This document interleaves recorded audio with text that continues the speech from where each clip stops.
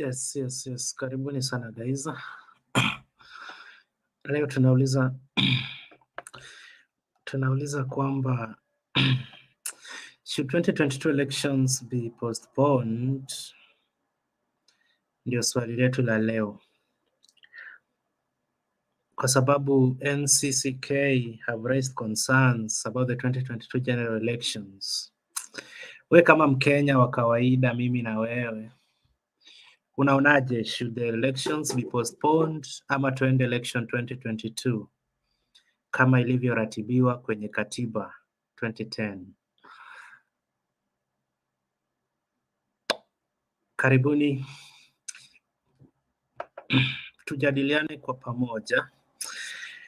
Karibuni sana. So Ncck raised concerns about the 2022 general elections.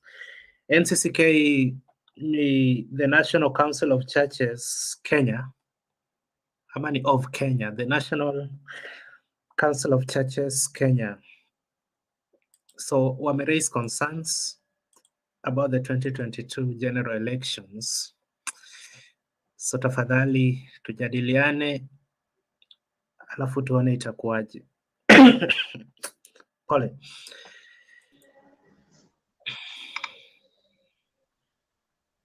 So okay, nimesahau kuweka link, nishaika kwa comment section. Ukitaka kuparticipate una click hiyo link, alafu itakuleta moja kwa moja mpaka hapa.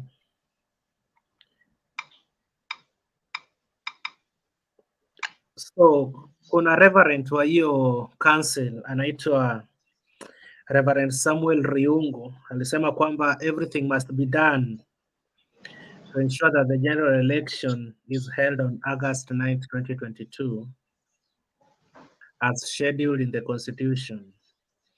No one should use any pretext to attempt to change the date of the election.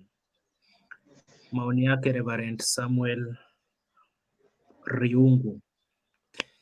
Wekesa.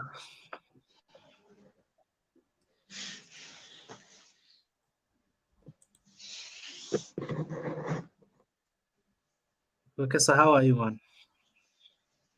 I'm very good. Yeah, mimi pia naona niko poa. Though kuna joto sana bana. Temperature yangu hapa ina read 26. So temperature iko juu sana. Yeah, joto. Joto? Yes. Which country is that? Adolf Hitler. Nasikia Hitler alikuwa na mke bana. Ni ukweli?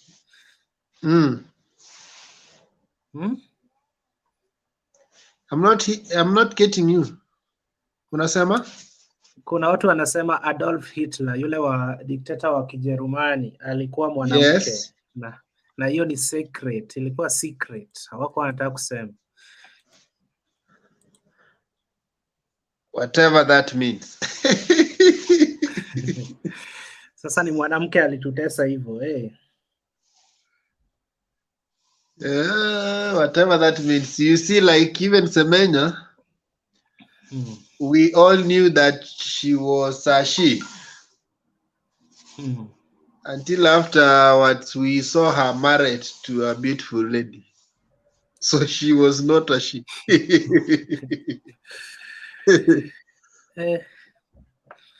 Then basi kila mtu anaweza kajifanya ayama hii, ayama she, na kumbe haiko. Yes. So tuko live mara mbili, ni kama tuko live mara mbili kwa hii platform. Where and where? The same platform kuna live mbili. Kwa sababu naona kuna msichana mwingine, si msichana. Kuna dada fulani anaongea mahali. Kwani ulipost different links? Hii kitu inaniambia ni pre-recorded, so I don't understand. But anyway, people will come as we continue, maybe. We might have joined a long platform. No, it is. Mtembea alisema akiwa live huko pia, hii pia inaweza endelea. Oh, yeah. Okay. Juu nimeingia nikaikuta haiko live, but sasa naona iko live. So Okay. hata mimi sielewi, lakini hii pia inaendelea kucount. Tuko dakika ya 6. Oh, unaziona zote mbili. Let me check from the stream. Yeah, I can see 2 of them. Yeah. Married to a beautiful lady.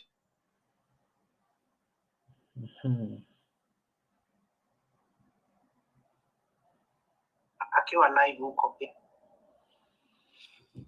So Wekesa, tukingojea watu, hebu nimalizie history ya jana bana.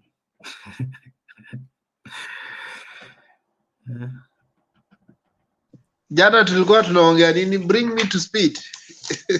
Na nisikukwaruze. Jana mimi mlinifukuza kwa show juu nilikuwa nataka kuambia ukweli. Yes. So hiyo jana mlimalizaje mkutano? Ongea notes zako, malizia notes zako. Notes zangu mlinifukuza nazo bana. Hamkuwa fair. Ni point gani ulikuwa unataka kuhama? Si points, haikuwa point moja, zilikuwa points. Yes. Angusha ta.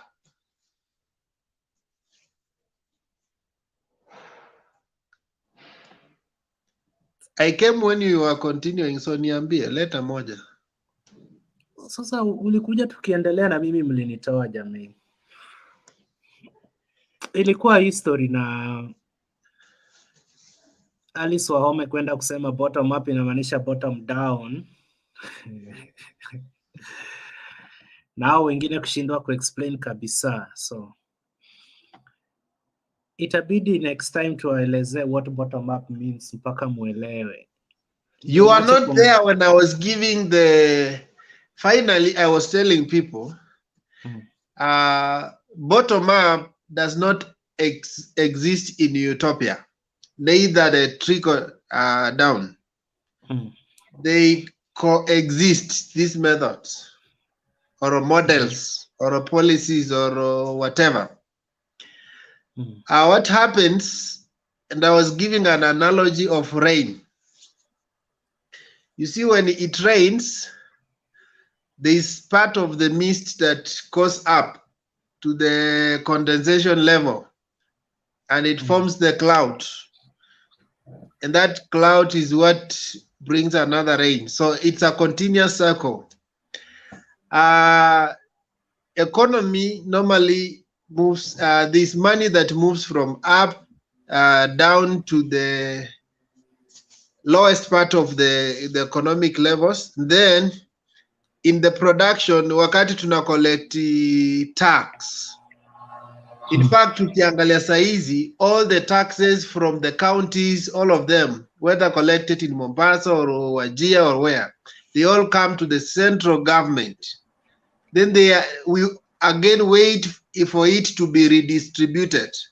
So the process is we are generating wealth from down, then we accumulate wealth at the central government, then we redistribute it again equitably or equally, or I think it's equitably, because we sometimes, and that's where the argument was when we were preparing the revenue bill, and how come some of these counties that produce much in terms of revenue, they don't get their fair share in allocation. So what we are saying is that this wealth is coming from the bottom. And that is what some people don't want to acknowledge, that it's happening. They want it to look like all that has been happening is we have been getting money from the top and then we push it down. In fact, from the word trickle down itself in definition, it means that it's a give back. You are giving back after receiving something. After getting an increase, it's when you are giving back. It's just like a CSR, giving back to the society.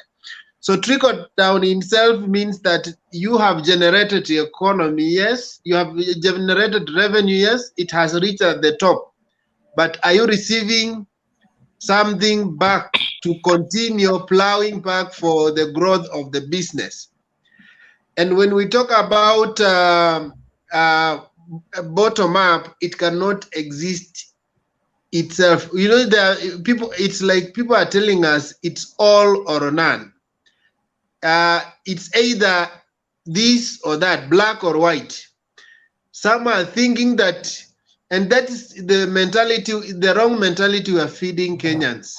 We are saying that we are going to remove the trickle down because it has failed and replace it with the bottom up, which is, it looks like a panacea to our economic problems. Far from it. We are going to use the same two models. We will have an opportunity where we need to generate funds as individual citizens. That's why we pay tax. That's why everything is taxed. So we generate revenue from Mama Mboga, we generate revenue from each and every person. And then when it goes to the national central government, the same revenue is redistributed in different sectors of our economic production. So for continuous production and the maintenance of our economic model and our livelihood. So I don't think anybody who is trying to make Kenyans think in a narrow spectrum that we have failed in a trickle down, we are going to succeed in a bottom up, is hoodwinking us, but is not even telling us the truth. When I looked at the broader definition and explanation, because you guys are not, you have been telling us about these things, but you are not even explaining to us how, in a nutshell, how does it look like? When we talk about trickle down, it begins with, okay, you look at policies from a macro level where I can focus on Ministry of Defense, I can focus on Ministry of Finance, Ministry of Education, like that. Then I do my budget for those ministries. And then the ministries themselves are able to utilize that money in that portfolio. But in a bottom up, I don't just look at the Ministry of Education. I look at the elements in the ministry or departments or the details in that ministry. I need to look at the students. I need to look at the schools. I need to look at the colleges. I need to look at the primary, the nursery schools. How am I going to affect the education system when I give out a budget to this ministry? So I go into the details. I'm looking at from the little unit, the basic unit, let's say the basic unit. When I look at Kenya, I don't just see Kenya as Kenya of 45 million. I'm looking at each and every individual family. And I say there are families in this Kenya, and I think we have used it in COVID intervention, where they say that there are families that are struggling, and they went even for looking for their contact and start sending money to those families so that they can be cushioned in this time of COVID-19. So we can say with confidence that this thing has been applied in our economics. Is only that we have not been baptizing them. You know, there are people who come up with baptismal names of models and they think that they are inventors. Just as I've been telling my friends from the other side of divide, the wheelbarrow was not invented in 2020 or 2021. It was there from 16th century. It's only that it has gained attention when we some people have made it a symbol of their economic agenda. So what we are saying is the thing when we talk about bottom up, it's not like we have invented something new. And I shared a clip where even Uhuru was talking about the same when he was giving out the interventions. Yes. It is not something new, according to you.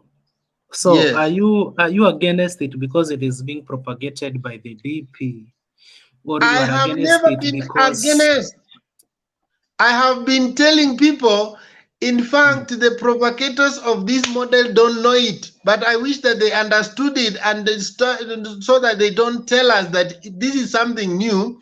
But what we are saying is this model is there, it's existing, and we've been using it, not not just in this regime, but in all regimes. There has been interventions. When Moi decided that school-going students, pupils should drink milk na wakaiita masiwa ya Nyayo, those were interventions, and they were done when even Clinton was maybe 2 years old. I don't know. So these are not things that are just beginning today. Somebody is calling me. Sorry, let me just come. okay. Okay. Today, they have been there. And it's only that they have been given a baptismal name called bottom up. And they are looking like they are new things. In fact, I've been telling people hii kitu inaitwa tunabadilisha mjadala. There's nothing tunabadilisha. We are only renaming. Nyani ni wale msitu ndio tunabadilisha. These are the same economic models we've been using, but we are rebaptizing them to look new. Just as we are getting guys from NASA, they are going to Augur. And we see that Augur is the best alliance we need. But look at the people who are there. The people who are in CORD, they are the same people who are in NASA. And they are the same people maybe who can find themselves in Augur and find themselves in another new alliance. But when you double click and look at each and every person and even the manifestos, we say that in Kenya, the manifestos for elections are always copy-pasted. And just David D confirmed to us that people were posting bottom up.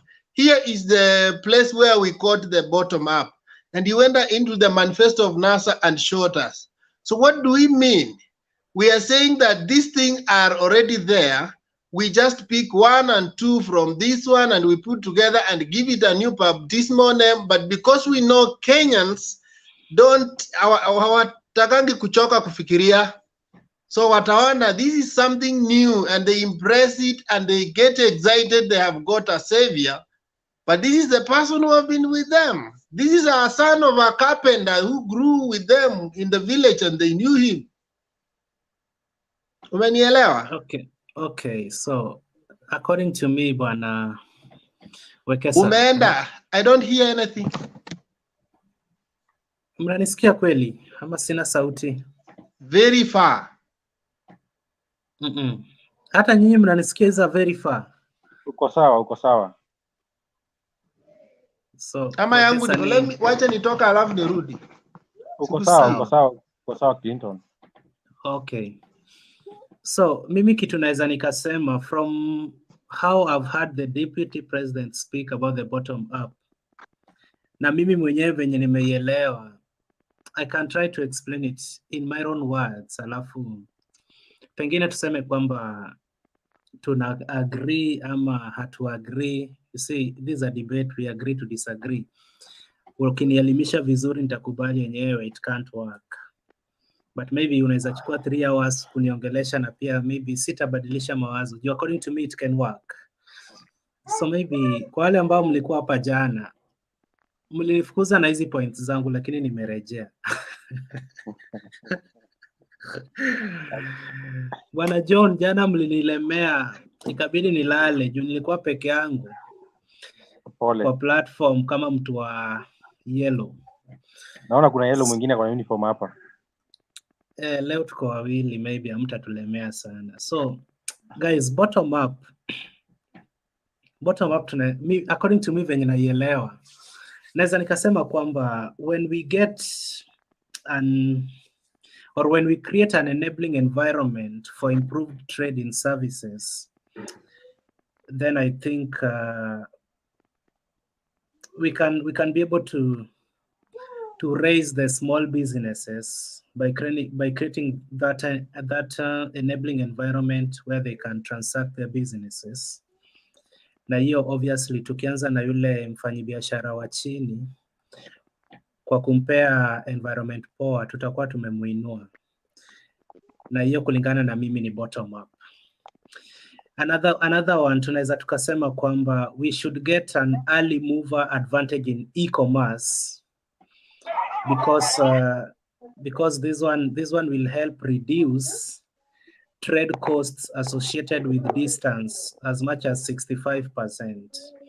Kwa sababu internet ikiwa kila mahali, naweza fanya biashara Kenya nikiwa hapa, so long as there is that internet connection. I don't have to travel. Na that one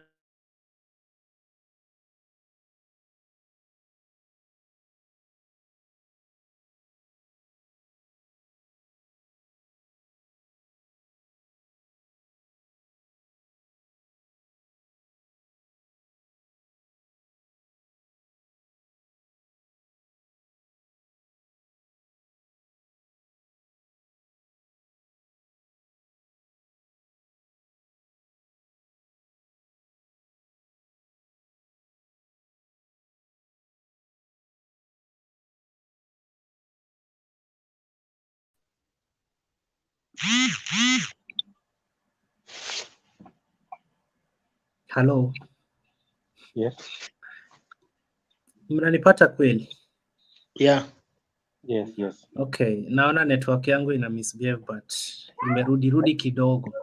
I think So kila point yangu ya tatu pengine naweza nikasema we should create a regulatory and legal regime that promotes domestic and foreign investment so that private capital can be exploited. Your point is self-explanatory. So guys, according to me, your bottom up inaweza work so long as tuache negative politics. Wale ambao mko hii side tuiunge mkono, wale ambao wako ile side nyingine tuiunge mkono. After all, tumeambiwa kwamba ilikuwa idea ya NASA. Sasa ni wana NASA wametoka kuipinga juu it is being propagated by one of their political enemies. No. Let us come reason together. Kama ni kitu inawezekana, then we support it. It doesn't matter who becomes the president. Kama ilikuwa idea ya watu wa NASA, then Raila akiwa bado ata implement bottom up. Kama ni ukweli ilikuwa ya NASA, the DP akachukua idea yao, the DP akiwa rais ata implement bottom up. So kama ni kitu inaweza saidia mwananchi wa kawaida, mimi na wewe, we can support it. But kama ni propaganda, kama mnavyotuambia wengine wenyu, pia convince us hii kitu ni propaganda na tusonge mbele. Okay. That was my submission maybe. So Mugambi John. Okay. Clinton. Thank you, Clinton, for trying to nail the point home. But the unfortunate thing, even the real proponent of this bottom-up approach, they are really confused on what they are saying. Yesterday, we had a lot of problem to get to the platform, but I'm glad that you are here today. So before I come to your point, or before I just give you my view on the bottom up, let me begin with some kind of critics. Now, criticizing some of the proponents of this bottom up. And I will go back to what we have seen most of these leaders trying to convince Kenyans, and that is what is making some of us to say this thing is all about propaganda and catapult to getting to the power. For instance, we had Halis Waome, who is a senior counsel, who was put to task to try to convince Kenyans in the national platform what is bottom up. It reached a point when she started saying bottom up is bottom down, which is more confusing. Then we have Kimani Ichung'wah, when he was put to task to explain to us what is this bottom up. He told us it's an approach whereby you take like 100 million you put it in you share it in a constituency, and that money shall be used to empower the the the people who are less fortunate in the economy, which still, from the Ichungwa's point of approach, that is a trickle down kind of, that's a trickle down approach to the economy, not bottom up. Because the money is coming from up, that's from the MP or from the governor, going down to the person who is at the bottom. That it is trickling down from the national government or from top to bottom. So most of our leaders, they are confusing bottom up and trickle down to begin with. Back now to my point. My understanding of bottom up, which theoretically it's nowhere in the economics books, it's nowhere in the practice, it's nowhere in the theories or practice. However, it is something that people want to create. We have been told even people in developed countries, they are pro bottom up. And to me, bottom up is a situation, it's a setup or an approach whereby you put up an enabling environment for prosperity of the small businesses, right? Mhm. And this thing, to me, it is not new to Kenya, if I may say, because even now we have those small traders, and those are the people who normally pay the levies, the business permits. So bottom up in that aspect is we get now the money from the bottom or from the traders to come and support the national government or to support the top of the government, that is the national government. In that, if for example it is in agriculture, the government puts up good roads which will give efficiency in the transportation, cutting the transport cost, right? Number two, number two, let's take for example in a place like Gikomba. Gikomba, it's a good market which is so much disorganized. So how can we have a good bottom up in Gikomba? It is for the national government putting down or putting up good structures for those businesses or for those people who are doing their business there to make sure that their businesses are good. When their businesses are good and they boom, they will be able to pay the levies to the government in terms of the permits and the levies that they normally pay every market day. So that money that is collected down there, it goes up to the national level. That is the bottom up according to my understanding of economics and how this thing is going about. Okay, Then thank you. Thank you, in Mugambi. Kenya, before I finish, in Kenya, this thing Okay. has been there. This thing has been there. The only problem that has been eating our bottom up economics is the vices such as corruption. For example, in Nairobi County, we are told Nairobi can be able to collect as much as 100 million per financial year, right? 100 billion in a financial year. But you come to realize at the end of the financial year, Nairobi County government is collecting like 10, 15 billion. Where does the other maybe 50, 60 billion go? It goes back to the people. So if we can kill the corruption, I think even the bottom up approach can apply. However, now my point of my worry to this bottom up is the proponents, the people who are trying to push this kind of an approach. When you look to how they have risen to power, in one or the other, they have not practiced the bottom up themselves. And the reason as to why I'm saying this thing is being used for political purpose is in 2013, when the Jubilee government was being formed with European TNA, we have seen some clips for the deputy president and the pro URP people telling us the Jubilee government was going to address the problems of the common mwananchi, the bonda bonda, and all those things. The Jubilee got the power in 2013. Now, it is now in 2017. The same person who told us about the hustlers in 2013 is using the same hustlers narrative in 2022 to get power. That is my only problem with this bottom up, according to the URP and the hustlers.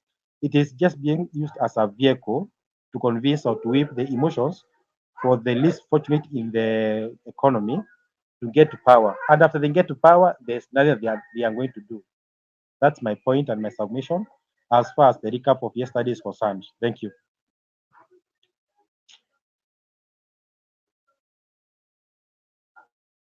Unmute, unmute, unmute, Clinton, unmute. So I'm saying that we are having a recap of what happened yesterday. So let us take like 2 minutes because we wanna go direct to our today's topic. So you get your time, you recap, then we move on. Jonathan, now unainua mkono. Microphone, Jonathan.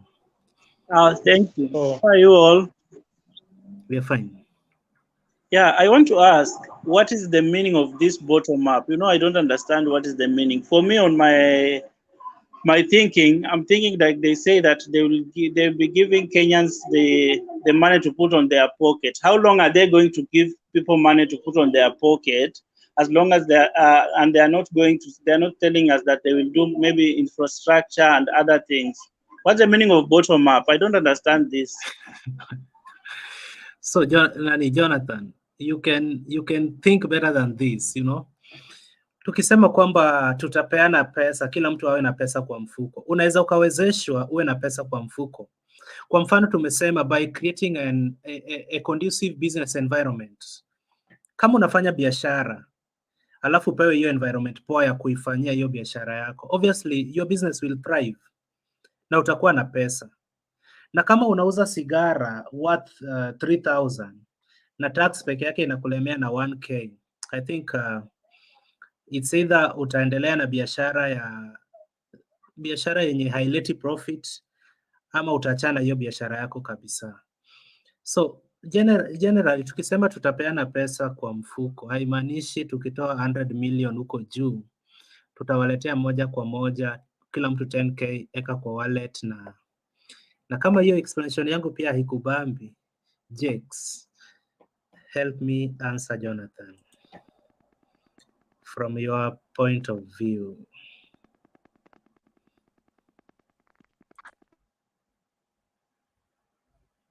Jex is not there. Joel Dapash, microphone. Yeah, good evening. Yeah, it is a good suggestion. Jonathan, first of all, this thing is self-explanatory to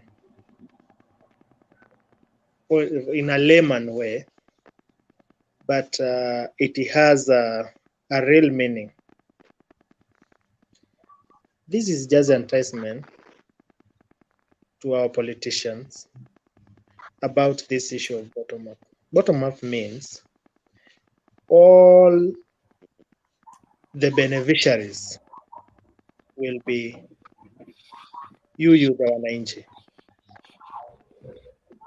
because all the project, they say the money that be collected will be used thoroughly in appropriate way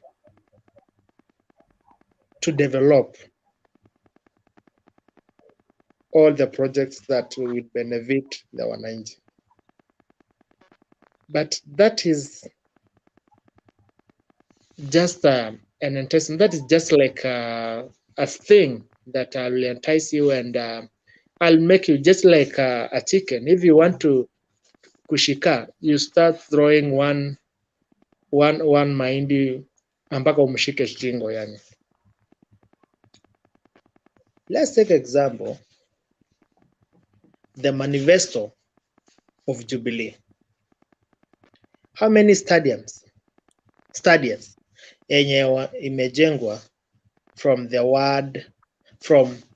day tumekuwa promised up to now? How many youth wamepewa kazi from the day, the 100 days? The Jubilee government 2013, zile masiku they are supposed to work at their first 100 days. How many achievements wameachieve? The people who are let's say the promoters of this analogy of bottom up, these are the people walikuwa kwa government from 2013 up to date. Thank you, Jonathan.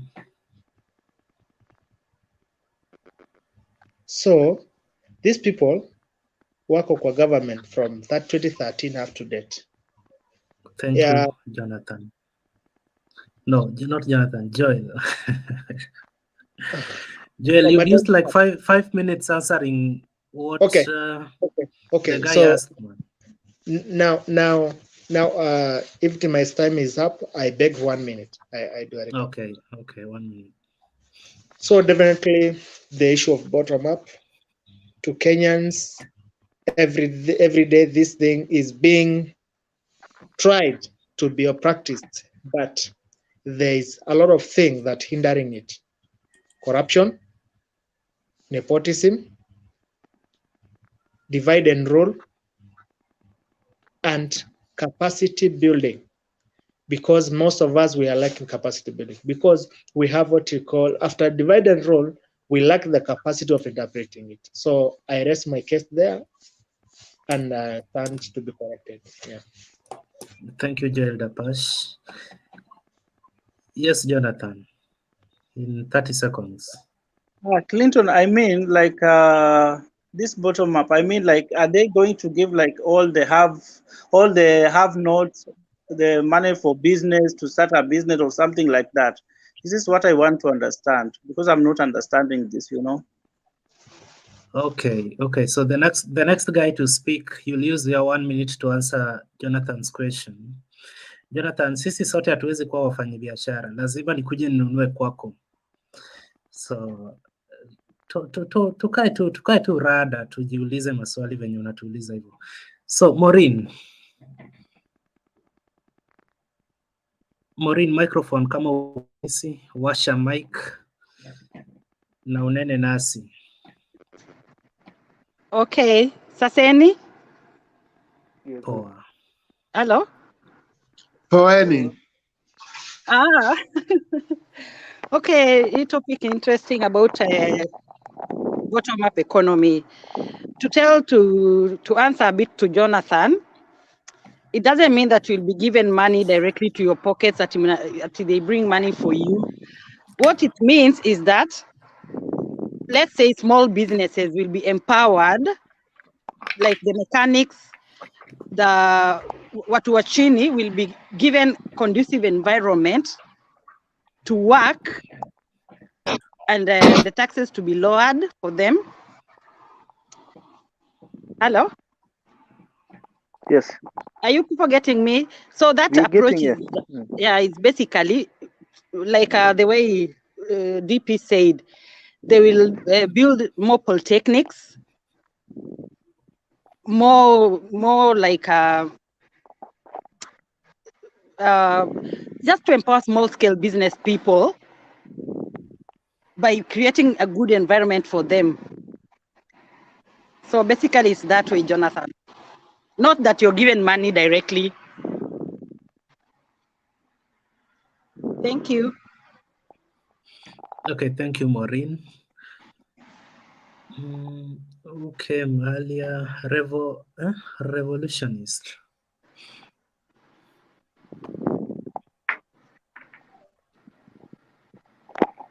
Hello, everyone.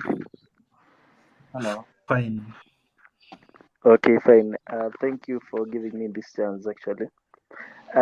We are still revisiting what is happening on the political era. That is the bottom-up economic framework.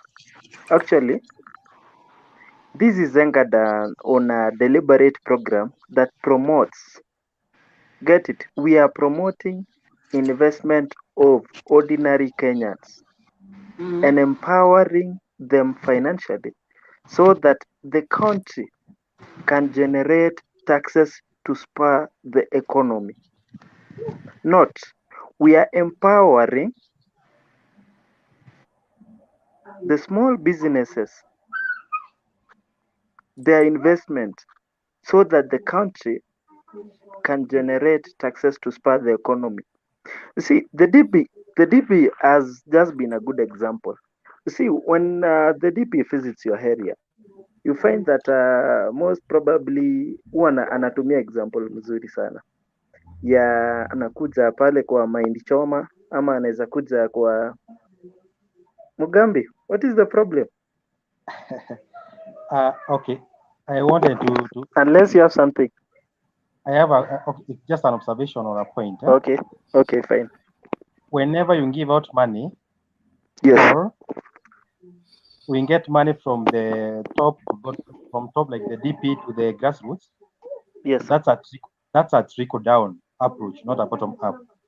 That's a trickle down. Not unless you differentiate for me between trickle down and bottom up. No. That's a trickle down. You see, no, fine. Mugambi, I'm going to give you. No, I'm also revolutionist. Achia hapo kwanza. I'm going to give them chances, but I must answer what Mugambi said. Revolutionist, relax. Wewe ndio umeruhusu jamaa akakuuliza swali. Kipsang. Yeah.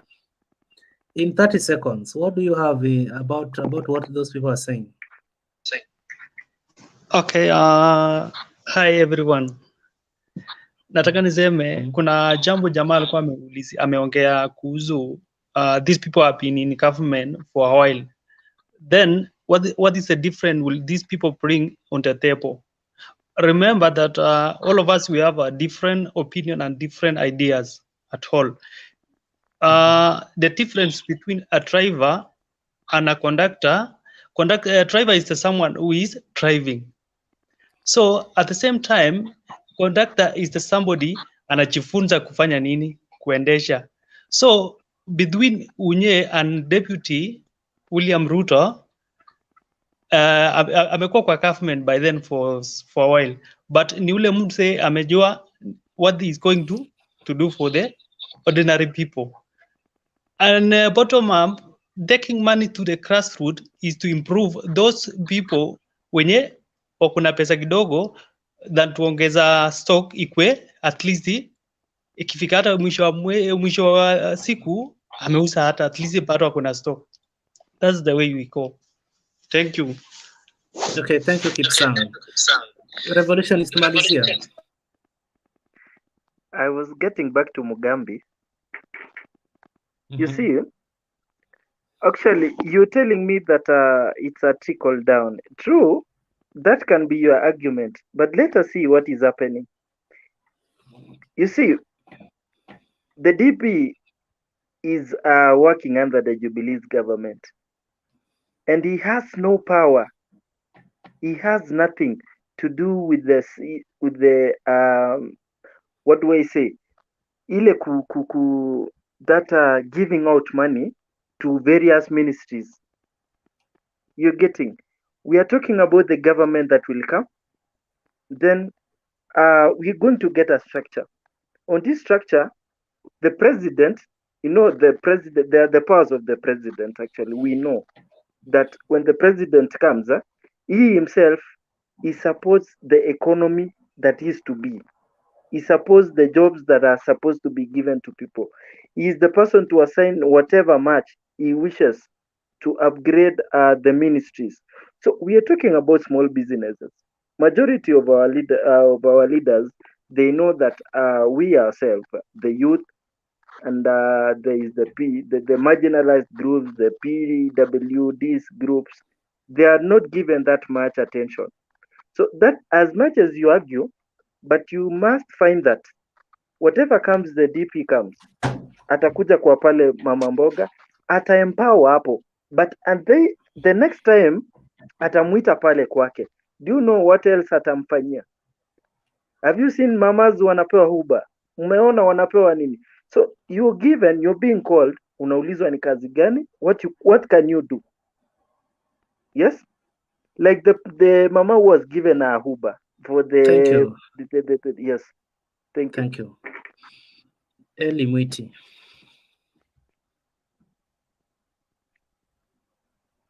Okay. Eli is not there. So, Jex. Yes, sir. Jex, tumalizie hii story in 2 to 3 minutes, alafu tuanze topic yetu ya leo. So, what is the issue? Paul, I'm doing things behind the scenes.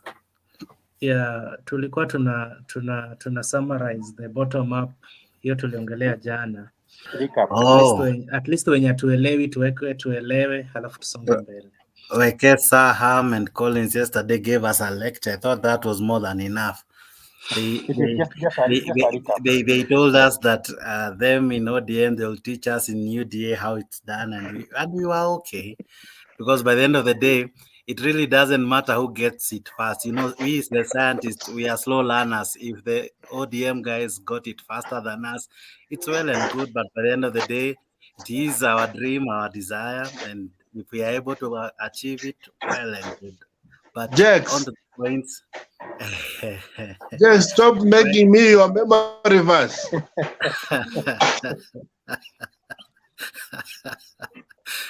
You know, someone said when bones are mentioned, old people shake. Anyway, but let's go on. A bottoms up approach. Basically, I think let's ask ourselves, where is the genesis of all this? There's a clip going around of William Ruto speaking of the same in 2013. I think it is a dream he has had in his heart. I think it is something that he has really yearned to do. Probably has not gotten a conducive environment to really actualize it. One of the things that he always speaks, he says he needs to create a favorable environment for the least in the society, the mamamboga as he calls them, the motorbike guys, the people who ride mkokoteni and all these people, whatever they find to do, whatever their hands have found to do, they're neglected. Those who their works at times are not really respected. The people who are harassed by the kanjos, the people who they need so many documents for them to really do a small business. People whose profit is so little. Those are the people he intends to focus on. He, as he says it so well, he says, for a long time we have majored on big sectors. We have majored on big investments, on big infrastructures and all. And as Wekesa rightfully said the other day, that the cycle of a rain, that it can come from top, that we have done for quite some time. But now he says we need to complete the cycle. It's time that we also focus on the people on the ground. We focus on the guys who, for a long time, they have not made to the table. They have always been either the menu or the forgotten few. So when he says we can empower them, we can talk about them, really, he does not really have all the ideas, but he's calling everyone on board. He's calling all the regions to sit down, look at their areas, look at the coffee farmers, look at the tea farmers, look at the potato farmers, look at the mamambogas in the sokos, look at the bodas in their sheds, look at everyone from all the levels. And from each level, we find a way to equip them. Look at the so many jobless youths, by equipping them through TVETs and all, that they are able to be mercenaries, to be plumbers, and eventually to implement even the big four. Actually, when you even listen to him, one of also his major idea is to push also the big four, so that as we are doing agro processing, as we are doing manufacturing and industry and building houses, this is where young people will get their jobs. This is where we will be able to bring up the forgotten many, to bring something to the table for the people who are unable to do so. So empowering them does not really mean that we are taking it from the rich and giving it to the poor. It does not mean that we are only donating to the poor. It's not a matter of handouts. It's not a matter of just giving them, but honestly, it's a matter of creating meaningful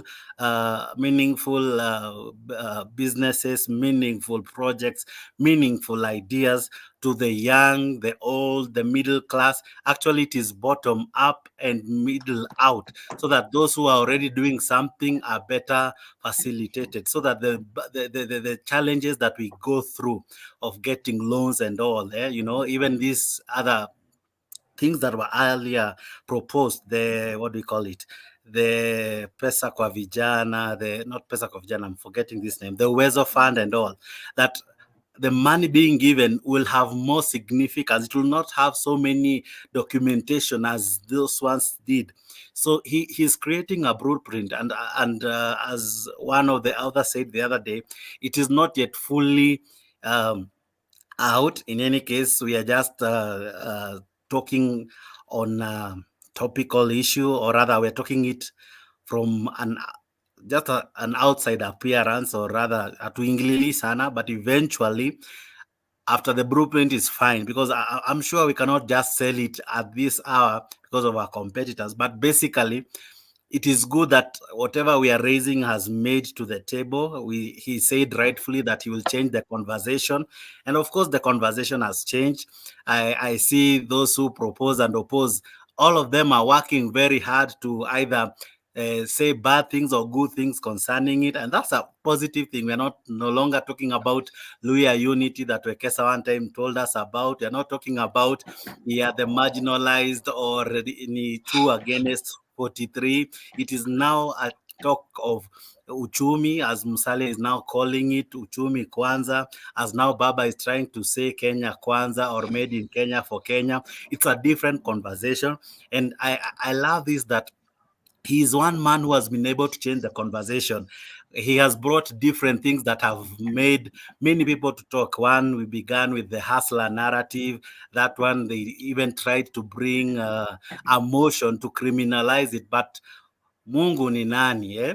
It was never criminalized, and even Baba had to help us support that motion, that motion should not see the light of day. They say that hustler narrative, the dynasty narrative, is it's a danger form of doing things. That one did not succeed. He went to wheelbarrow. That one seems not to succeed.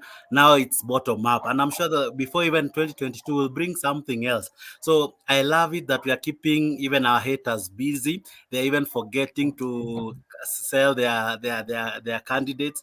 Some of us even don't know what other candidates are selling, because William Ruto has managed to make it to the living rooms of everybody every night, every single night. There is something mentioned about him. Actually, he's one person who sells. If he is not mentioned either in a newspaper, that newspaper will not make any sales. So basically, he's the man to beat, the man to watch. Others call him a weakling, that he has campaigned for 4 years, but all I know is Safari Ambali once wa leo, and he has prepared his bed, and it is now time that he lays on it. So to the haters, I urge you to continue saying the bad things. We as Tanga never will we stop you from saying so. We will not be coward, neither will we be angered by thee. But we are ready, so much ready for the next general election. We are well prepared. We, together with the millions of the hustlers around, we are ready. We have sanitized, we are keeping distance, wearing our mask, ready to put the one and only, the chief chicken seller, William Samoei Ruto, as the 5th president of our nation. God bless you guys. Hii ni siasa bwana. Eli Mwiti, huwezi kuwa unaumwa ukisikia tuna sanitize na kuvaa mask. Nyinyi pia fanyeni vivyo hivyo. Eli Mwiti. Anyway, can I ask Jakes a question? It will take another 5 minutes, Okay, Mugambi. okay. Just relax, Mugambi. Eli, we only have 6 minutes to conclude this particular topic. Eli, okay. So maybe you put your question to Jakes in 1 minute, akujibu in 1 minute, then tusonge mbele. Yes, my question is, one, deputy president is so much different from the vice president of the past. We elect these people in the same tickets. More so, in 2013, they had the same tickets. They worked so much together. The deputy president was pro-hustlers, but the better part of 2013-17 is so much defended corruption, from the NYS to the Eurobond, and so many other corruptions that he defended. So what makes Jakes think that he is going to change and be pro the hustlers when he becomes the president? I didn't get the question. The question is, you have touched corruption, you have touched pro-hustlers. I am not really sure what is your question.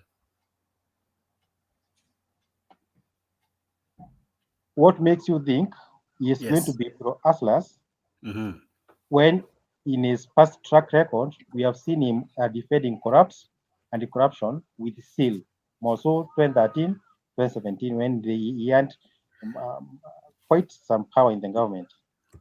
I think I even have come on the camera to really say it as I look you deep in the eye.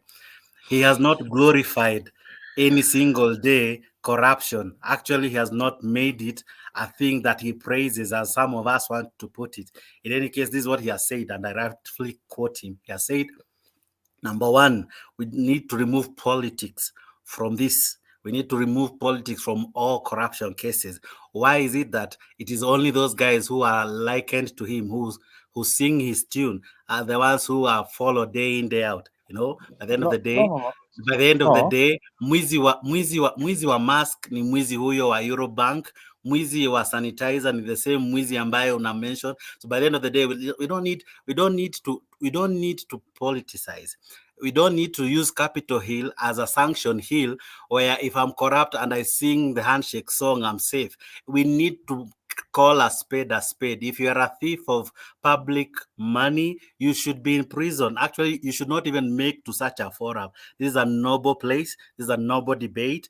And in any case, if he is a thief, I think we have more than enough institutions. The president has enough intelligence to send him to all the places, just like we saw Rigathi being sent to DCI and all. We need to see him do the same, so that by the end of the day, it is story ya kushinanga tukiambio ni mwizi. I think we need to put action to our words. Yeah.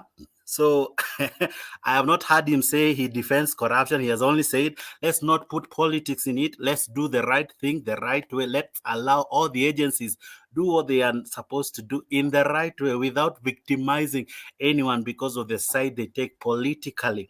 Why do we have governors who spend their time playing solitaire when when the case of the impeachment is on the table and they know they're supposed to be impeached, but because they're on the safe side of the handshake, they know they are safe. Because they are on the safe side of the handshake, they know they cannot be impeached. But when the other person speaks differently, even the gazettement of his impeachment is given at midnight. Then we see the government printers so active when they are doing things against those people who oppose them. Why can't we see these government printers prosecuting people who are seriously in graft? We have them, we know them, they live among us. The police you gave today the 50 shilling, he is a corrupt person, but you'll be here bashing Ruto without facts, without evidence, simply because you heard of Kimwarel, you heard of Arol, but we cannot really give factual. In fact, even when his name was cleared by DCI, we are still here saying, oh, this guy is corrupt, but we don't have facts. It's good at times when you speak, let's put facts before the table. When you speak of land, the lands that were said he stole, or rather he took, he gave them back. So let's talk facts. Let's sell out what is factual. Okay, my point was, Jakes, not in this handshake. I have given you a point. In 2013-2017, Waiguru was mentioned in NYS. We had Deputy President defending her. We had Farouk mentioned in NYS. The same Waiguru was with Baba Baba in Muranga the other day.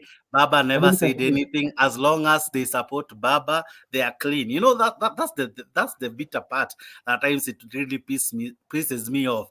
That as long as I'm on this side, I'm clean. When I go to this other side, I'm dirty. I think at times we are taken for a ride. And it's high time you as Mugambi really rise up above such things. They are only good for the gazettes. I think we are brighter than that, I think. Thank you, Jakes. Umeyeka 1 hour kabisa. Thank you. So guys, we have to shift back to today's topic. Should the 2022 general election be postponed? Ncck raises concerns. So hatutapoteza time, tutaenda pale moja kwa moja. Eli Mwiti, are you with us? Ama to create space kwa mwingine? Yes, habari zenyu?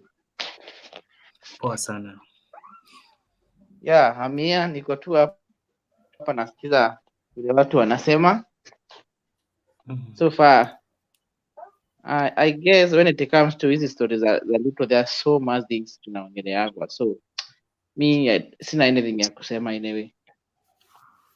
Thank you. Yeah. Thank you. So Wekesa, hii mambo na NCCK bwana, about 2022 general election, Reverend Samuel Riungu ambaye kama sijakosea ndio chairman amesema everything must be done to ensure that the general election is held on August 9th, 2022 as scheduled. Kufikia hapo, hiyo statement wewe kama mfuasi wa BBI hujafurahia. Ameendelea kwa kusema kwamba no one should use any pretext to attempt to change the date of the elections. Maoni yako ni gani? Tuanze na huyu Jonathan pengine.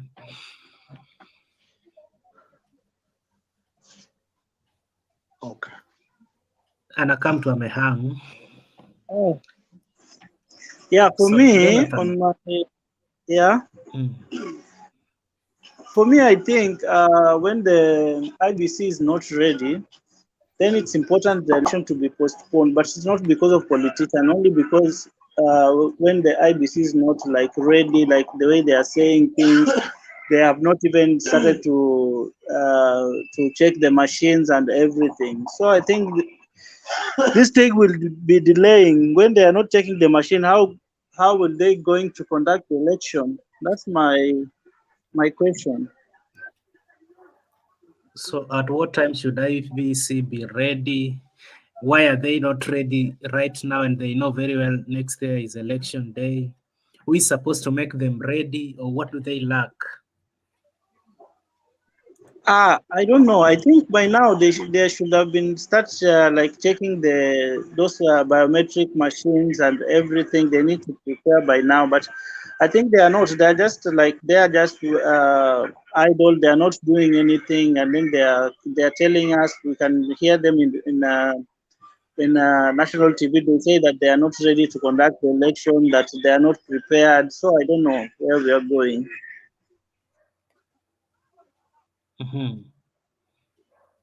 Okay. Simeon Ndungu.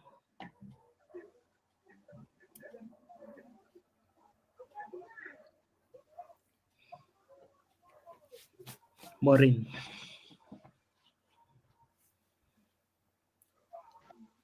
Okay. For me, I don't think it's right to postpone the elections. But basically, these are the politicians, especially the pro-BBI team, they really want elections to be postponed. And there's no, it's only the IBC to be budgeted, to be funded, and they'll be ready.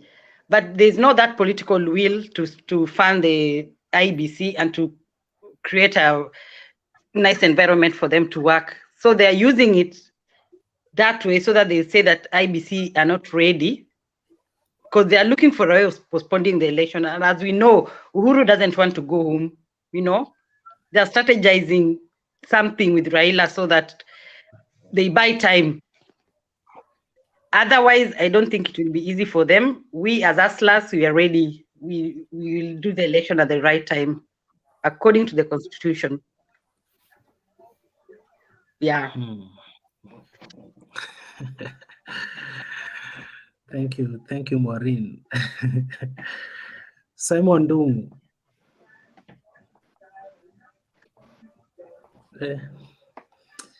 Let me create space then.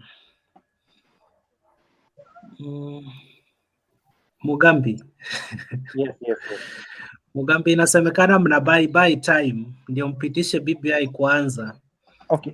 Lakini hii time pia tunasema hatuwapi. Today, on that issue, I don't want to be so political. I want to talk. I'll give the panelists some facts. Number one, when we talk of having the elections postponed in 2022, I think according to our constitution, we should have the elections in 2022. However, On August 9th, the term of the president, who is Uhuru Kenyatta, will not have come to an end. What do I mean? The term of the president takes five years, right? Which is 60 months, right? And according to our constitution, Article 146,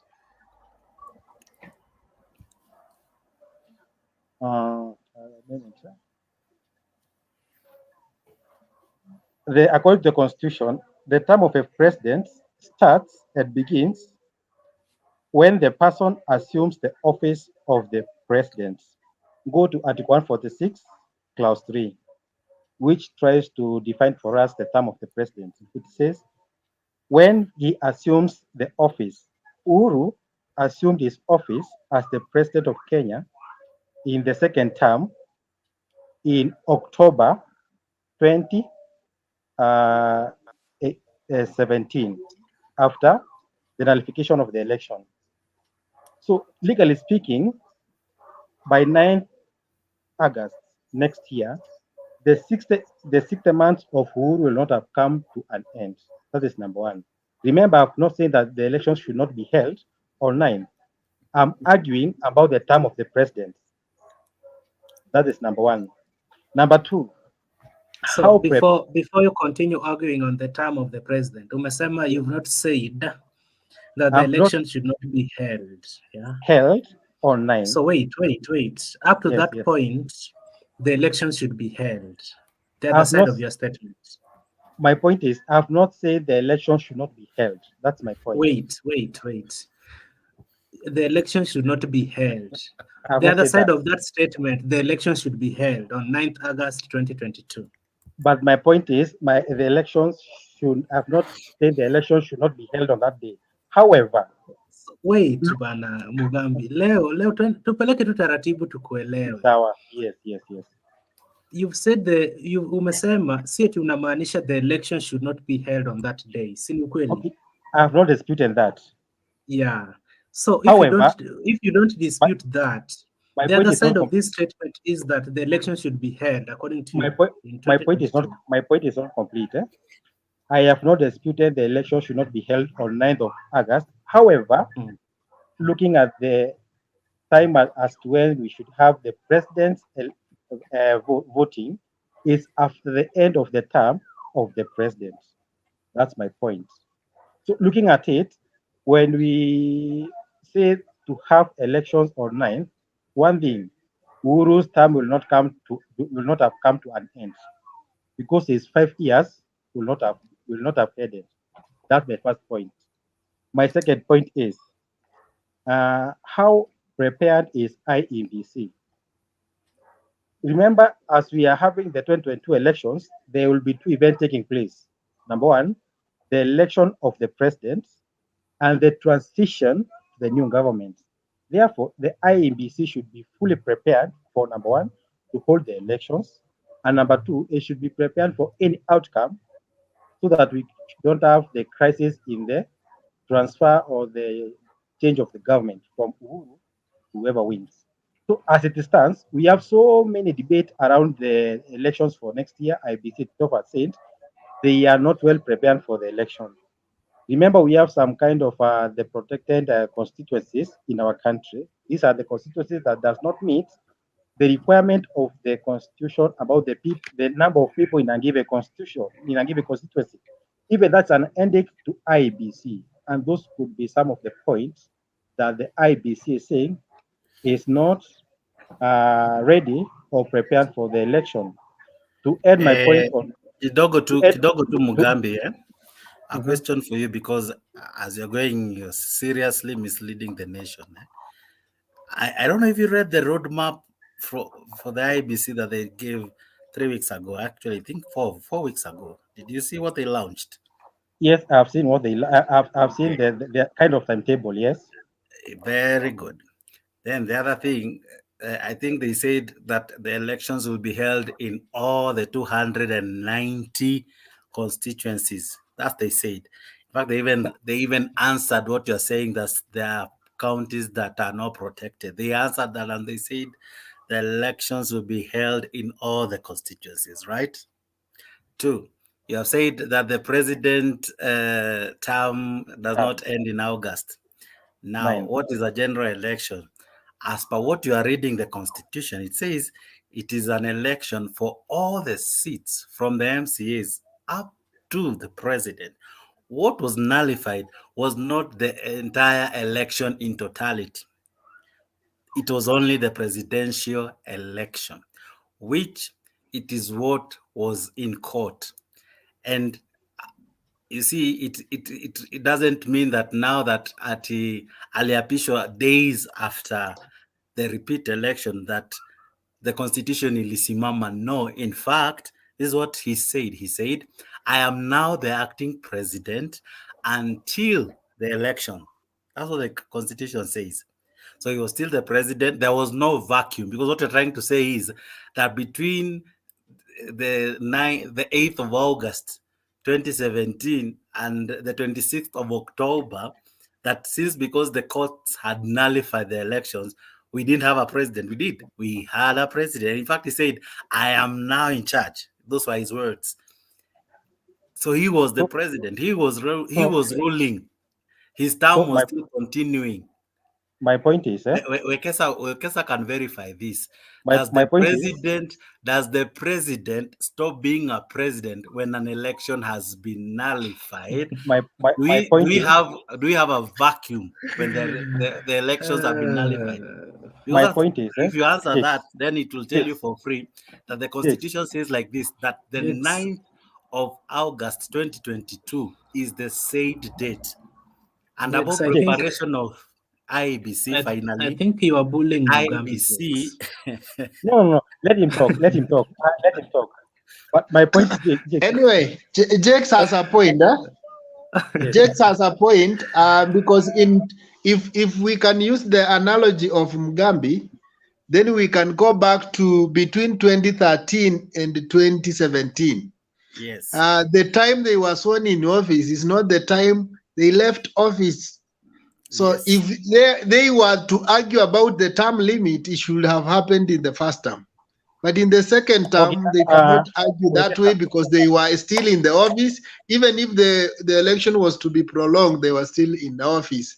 Yes. Nobody else was occupying the office. So if they didn't argue it in the first term, then they know that they are tied by the constitution. So, my point is, during 2017, 2013, in 2017, we had our election on March, right? 2013, right? Then in 2017, we had the elections in August, right? Are we together? So wait, Mugambi, wait just a moment. The term was less. The term was less, but they never argued. Because they were tied by the constitution that they are supposed to do elections on August, and it's not about how many days. You see, it's like we were counting. If you remember, there is something you don't understand. Then, just a moment, Clinton. Just a moment. Okay. In 2013, if you remember, there were some challenges. There were some laws that were to be made and all. And it led to the postponement of the election. Actually, it is the courts that placed the elections at March. I don't know if you remember, Wekesa. There were some challenges, and that's the reason why it happened. I see Mtembe is here and he's able to clarify what really happened in 2013, that the elections were not done in 2012 August. They were pushed to 2013 March. What happened? Mtembei anakuanga na hizi vitu kwa tip of the hand. What happened? No, hiyo ilikuwa agreement ya MPs. Wenyewe kulikuwa na challenge. Unakumbuka hata ile time Ruto na Raila ile clip unachezanga. Ngoja nikumalizie. That was argument of the MPs. And as it stands right now, Uhuru elections are ile zinakauntiwa ni za November. October ndio alichaguliwa, but akakuwa sworn in on November. na constitution inasema the term of the president starts at the date of him being sworn in. Yes. So hiyo term ya Uhuru ukihesabu vizuri inaisha 2022 November na ile August iko karibu hapo ni 2023. 23.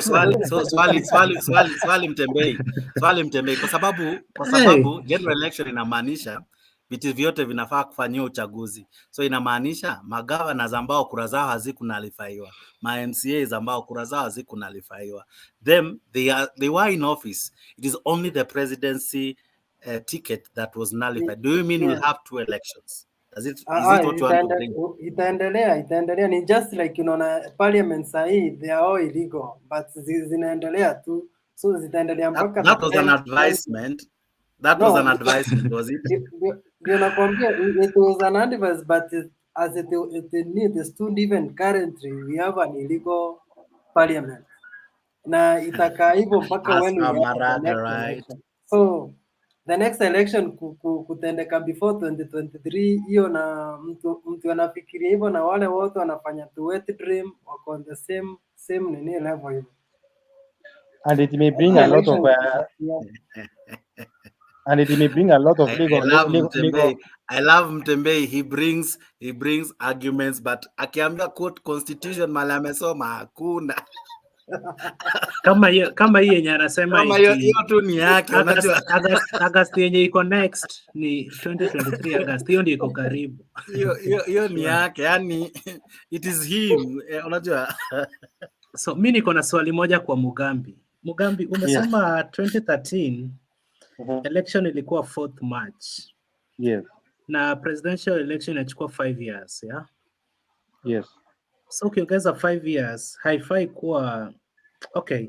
Ukiongeza 5 years, tulienda election on 8th August 2017. That was less than 5 years, yeah? Yes. They counted.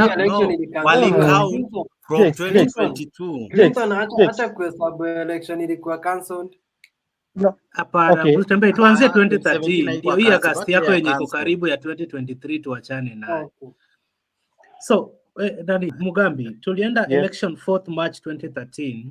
Yes. Uhuru akawa rais. Yes. Tukakuja 8th August 2017 akachaguliwa kama rais. Hapa hakukuwa na 5 years, ilikuwa 4 years na some 3 to 5 months, yeah? Yes. Hapo alimaliza term yake ya 5 years. Kuja 2017 akachaguliwa. Sasa hii ya 2022 ndio kunatokea shida. Unaona lazima tu amalize exactly 5 years. Okay, my point is, remember in 2013, we were to have elections according to the constitution in August 2012, right? Remember, this constitution was just 2 years old. It had to have so many laws for it to be implemented. That is one of the reasons why the MPs agreed to postpone the election from August 2012 to 2013 March, so that they can put down the laws and bylaws to help them implement the constitution. One of the points was to have the elections on 8th of August. However, according to the new constitution, and we could not extend the term for Kibaki for more than 5 years, right? Because that is the agreeable term. Mugambi.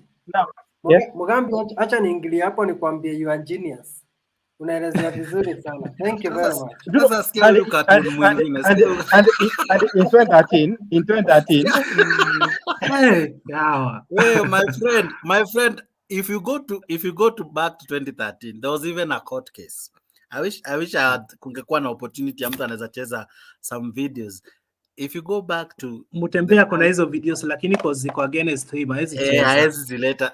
If you go back to parliament before the elections in 2013, I remember Ruto akihanda baba because he was the prime minister then. Atangaze when is the government scheduled to do the elections? Because as Mugambi is rightfully saying, there were laws that were to be amended and to be prepared before and they were not ready. That is correct. Yes. But koti ikaamua your date iwe 4th of March. That one you can go on the records. It is the court that said the elections will be on the 4th of March. The Prime Minister agreed, the parliamentaries, whatever, the parliamentarians by then agree, and then they held the elections. But when do we calculate the 5 years? We go back to 2012. That is when you count the 5 years. And that's why from 2012 to 2017, those are 5 years. Then from 2017 to 2022, those are 5 years. You can still trickle it back down. From 2012 back, the other 5 years is 207. So it's something one can easily predict. The only thing that was missing in the previous constitution is the said date of the general election. Our constitution says it so well that in the second Tuesday of the 8th month of the 5th year, that's where we ought to all hold elections in all the seats. You see, your explanation and your good leader, Mr. Mutembei, the chairman of all forms of chaos, you are saying simply because his election was done and his swearing in was done in November, it means that then is when we should hold the next election. It rightfully says, if that is the analogy you want to put, then the next election should be in October, not August. It cannot jump a whole year. It cannot. But Jax, wanataka miezi It was michache sworn in sana, in kama miwili, November. situwape tu. So even if we push it for 3 months, it does not really change the obvious. The elections will be in 2022. So your argument that it cannot be held next year, I think it does not Mugambi, wewe unaona muongezewe miezi mingapi ndio mkuwe tayari? Kwa hizo Okay, zenye we mlipoteza are ready. kortini. According to me, we should make this thing tomorrow morning if possible. If it was me, Mugambi is not ready. Mugambi analilia miezi zao miwili. Mugambi is not ready. Even Wekesa is not ready. Unaona vile anajikuna kichwa. Clinton. Kuna 2 months waliibiwa na anazitaka. Can I make this point clear? My point is, I haven't seen that. I'm not for the election not to be held on 9th of August. My point is, for us to have that election on 8th of August, what are some scenarios to consider? Number one, how prepared is the IBC? Number two, has the term of the president headed? Number three, Mugabe is misleading the nation. You are misleading the nation. Did you read the Constitution? The Constitution is very clear. In only one circumstance that calls for postponement of an election, it is war. Position a seat to. There goes Mutembei. Mutembei. But anyway, according to the Constitution, it is war that can call a postponing. Let me ask you, Jax. Become president of Kenya, and here the outcome there. Right now, there is a gap of about just shy of 1 million votes between Kibaki and Kalonzo Musyoka there, with just about over 300,000 votes, as you can see on your screen right now. We will be continuing to follow the outcome of this election. Now we can actually say we've got about 5,300,000 votes in, which is about that portion and percentage of the total vote, considerably, as Jerry Kababeri mentioned earlier, about 700,000 votes from Central Province that have not yet been tallied. And if the previous results that we've been receiving from Central Province are anything to go by, the entire 700,000 votes could be in favor of President Mwai Kibaki, the incumbent, and that could change the tally significantly, especially as we wait for other percentages or other votes from. Nilikuwa na ngoja wakati Tharaka Nithi ilichange hiyo story. Now, Clinton. Wekesa, just one moment. If what we have seen is correct, if what we have seen is correct, does it mean Kalonzo really did not bring any weight to Baba? because that was But only hii 300. ilikuwa kitambo bana. Hakuna ukitambo. These people don't change. 8207. It was 7. How was his performance the next time he tried? Ajai try. So huyu jamaa ni kujichocha tu eh? Lakini nimesikia Now, point ingine hapo kina Wekesa lazima waelewe Now, vizuri. there's something you guys are missing. I think let's go with details, huh? Because today I think we can divorce politics so that we... Wait a moment, Wekesa. Kuna Yeah. kitu wamesema kwa hiyo video, unafaa we kama handshake na Raila unafaa kuielewa vizuri. Hata 2022 itakuwa Raila takes an early lead. Na umesikia presenter I'm trying to avoid because look at this. Wait. Yes. Ukijua ukweli bwana Clinton. Alafu utasikia presenter akisema nashuku atakuwa huyu wa Monday report anaitwa nani? Trevor atasema there are some 700,000 votes kutoka Central.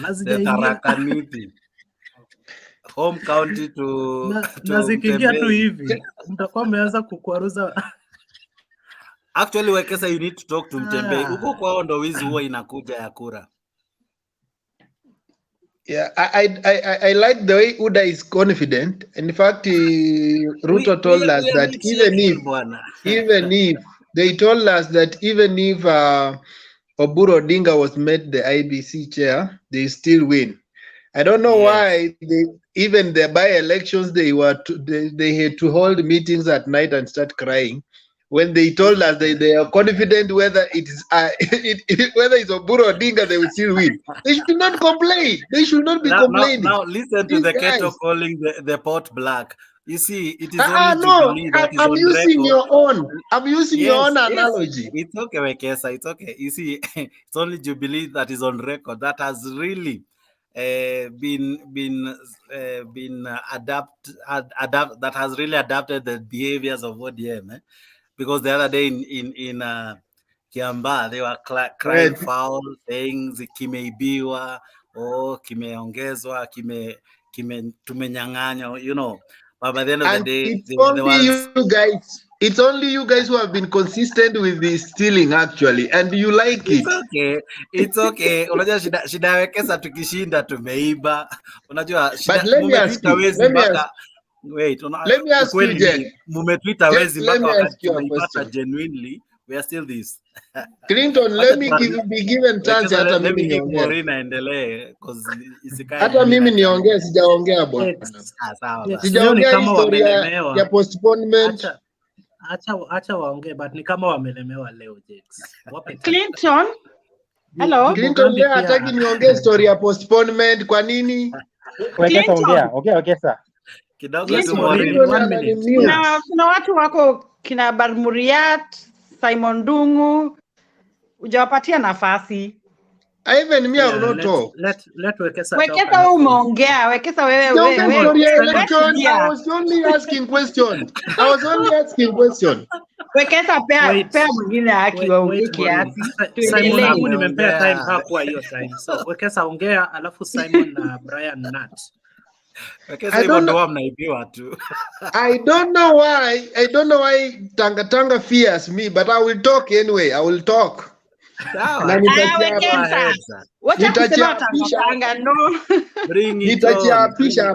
Okay. Wait. Now I want to take the shortest time. So Jex, amutiwe kabisa. The first thing I want to say is this. Whether it's the court which intervened and the election of 2012 was moved to March, ideally, Kibaki's term was extended by some months, ideally. And ideally, there was a provision, there was a need for the elections to be postponed. And that need was not limited to 2012. It can happen any other time in the history of our nation. Now, the argument we are having, and when we talk about it, some people say, like, let's not talk politics, let's stick to issues. But when you start now listing issues that are there that can affect the election, people think like we fear elections. One of the group that never fears elections is this group that has done so many elections. And even when it fails, it still comes out strong and moves forward. So we don't fear election. The issues that are on the table are here. Do we need to go to with the IBC in election if we don't have money? And have an election like when the IBC looks like it's not fully prepared. We have had a by-election in Kiambaa, and one wonders, is this the IBC we want to go with in the general election? Like 45,000 votes, you tally them into the next day morning. If that was a presidential vote, my friend, it brings tension to the country. So we don't even want to move the election dates, yes.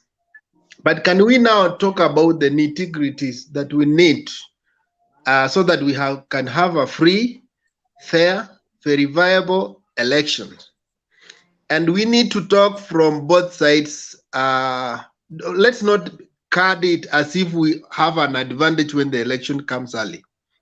It's just the same way the Raila and Raila had proposed the constitution of 2010, but it never helped him when it came to 2012 election, 2013.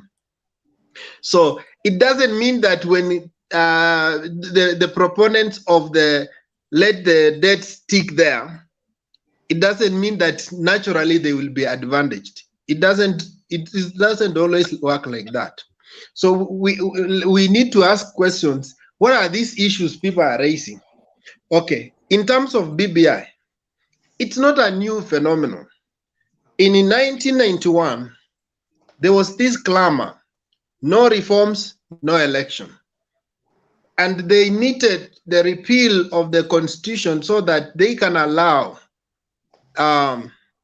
the parties, the multi-party democracy and the other parties to participate in the election.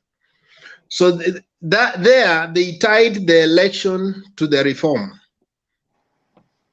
And that means that there was need for reforms before an election.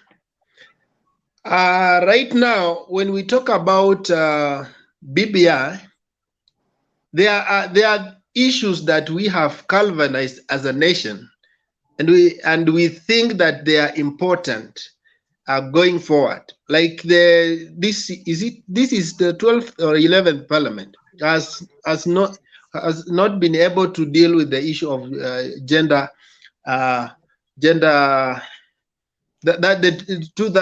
rule, and a few things were proposed in BBI that were going to serve as a remedy.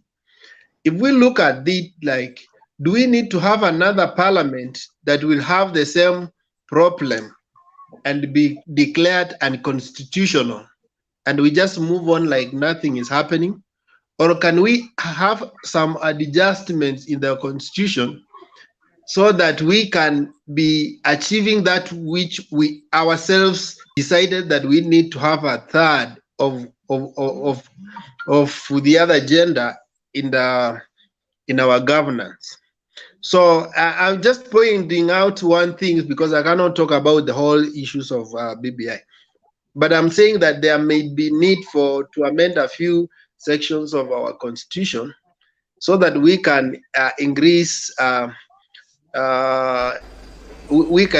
confidence in the Prime Minister and the Eldoret North lawmaker have been engaging each other on the political podium outside the August House as the race to State House gathers momentum. But their political rivalry found its way into the August House during the weekly Prime Minister's question time. Ruto fired the first salvo when he questioned Odinga's position on presidential contenders who opposed the passage of the new constitution during the August 2010 referendum. The Prime Minister, Mr. Speaker, needs to tell the country whether rhetoric that he is involved in, is it campaign propaganda that he is distributing for his own campaign, or is it government policy? How do you expect someone who opposed it to implement it? This is what I've been saying. So I've been telling the people that don't vote for the people who oppose the Constitution, because you want this Constitution to be implemented. It can only be implemented by those who believe truly in it. The yes and no contest triggered yet another showdown on the fate of 4 Kenyan suspects whose crimes against humanity charges at the International Criminal Court have since been confirmed. Odinga has all along avoided a confrontation with Ruto and Deputy Prime Minister Uhuru Kenyatta, 2 of his potential rivals in the forthcoming race to State House, but whose presidential ambitions hang in the balance after the ICC pre-trial chamber confirmed post-election violence charges against them. Speaker, it is not Raila Odinga who took the envelope to ICC. It is this House, at the instigation, Mr. Speaker, of the people who are known, whom Mr. Speaker took Kenyans to be tried at the ICC. And it is on record that the ODM said they want us, those who have been taken to the Hague, to be tried in the Hague, and that there was no court in Kenya that would try us. That letter is a matter of public record. Was that letter issued with the permission of the Prime Minister? Was it issued by the Secretary General with the permission of the Prime Minister, or with his knowledge, or with his instruction? Acrimony deepened even further when the Prime Minister took a swipe at the prayer rallies organized by Kenyatta and Ruto and their political allies in various counties after they were indicted by the Hague-based court. Mr. Speaker, we are praying, but nobody has gone out in the public to pray for the victims of the post-election violence. Who has stopped the Prime Minister from praying for other people? If indeed he has a heart, if indeed he has a heart, he should, if he doesn't want to engage in the prayers, he should just keep his peace. Order, order. This matter really must come to an end. The bare-knuckle showdown in the August House could be an indicator. That's the war in 2022. Okay, so proceed. Wow. So let me go to the Ufungamano part. The Ncck has talked about it's must. Yeah, it's a must that we need to hold our elections on the second Tuesday of August. But the question is, if there are things that may affect the election, do we stick with that, or do we make amendments the way we did it in 2012 and 2013? Now, the Ufungamano initiative, which was there in the previous years, lacked in this process of BBI. When we did the process of BBI, literally the church never participated, and that's why they are coming in late to offer sanctions like, okay, they are not interested in the issue of BBI because they feel like they were not part of the process. If they were part of the process, then they would have seen the need for amendment of the constitution so that we can go in an election which everyone is peaceful. But let me ask you a question. Why do we push ourselves to go in an election where maybe all of us, maybe we may come out not satisfied and take another 3, 4, 5 months to create another government? And we thought like postponing for 5 months is a waste of time, but we will end up having 5 months of acrimony or 6 months of acrimony. So we can do it before or after, just as they say that coalitions for an election can be made before or after. So if you find that you can make a coalition before, and so that you form a government as a collegiate team, it's better. So my idea is, if there are issues that can affect our election, we rather handle them now than just go in the election for the sake. Have you ever seen a girl who says that, let me get married because my fathers have already received the cows and there's nothing I can do about it? My father had proposed and he has already even received the cows. He has already been given this, and so let me just get married. But after he goes there 1 or 2 years, you leave the marriage. I think that's my concern. Okay, A question to Wekesa, please. Yes. Okay, it's only that you're on the other side, you're pro BBI. Supposing now BBI passed and IBC say they were not ready to handle the BBI thing, would you be in agreement now that IBC doesn't have money, or you'll be forcing like IBC should do this thing because BBI just passed? No, I don't want the situation where we force. Even this IBC, we said that even this BBI, when it went to court, we said we want BBI. But if the court sees that there are issues which are unconstitutional and they have justified it, we respect the constitution. And that's why we have toned down on the issue of BBI, because we are led by laws. So we if are BBI a country governed by laws. Yes. Yeah, if BBI now had passed and the IBC could be now on the table to pass the BBI, and they say they don't have money, for instance, they're not ready when it's BBI, would you be like in the same position saying that we should follow the constitution, or you'd be like IBC should do because BBI has passed? Let me tell you this. When you have like a child who have passed the exam, you are very happy and go and tell your neighbor, kindly, I'm poor but I need some money. Huyu mtoto wangu amepita mtihani aende shule. Lakini hapa mtoto yako ameanguka mtihani saa zingine. I'm bringing just a simple analogy. So what I'm saying is that even the president, if there was no money, but he wanted to bargain for money for BBI because he believes that it's going to solve the problems of post-election violence in Kenya, he can still be funded by other stakeholders and players who see that that process is a very important and fundamental in terms of our growth of democracy. Are you getting my point? Yeah, so according to you, is BBI, no, BBI, IBC, are they not ready, but, or is it there's a political I haven't even decided that they are not ready. I'm saying if it will be the IBC which is not ready, then let's make it ready, because we still have 1 year. Let's make it ready. That's why I say it's just the government to fund and support IBC. Yes, but let's not approach it with fears that when the government says it's not ready, it's because they fear they will lose an election. My friend, even those sides that look like they have the bravado to face 2022, they might not win, and the government is, yes.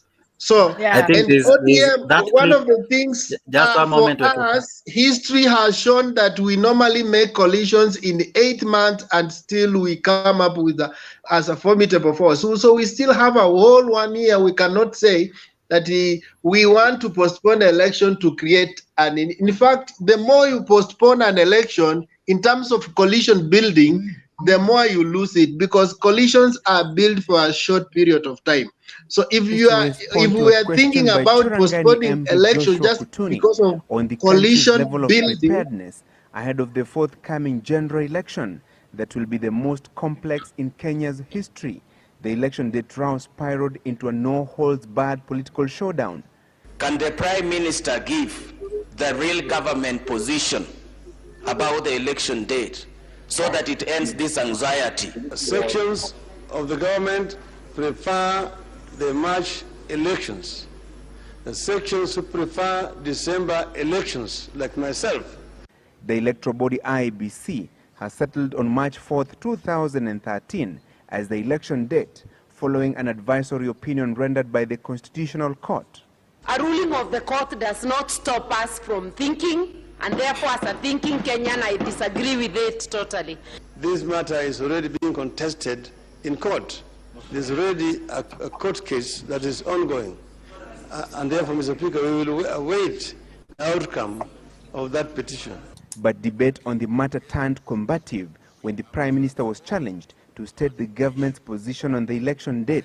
The question is, what is the government position on the date of the election.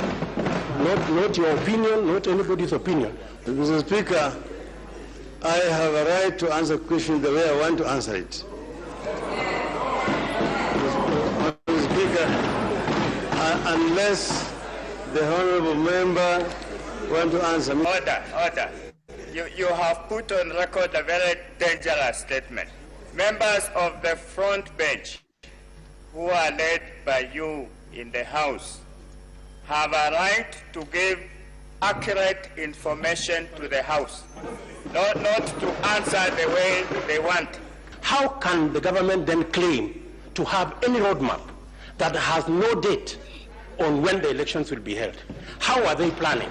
Mr. Speaker, I think the Prime Minister should take the business of this House seriously. First, Mr. Speaker, I say that the court made a ruling, and we respect that ruling. And that, Mr. Speaker, is what the President has gone by. Mr. Speaker should even have added that, Mr. Speaker, that was also adopted by the Cabinet. So, Mr. Speaker, if you want official government position, that is the official government position. With the election date matter dealt with, the question of ethnic mobilization ahead of the forthcoming polls raised even more political dust. I want the Prime Minister to confirm to the nation that he is the father and the architect of ethnic balkanization and mobilization in this country, starting with the region that he comes from 15 years ago. Is it in order for the Honorable Duale, in a bid to ask the Prime Minister a question, to cast aspersions on the character and personality of the Prime Minister by saying that is the architect? Order, member for question. Order. We merely asked a question, which is entitled. Order, member for Gwasi. If I were to be an architect of ethnic balkanization, I would never see the floor of this House. I will never be elected, Mr. Speaker, on the basis of the vote from one ethnic community in the constituency that I represent. Mr. Speaker, when others go and assemble in Eldoret and say you are a Kamatusa or Kamatusi, and that you are our leader, Mr. Speaker, they are beating ethnic drums, Mr. Speaker. The ethnic mobilization row gave way to yet another contentious issue, discipline in the management and membership of political parties. The Prime Minister maintained that political parties should be driven by ideologies and not tribal affiliation.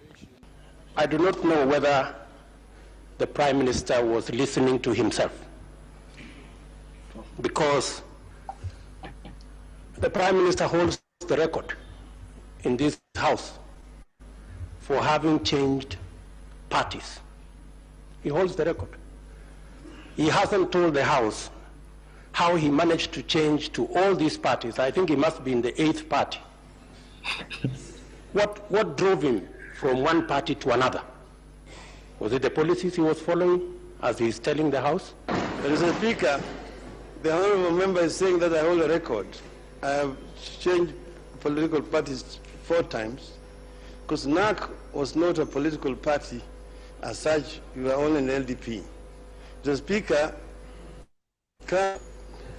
ODM, UDM, and URP are 4. He himself, Mr. Speaker, has changed parties 4 times, like myself.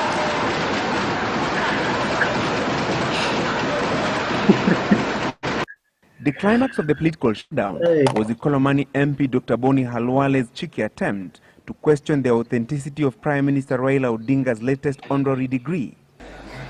Mr. Speaker, can the Prime Minister tell us what instrument the government is going to put in place to ensure that some of these certificates, diplomas, degrees that people are scrambling for, some which will obviously be fake, will receive sufficient authentication so that people with fake documents do not sneak into leadership in the country?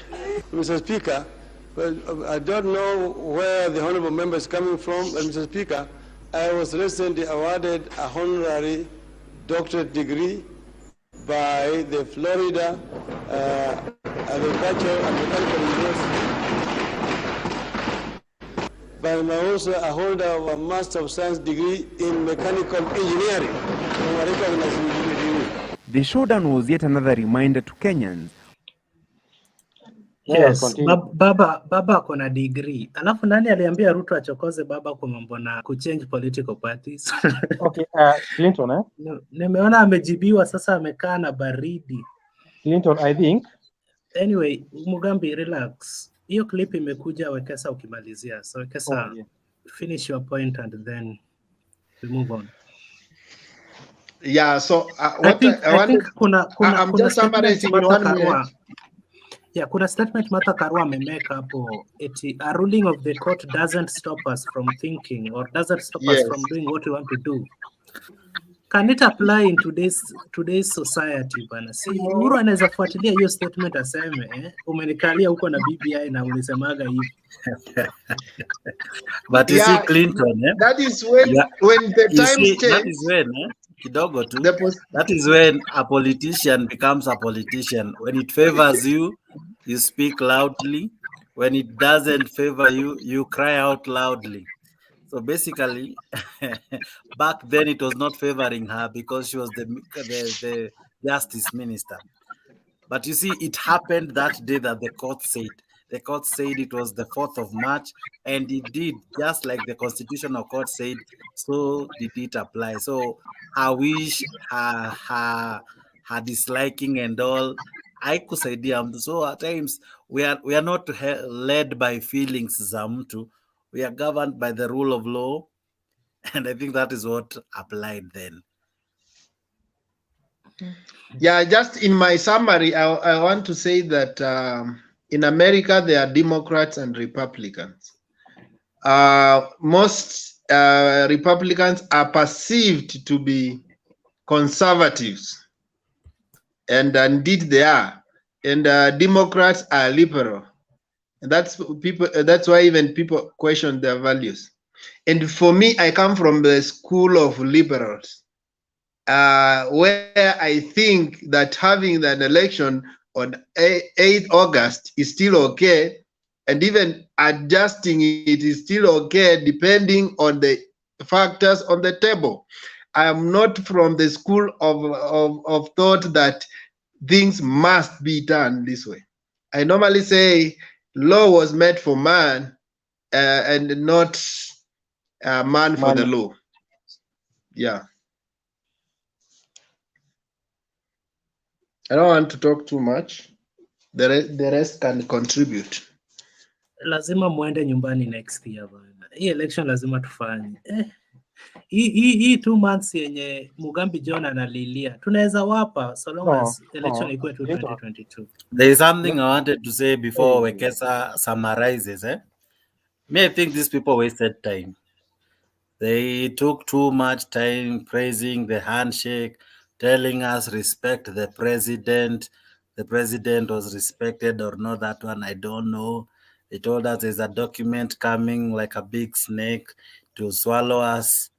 The snake never came. They told us a tsunami that will carry us and sweep us from our feet. And it didn't happen. So for 3 years, they wasted time. They wasted time. As they wasted time, other people said BBI and the handshake was not a priority. They were busy traversing the nation, mobilizing. What Wekesa says, they were doing early campaigns. But from the clip that was earlier played, Ruto and Uhuru did the same thing, but used the name prayer. In fact, Baba said they were doing prayer rallies. Why were they doing prayer rallies? In fact, Ruto answered him and said, if he wants to pray, let him go also do the prayer rallies. No one is inhibiting him to do so. The same thing is happening now. When he was busy, that was your BBI. That was your BBI, building bridges, and the final promulgation of your BBI was in Afra Stadium, where you held hands and shared. So that shaking of hand was also impactful. That by the time they were through with the prayer rallies, they had really captured a certain crowd.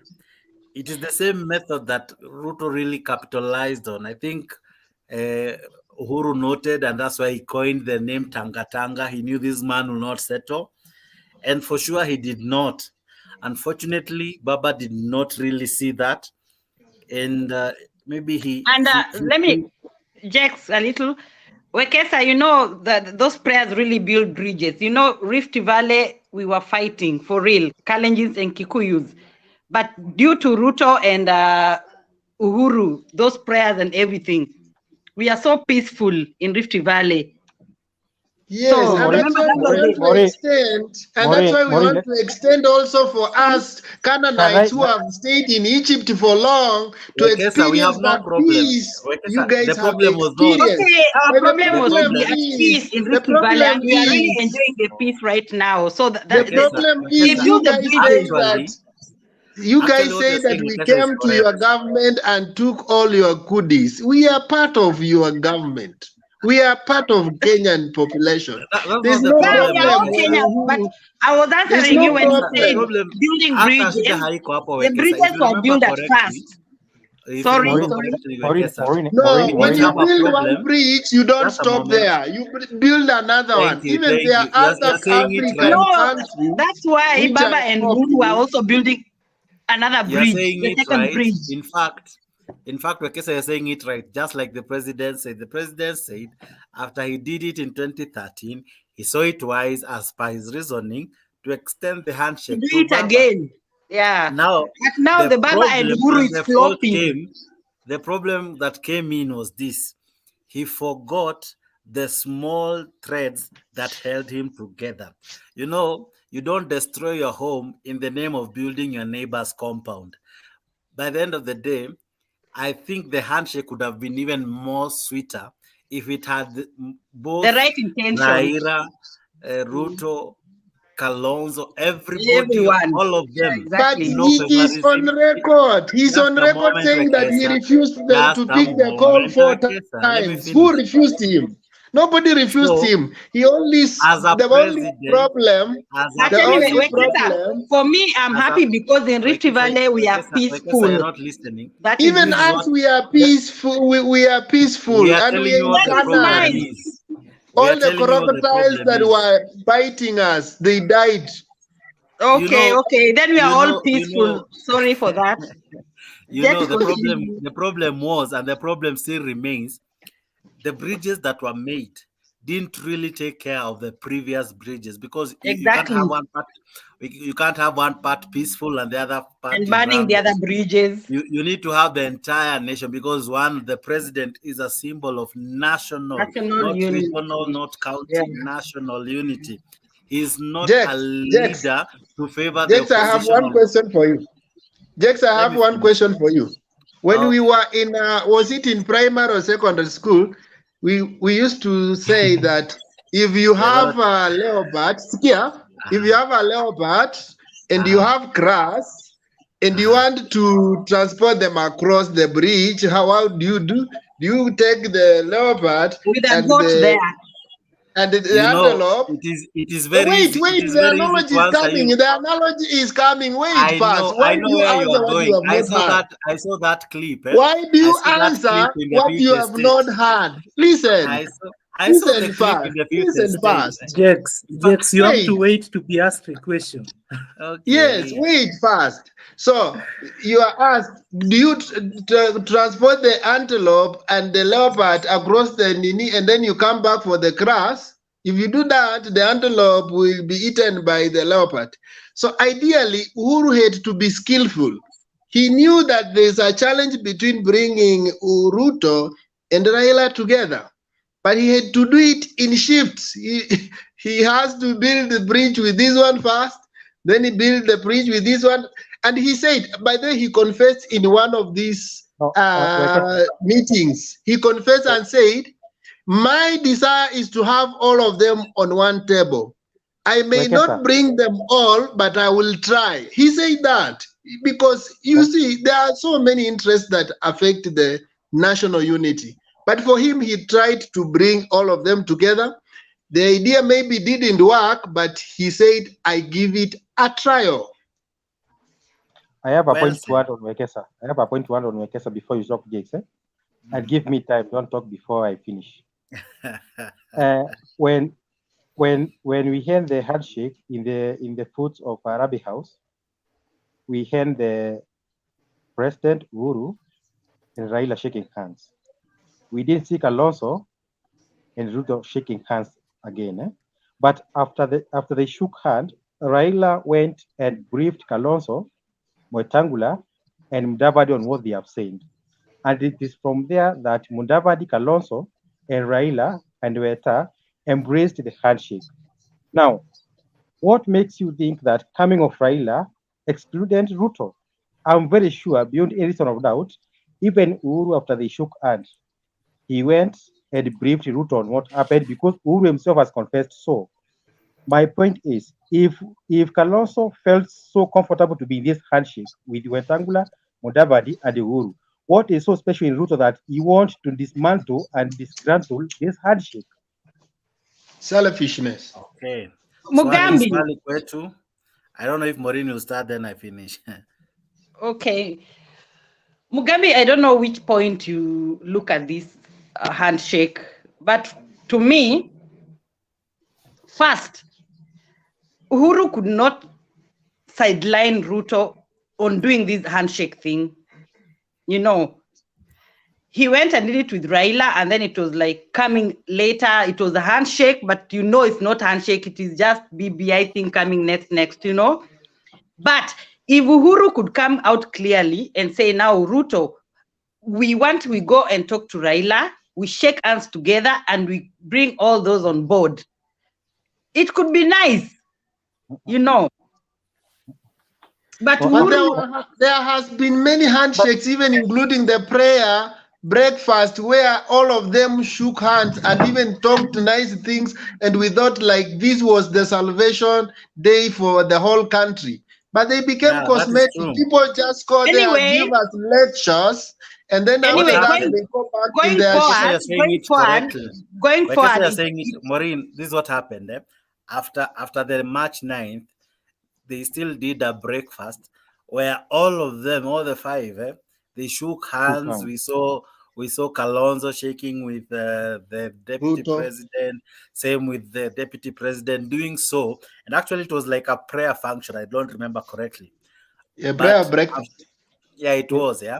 And they gave good speeches. They said, Oya Lenita Mogoroki, Oya, you know, they said such things. And then they said they have forgiven one another. That is not where the problem really came about. The problem came in when the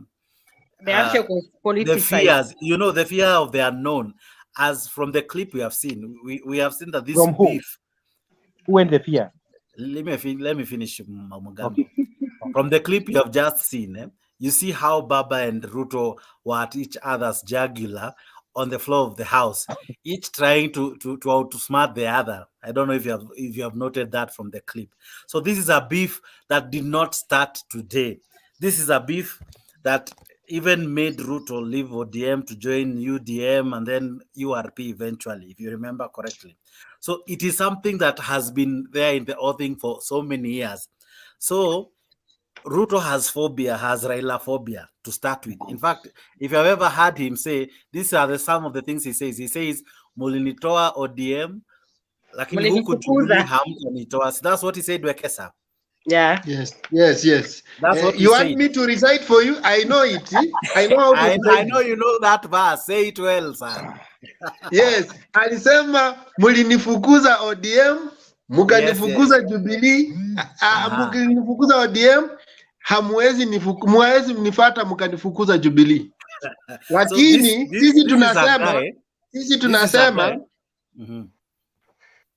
tunasema who has created in his mind that Raila is an enemy, and in any case, it's like once he left ODM, he kind of parted ways completely with Baba. And I remember, that's why Baba coming to the handshake, he said it outwardly, he will destroy Jubilee. Somehow that happened, even if we cannot directly blame Baba, but it happened. Of course, the Morades played a bigger role. The Tuju guys, they played a better role. So the handshake really didn't didn't really work to the favor of But Ruto. Jet, So he had to craft his way out. Let me finish. Let me just finish with this. Yes. So Ruto knew he will not get 100% support from Mount Kenya through Uhuru's endorsement. So what does he do? He goes on his own, and that's why Uhuru was talking of someone going through the window. He goes on his own, not seeking anyone's approval, not seeking Uhuru's endorsement, works so hard, and earns his way out. And that's the difference between the two. So the handshake really was a problem to him. And that's why he said, eventually akaamua hatashindilia nayo. He said, ninyi mnaendelea na kazi ya katiba. All I'll stay with is Echo Mali.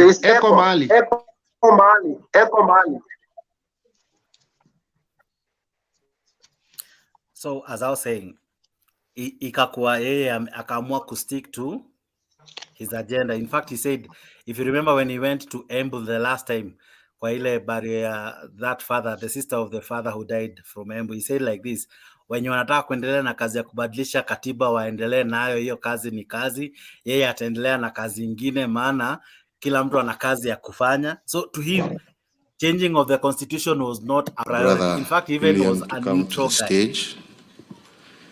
Karibu. Don't worry, we're not singing today. You don't have to worry about that. A day of prayer that did not just end there. President Kenyatta calling up to join him on stage his DP William Ruto and NASA co-principals Raila Odinga and Kalonzo Musyoka. Over and above the prayers and speeches on need for unity as a nation came this. We have campaigned against one another. We have said nasty things about each other. We have hurt one another. On my behalf, Ndugu, I ask for your forgiveness.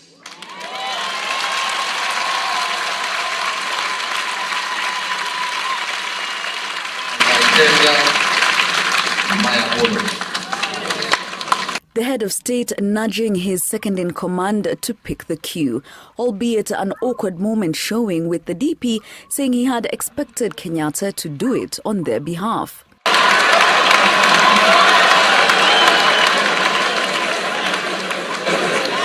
President, I thought you were going to do this on our behalf. So, as my brother President Uhuru has said, and maybe I'm the one who is most accused, I want my brother Stephen, on behalf of all our teams and following in the footsteps of these great leaders, I want to say for all the things that I did say or do on behalf of all our teams, I want to ask for your forgiveness.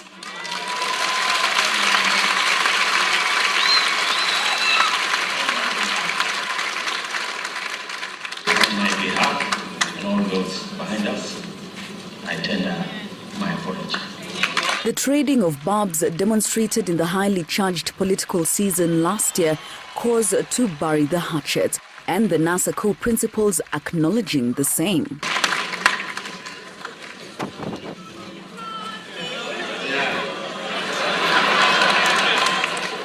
On behalf of my team and myself, I am in front of this congregation gathered here, prayer breakfast, tender my apology to my brother.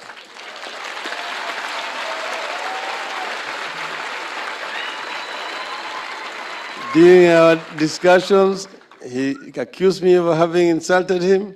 I also told him he also insulted me. He called me Kimundu Muguruki.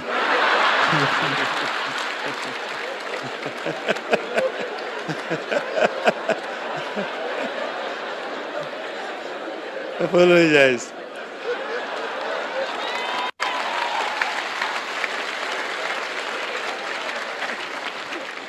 Oh, wow. My brother William, you are the hustler number one. but a big hustler. I think you handed that over to me. I forgive you, and may God bless you.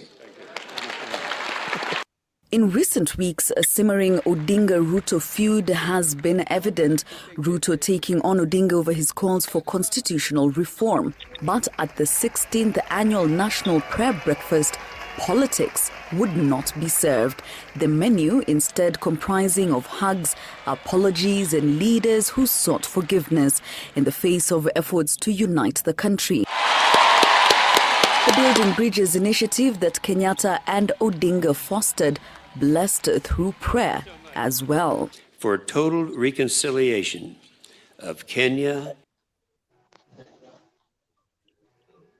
Thank you for the clip.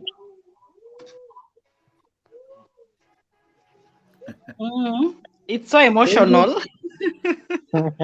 Serious. You're trying to pull our emotions. That environment. That How do we That is acquire not the that Kenya, environment? the Kenya we want. Moderator, Maureen, you see the problem is when they were hugging, me and Wekesa were not hugging. You see, they left. The leaders always leave us behind. We never go with them. But they gave us an example. Example to follow. But we don't follow it. But we don't follow it. To turn how to Dex, let me tell you what. Dex, can I give you an example? When we were doing the Kiamba by-election, I told you, regardless of the results, I want us to meet. Someone has an echo. Yeah.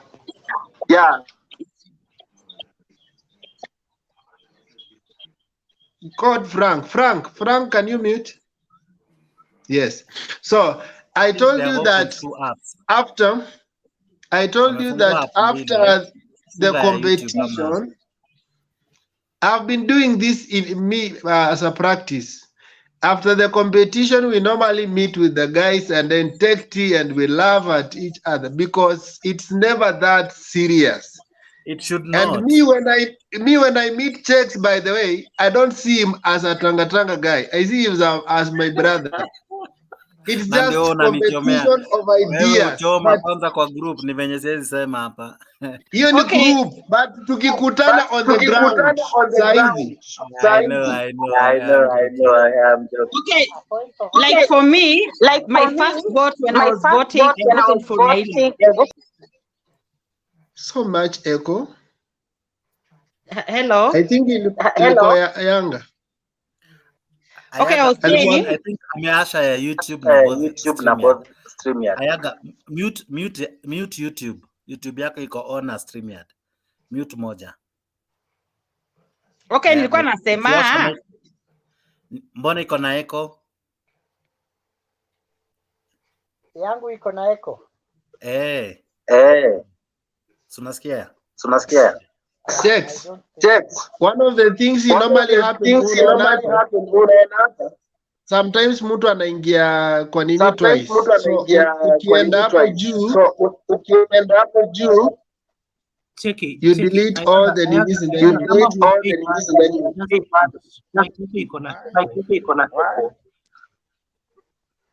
wakati huongei una mute.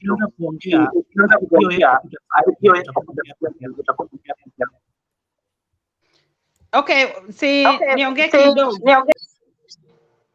Ayaga, just mute please. Unaona ukitolewa inatoka, so ukimute then everything is okay. Thank you. Hello. Kidogo tu. Ayaga, have you made your mic? Hebu angalia. Iko sawa. Ayaga, asha yako tusikie. Unmute yourself. Jex Mutembei anatafuta Mutembei, what is the problem from Ayaga's side? Let me help you. What happens ukiona inasumbua, just switch off your phone then switch on. Ita close all those dynies.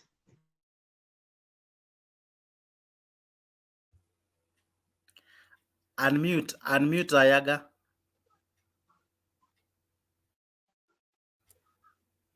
Ayaga unmute. Ametoka, wacha atengeneze. Okay, Maureen was to say something. Okay. Oh, just to say that the beautiful thing about Kenya is like my first vote when I was voting, the first time I voted for Raila. You know, then I voted for Uhuru next. So we are voting for people with ideologies that at that point tuna feel. So I don't think we should even deal like kuongelea nani ni mzuri, yani tuishi tu na amani. Let's be at peace, you know. But, thank you. Mugambi. Okay, thank you. Before I talk what I think our sister said, I want we converge our minds in what we have seen in that clip. The four gentlemen, they have shook hands. Out of the four, one of them has chickened out. The question is, are the four bad ones, or the one that has chickened out is the bad one? Don't answer me, keep to yourself. Then to my sister, when you kidogo tu Mgambi, kuna mtu anavamia kichwa ya Kizito, it's not fair.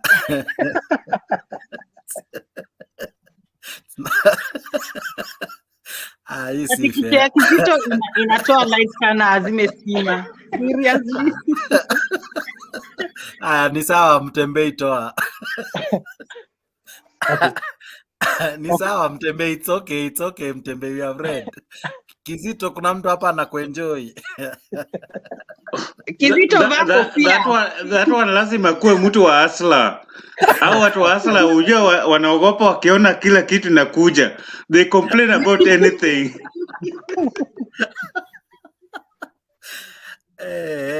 Pole bana we. Kizito ulieka kinywele. Kizito kichwa na waka.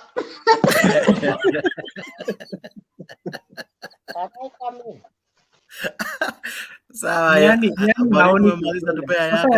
haiwaki. I hope sasa sina kelele. Ayaga, tell these people that I'm old man. I'm an old man. You know, with my age, I don't need air anymore. Yeah. Where kuna implants. Kuna ma implant ya ku implant nywele. No.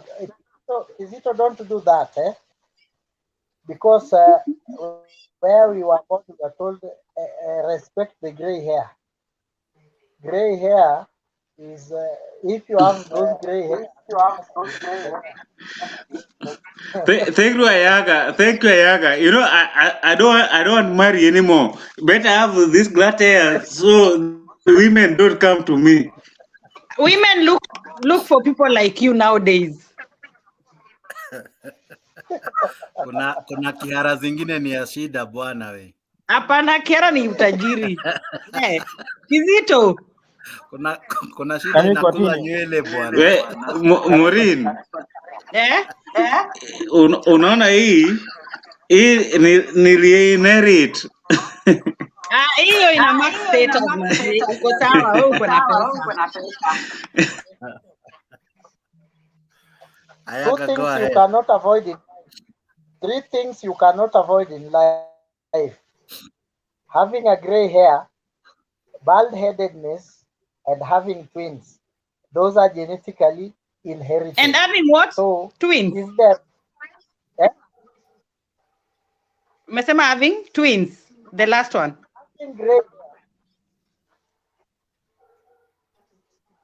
Having twins and having unapotea. Napotea.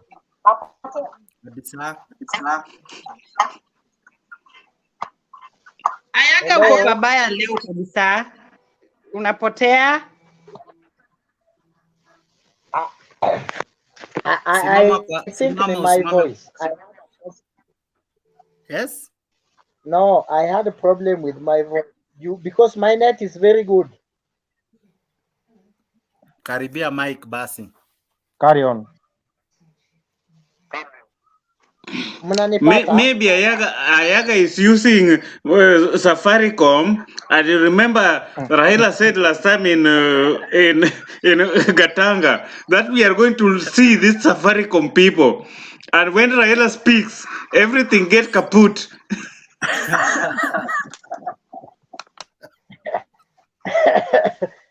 Kizito, I don't use Safaricom. I thought Kizito is a Kamba, but his accent is really. I think Kizito is a Kamba. I thought he's a Kamba, but his accent is really selling him out. Mimi naitwa Kizito Musioka. Kilonzo. Na hiyo accent. Hiyo ni accent ya huko. Oh man. Okay, I'm saying this. You can get me clearly. Okay. There is three things you cannot avoid in life. Number one, bald-headedness, having twins, and gray hair. You cannot. Na wale wako na ndevu kama Mtembei. Ndevu si lazima, hata mimi sina. Kwanza huyu Mtembei ndio mwenye hii channel. Huyu ndio mkora wa hii channel. Hebu ngojeni niambie Maureen, thanks sana kwa kusupport Team Baba. Thank you very much. Kumbe nimekusupport tu na wewe uko Team Baba. Ni sawa, tupambane. That is the way. That one is written in the Bible that all your enemies, they will get confused. Just like Maureen got confused to support. But I don't think Mtembe is genuinely for Baba. It's just somewhere there. He's a hustler. Mtembei anatafuta pesa kisha jaza zake. Na huyu ni hustler huyu. Huyu ni hustler. Huyu ni wakuleta tu watu wa Baba hivi karibu alafu baadaye wanatoroka. Hujaiona each time yeye quote 4.7 million people go to see Ruto. Sasa hizo wale watu wako hapa hata hajafika 10,000. By the way, Maureen, you will be shocked. I used to think that Central is for Ruto until I went there. You will be shocked. These jets are just making noise here. On the ground, things are different. It's okay, let's wait for 2022. We will know. Na by the way, hebu niwaulize, mbona sijaona politician yoyote ameenda Rift Valley? Mbona mnaogopa kwetu? Sijaona Kalonzo. We have been intimidated. We have been intimidated by Sudi. By the way, we are very welcoming. You know what I can say? You people don't blame Maureen.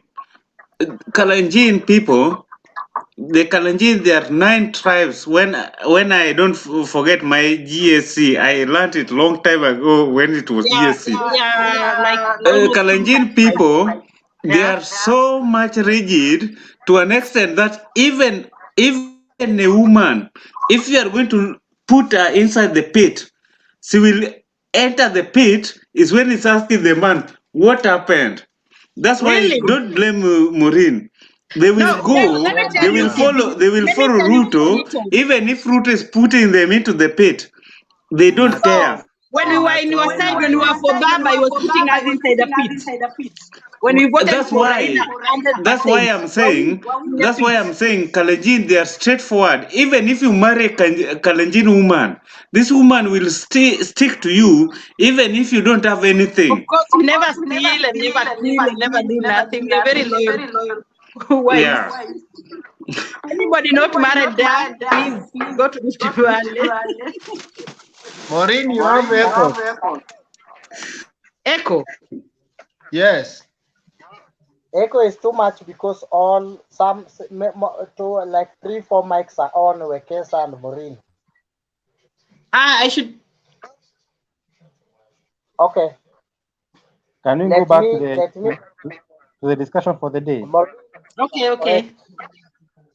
Yeah, Maureen, number one, you are correct. You know, you are the one who make that claim. Lastly, you are correct. You have never seen any politician in Rift Valley. You know, Rift Valley. For real? It's find Rift Valley. My friend, Rift Valley starts from Turkana. We are very cosmopolitan, by the way. We have so many Luos. In fact, my neighbor is a Luo. We have many Kikuyus. We do business with them. We have all the tribes. In fact, Eldoret town is very cosmopolitan. Even your husband is a Luo to be. So come to Rift Valley. Come and campaign there. By the way, we are very generous people. We are very nice people. Welcome there. But with the people like Sudi, we are fearing people like Sudi. No. What will Sudi do to you? Sudi has already intimidated people, and he has already threatened people who are there who are non-intelligent that we should follow the suit. Do you know where Sudi is the MP? In Kapseret. Do you know Kisis are the majority? Kikuyus are the majority. Luos in Kisumundogo. In fact, we have Kisumundogo there. And living all over. And that's why he is intimidating them. Can I make my point? And Luos are there. Kisis are so many. Kikuyus are there. Everybody's at peace there. You know, we are very peaceful there.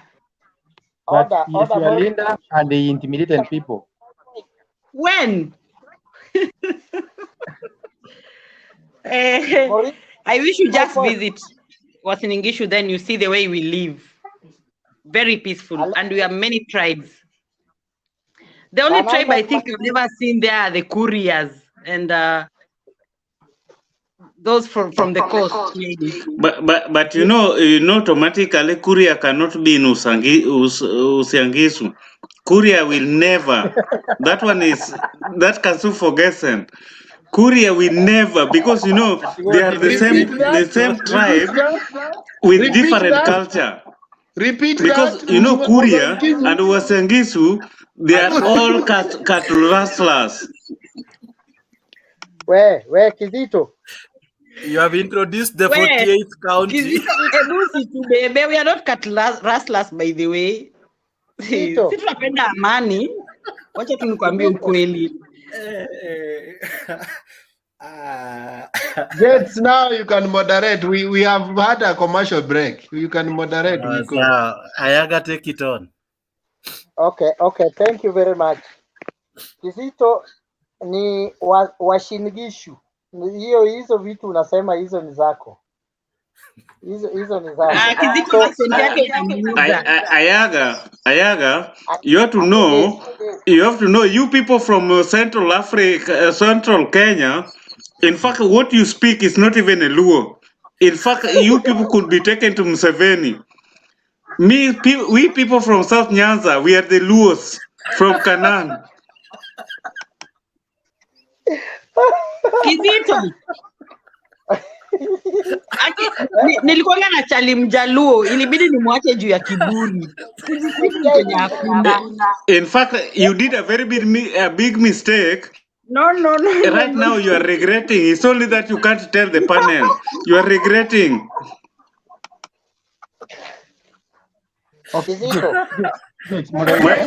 My brother, let us go. It was a break. Let us go to the topic. Let's go to the topic.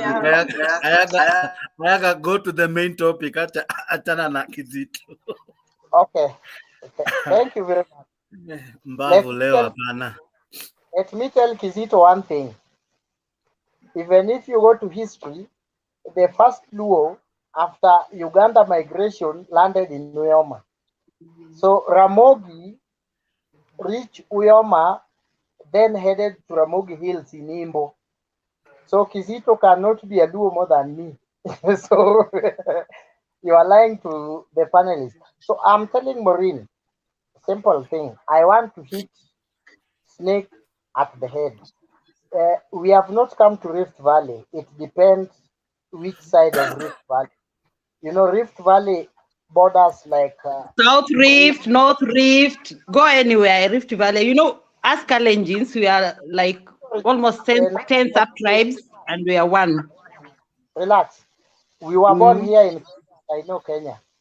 Rift Valley borders like 3 or 4 countries.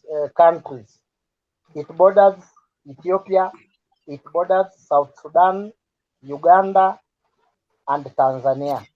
Okay, I'm talking of the Rift Valley where Kalenjins live. I think you understand. I'm not talking about. I'm just talking about the Kalenjins in Rift Valley. I'm talking about Rift Valley. If you want to talk about Kalenjins, you can advocate for Kalenjins. I'm not for tribal. I'm not discussing tribal. Okay, I'm sorry. You know what I was meaning. Nyanza, we have the Luyas. In Nyanza, we have the Luos. The Kisses, Ayaga. I understand that. What I was saying, I want this I want Baba to come to to Wasiningishu County to campaign there. Kalonzo to come there. That was what I meant. Maureen, Baba endorsed anaitwa nani? Mandago. Baba endorsed Mandago. Mandago has never na Mandago anapenda Baba sana. That's why Baba akuja huko aombe vote. But you know the problem, Maureen. Your mic is always on and you are interrupting me with echo. So, Maureen, your mic is on and unanisumbua na echo, ndio maana napiga kelele. So, sikupati na unipati. Nasema Rift Valley, it depends on where you want to define Rift Valley. Rift Valley begins at Turkana and ends down to the Namanga border, where Narok is. So Baba has been in Masailand, Narok, Kajiado. So if you are telling us Baba has not been in Rift Valley and Baba has also been in Turkana.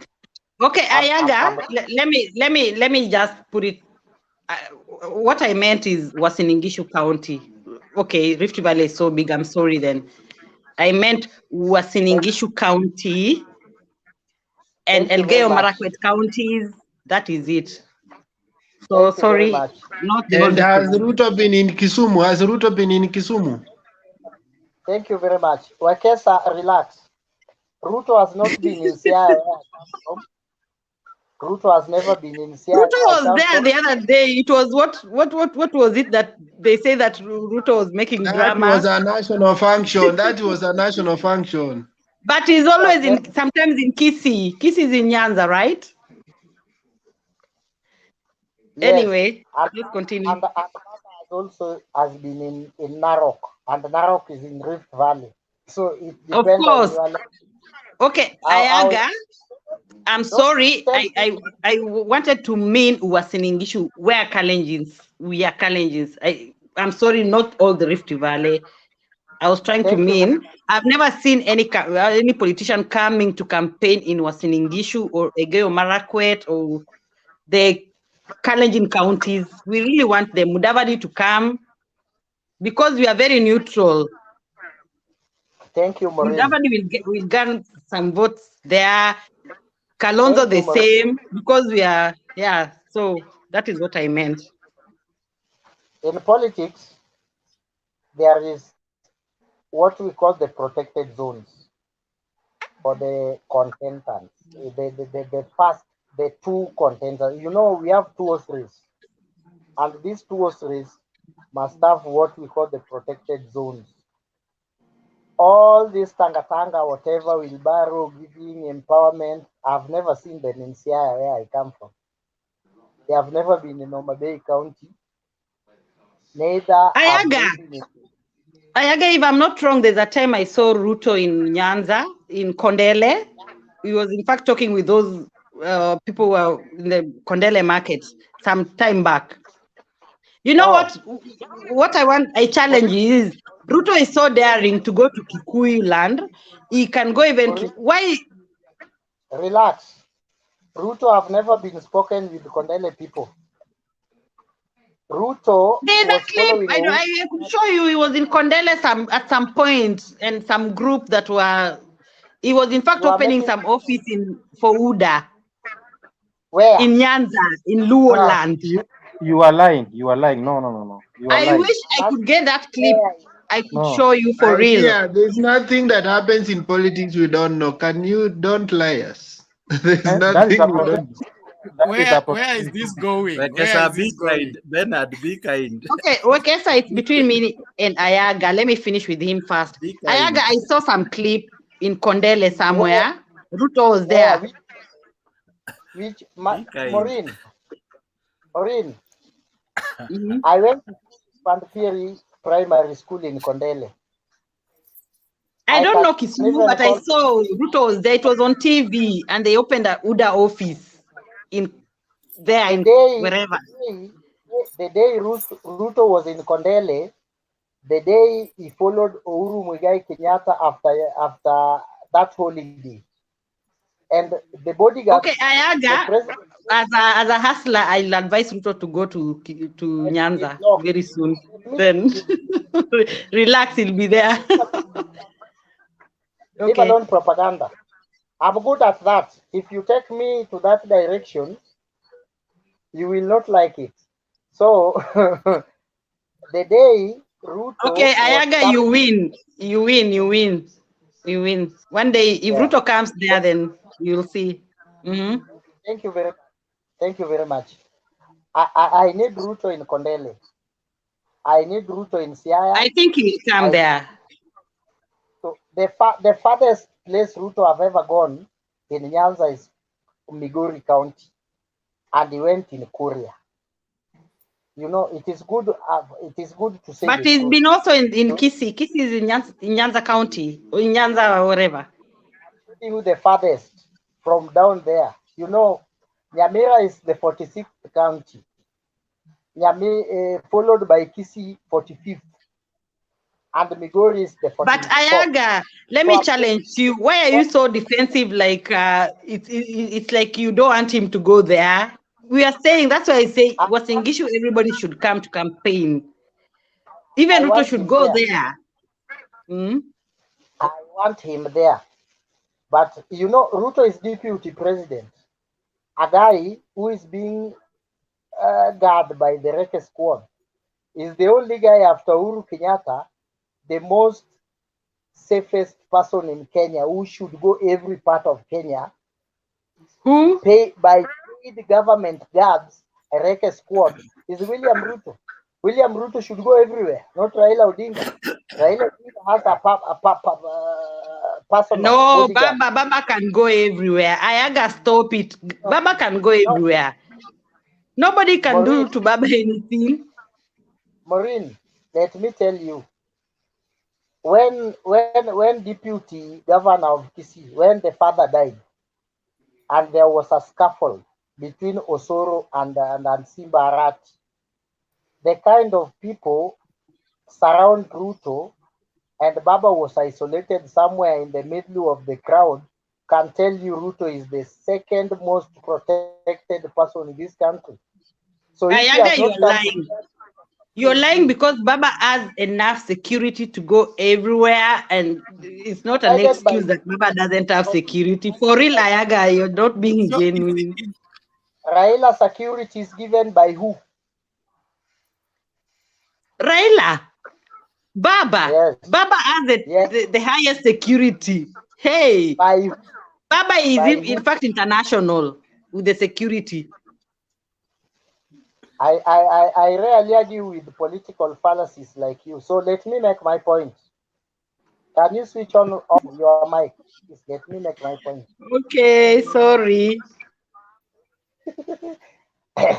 Okay, thank you very much. I want to tell my sister Maureen one thing. In politics, if you are a political contender and unaonekana kama wewe ni two horse race, you have a protected zone.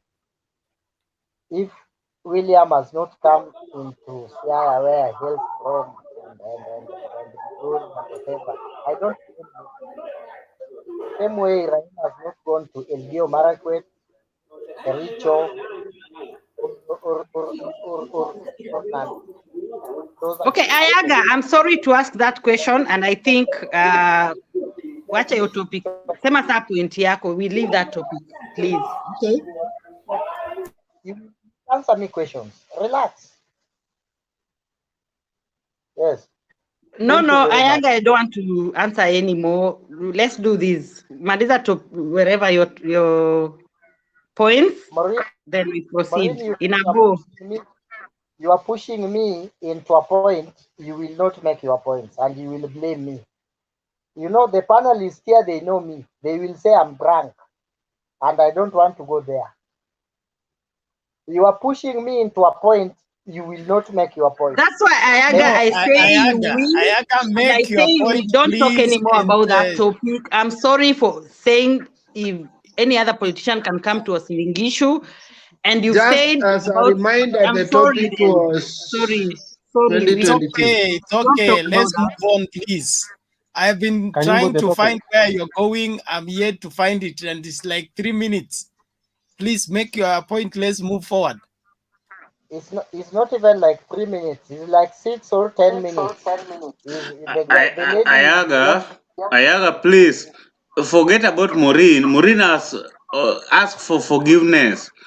Maureen has asked you, if a woman asks you for forgiveness, you forget about her. That is how a man, a real man, when a woman say I'm sorry, you forget about it and you continue. A real man do that. Forget about it, that you talk too much. Now it's only Maureen that you criticize me. Me, I can handle you man to man. Me, I can handle you man to man. Forget about Maureen. She went so down and asked you for forgiveness. She has said that please make your points. I'll move She's forward. sorry. Thank you. Let's go back to the topic. It was 2022 postponement, guys. It's written there. in politics. I don't get emotional. Ambia huyu PG Games is ambia huyu Mkamba. I don't get emotional. Never ever. I know him personally, and I Can can you tell him. stick the point, Ambia please? huyu Stick Mkamba. Ayaga. Stop the Stop side shows. calling me responding to everything. Will you please make your point? Let's move on. Those are just Okay. side shows. Yes. When I joined, there was a clip of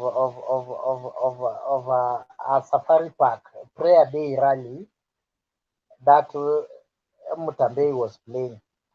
I wanted just to talk with Jakes. In fact, I never want to talk to Maureen. I want to talk to Jakes. Jakes, I want to tell you this because I always hit the snake at the head. When you look at those guys, they solve their problem. Wewe ukasema you are not, wewe umeachwa. My friend, anything of politics usiweke kwa roho tafadhali. Don't have Mandago told us usiweke maneno ya siasa kwa roho. Weka kwa lungs. Ukipumua imeenda. Whatever those guys do there, I'm telling you, Jakes, what will happen today if we wake up very early in the morning tomorrow and Raila Odinga endorsed William Ruto? Are you going to say Raila Odinga is a useless man? You will not say that. You can't. Or we say now William Ruto say no, I'm blocked. All routes are blocked. The guy I'm seeing is Raila Amolo Odinga. Are you going to vote for Abdullah Dida because William Ruto says that? Politics, let us have it at the Kualans. Ukipumua, ikwende. People like Maureen, people like I know some people here. So if they are making such emotional politics, me, I'm not emotional. You can abuse me the way you want in politics. Ayaga will still be happy and laughing. In fact, if you watch, kama nimeweka video utaona nacheka tu. So people like PG whatever, they always think that politics Please. is emotions. I think have emotions. you are going down the circle, please. Stick the topic. You know, what was the topic, by the way? Can you remind me? Okay, let me read it for you.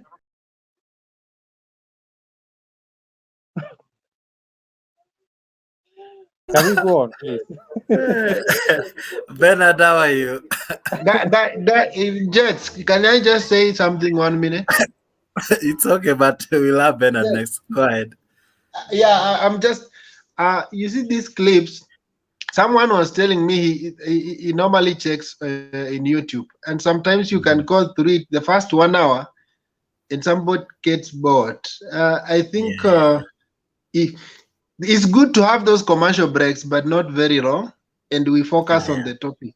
So that if somebody who not participate here goes and checks in the YouTube, he enjoys the discussion. Kindly. Yeah.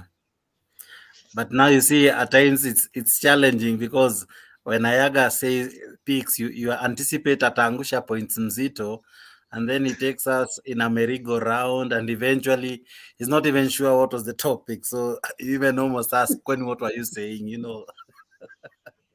Anyway, Bernard, how are you? Good to see you. At least though you go church. We thank God. I'm fine. I'm happy to be here. Same, we are happy to see you. Yes.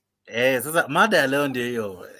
2022 wase wanadai isongeshwe mbele. Maoni yako ni yapi?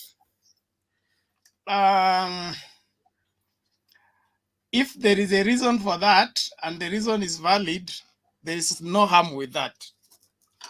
But the earlier we get rid of the Jubilee government, the better, in my opinion. But we still have got a lot of things that need to be put in place so that we have a smooth transition from the old into the new. And whenever there will be a transition, the stakes are very high because the people are pushing to occupy the seat. It is important that with the incoming of a new president, things are done differently. It's different from when somebody is going for the second term. So if the succession issue is not dealt with rightly and properly structured, the buying of time is normal, just like we did with the Kibaki.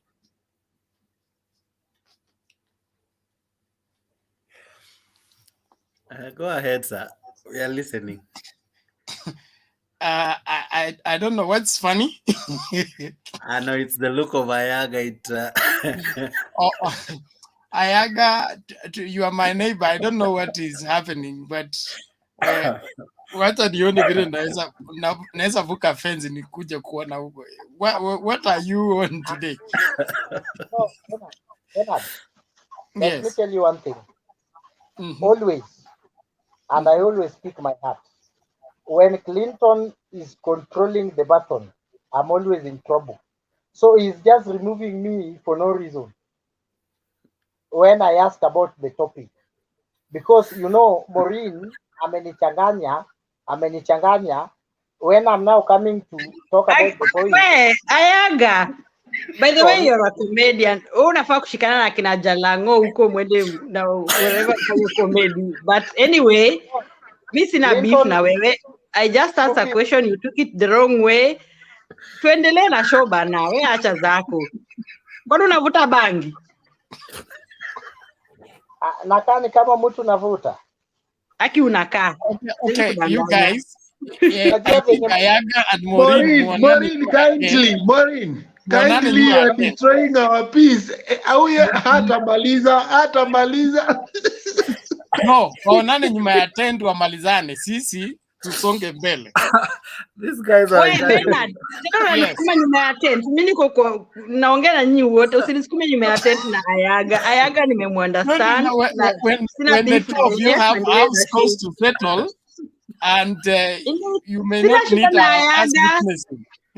Okay, continue. But all the same, you know, with the current state of affairs, the current state of affairs in politics, we have not yet even reached the place where the campaign has started. So the issue of so and so has not gone nowhere or has not gone to which county is neither here or there because we are not yet in that time. Okay, as far okay, as Bernard. I'm concerned, Bernard, can I answer you? I just asked. I've not seen any politician going to Wasinigishu County to campaign. For me, it's so beautiful to see Raila going to Central, to see Musalia going to wherever. I just want them to come to Rift Valley because also in Rift Valley, as I said, we are cosmopolitan. Yeah, we are so many there, and some of us would like even to vote for Mudavadi, some Kalonzo. So I encourage all the politicians to come to Wasingishu. And yet, that's exactly what I am saying. Wasingishu is not landlocked. Where is 46 Stadium? What? Where is 46 Stadium? 64 Stadium. 64, sorry. Yes, 64 Stadium. Is it not in Eldoret? Of course. Is Eldoret not in Wasingishu? It is. Then the last rally of NASA, where Baba was in where this was it not in 64 Stadium? Bernard. No, that was the time we voted for him. No. He's never been there anymore. I'm talking 2017 with Isaac Ruto. Yeah, Baba has he was never there. been afraid of going anywhere, especially when he's dared not to go. That is No, where he goes. Bernard, don't take it personal. I didn't say Baba alone. I said all the aspiring presidential candidates. I didn't specifically say Baba. Exactly. Listen, Maureen, I'm simply saying, whether it be Baba or even in Kalonzo, 2007, guy. Kalonzo, when Kalonzo was running, mtu wa kupitia katikati, they campaigned everywhere, even in Rift Valley. So the zoning of regions and blocking others from coming in is nothing new. No, nobody blocks anybody. Bernard, Ngoja kwanza Maureen. does anybody block anybody going anywhere? If I come now to Nyanza to campaign, are you able to block me? Listen carefully. What I'm saying is the ideology or the mindset that so and so is afraid of going in a particular place because it's somebody else's zone is as old as Kanu. Kanu is the one which used to do that. Okay, and, Bernard, you took it the wrong way. I didn't say they fear. I was just saying I am not judging you, Maureen. I'm only making a point. Okay. I'm not judging you. I'm just stating historical reality of how politics are played in Kenya. So don't look at it as if I'm correcting you. I'm just balancing the equation. That when the campaign begins, everybody will go everywhere.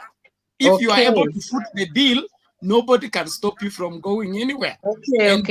Especially in the places where, if you want to score in politics, there are two things. You go where you are celebrated, and you also dare to go where you are tolerated. Like 2017, we had Baba making wherever an entry into Kiambu with the other guy who was vying for Starehe seat.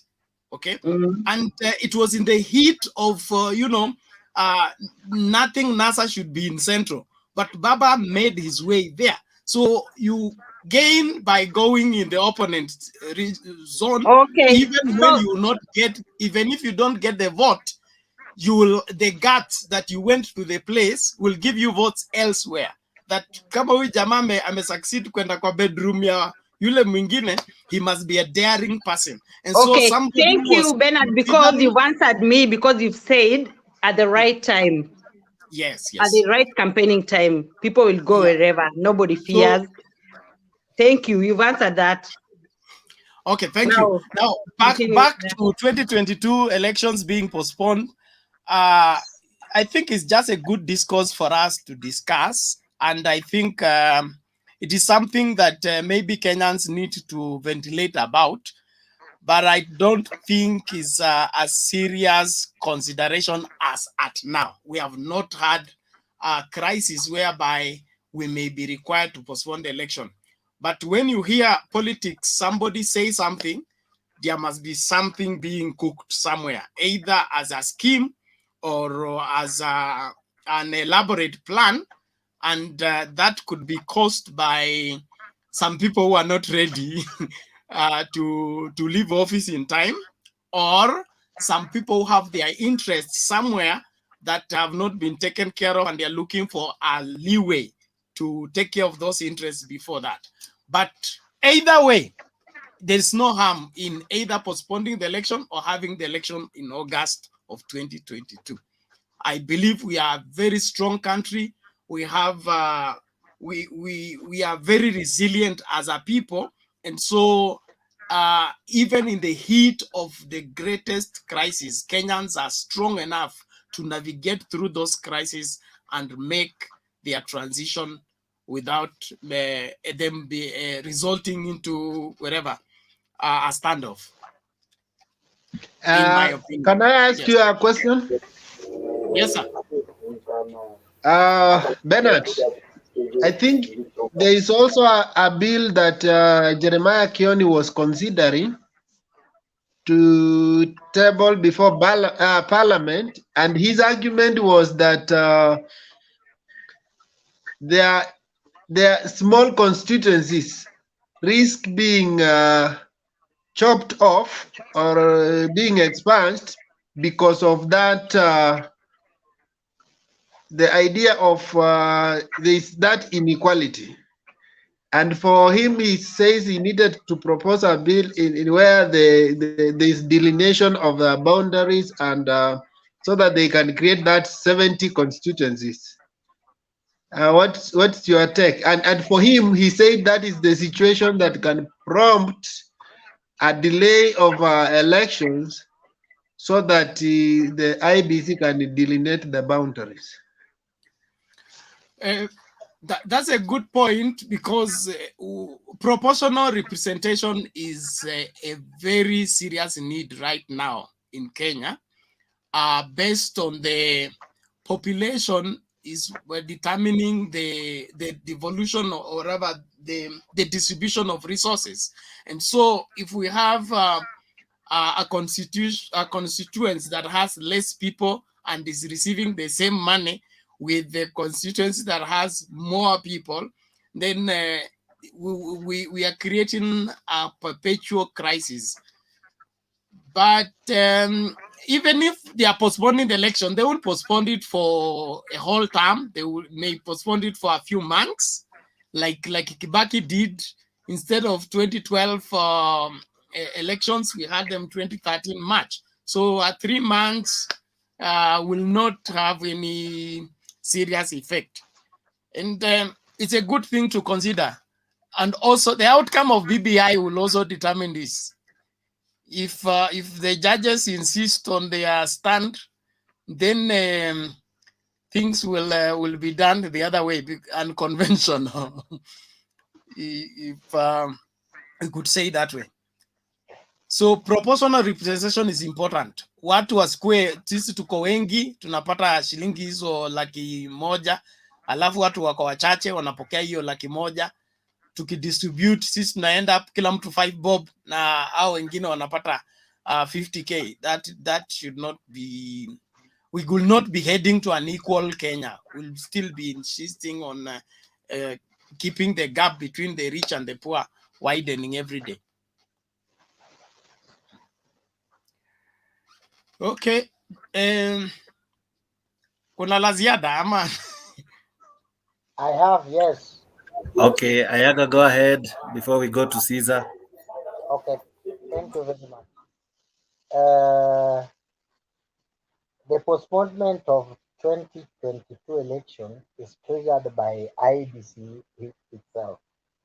You know, it is in law that IBC should do a boundary review after every 10 years. When we have election, before we head to the second election in 2022 or 2030 whatever, we should have boundary review in Kenya. It is the IBC that has failed in their mandate.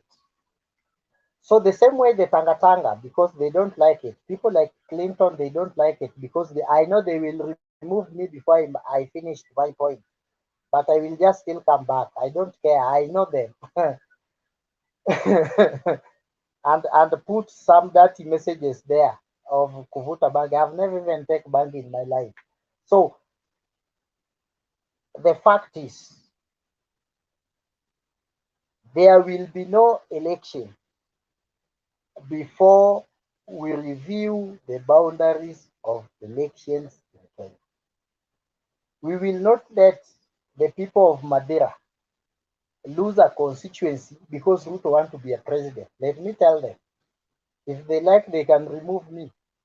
We will not let the people of Odaya lose a constituency because Ruto want to be a president. It will not happen. The same way Moses Kuria said, he will die if the election is postponed. He can do that as early as yesterday because the election is already postponed. There is a case in court. That is what they don't know. And because they are making noise in the streets, they have not gone to appeal for that case. Election is already postponed. There is a high court injunction where IBC has been banned for preparing for next year election before reviewing. Reviewing is 1 year to election. If they do it today, well and good. If they do it tomorrow or before 8 August, well and good. If they pass 8 August, obvious. They told us, the law has two things. There is a law in book, a law of action. You cannot tell me you are going to follow a law in books without following laws in action. Law in action says by tarehe nane, wacha niongee na Kiswahili, by tarehe nane kama kutakuwa na reviewing of boundary ya constituency, there will be no election. There will be no election. They can do whatever they want. Elections will be in March, and I repeat, better you take it from me. Even in court, it is only drunken person, the way some accuse me, mad person, and a child. Those three evidence are always correct. Take it to the bank. There will be no election in next year March.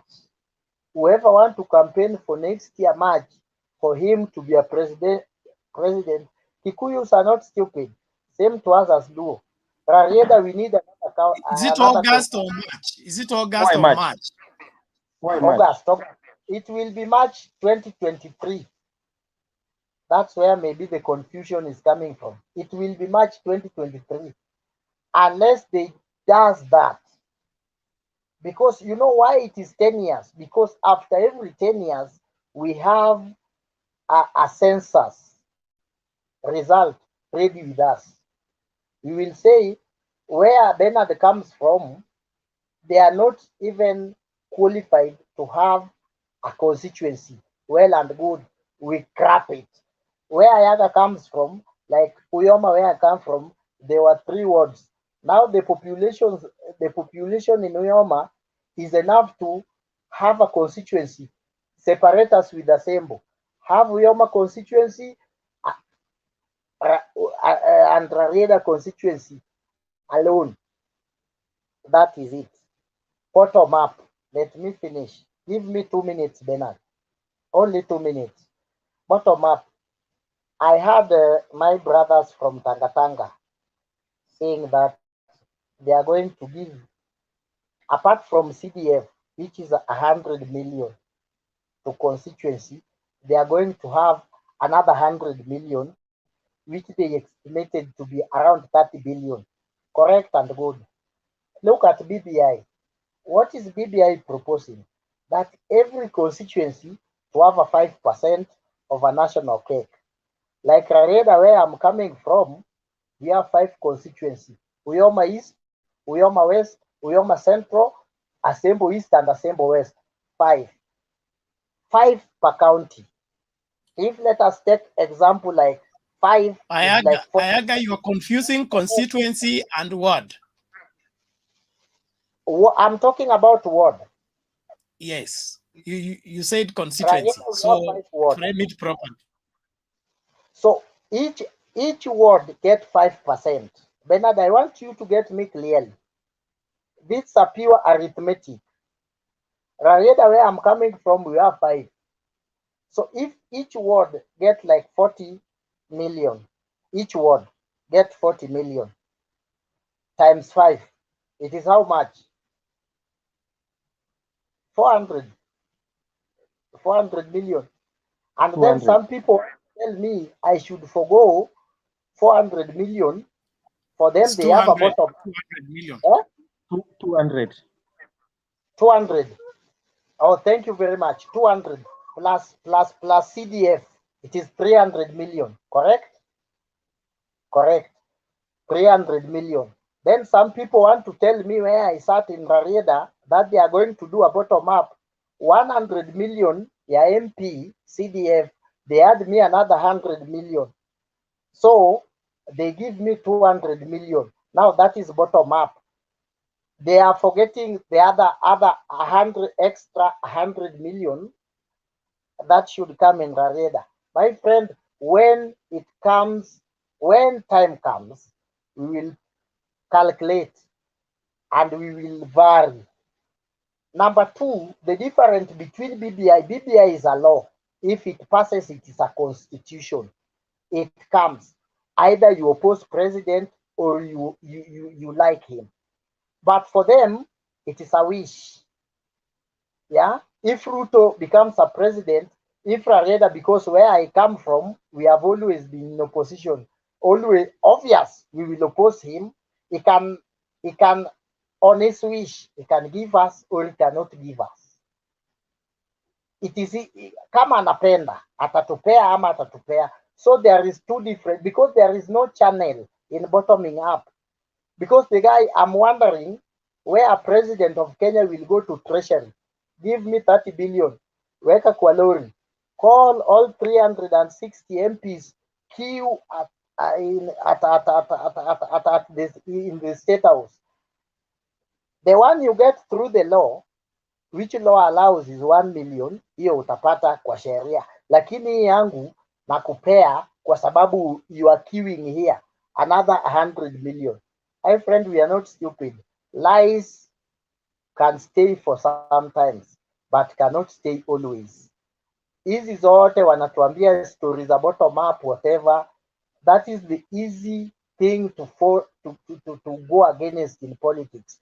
There is no law that say a president can go to treasury, order 30 million, call all MPs 360 to queue at State House or Arambe House. Those are the old residential places not in Sugoi or kwa Kinauru huko chini. To queue for that money, the money must have law. They have not even proposed any law for parliament that when we took over, there is another additional 100 million that is coming to you.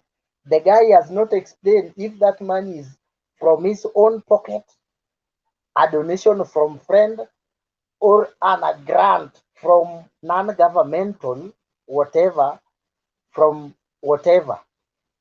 Please, I beg Kenyans, don't be lied to. If you want money, put it in law. Tomorrow, I can easily, as Ayaga, take president to a court of law because you have not given us 35%. And this is law. It can be pushed to do so. But if you are promised a gentleman promise, it will behave like NASA's money, where 4 gentlemen sit and say, if we win, I will give you such a money. It will go into circles before you realize Ruto has done with these 10 years. I'm begging Kenyans, please, let us think, let us have everything in law. I made my point.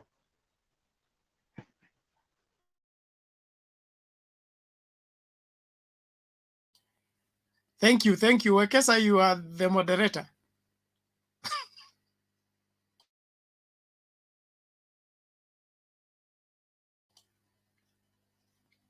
Unmute, Wekesa. Unmute to Wekesa.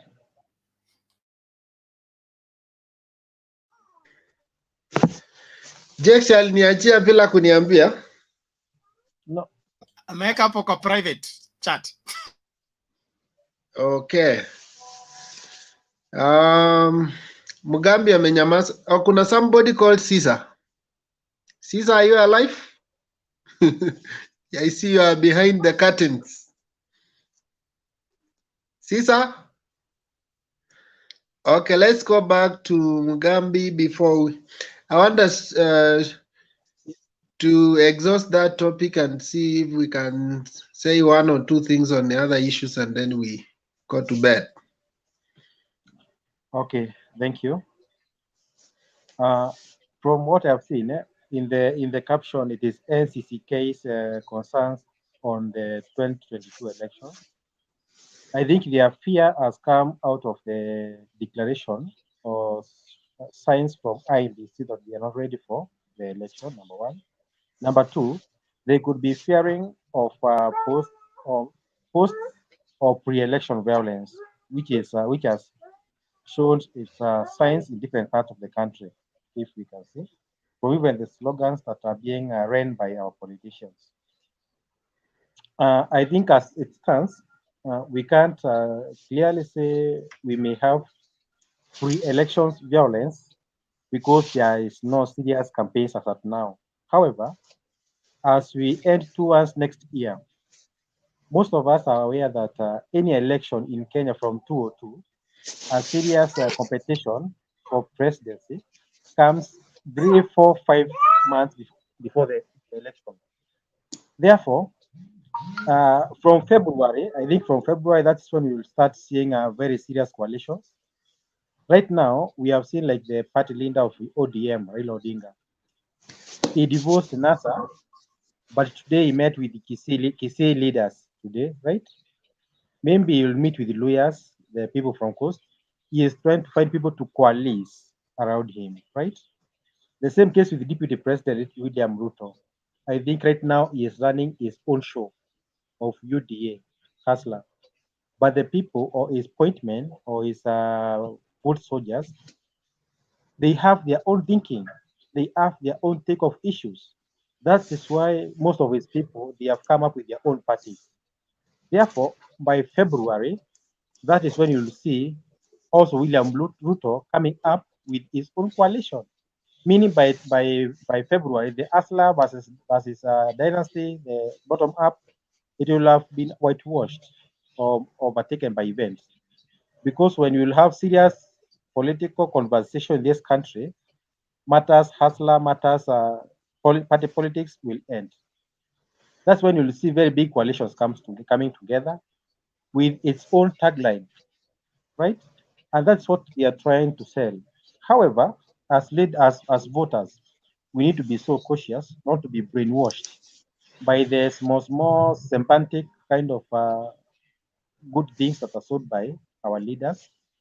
And we should be so cautious on who takes over after Uhuru Kenyatta. Because in 2022, we are going to have two kinds of events. Number one, we'll have a new president and a transition of government from one person to another. Meaning whoever takes from Uhuru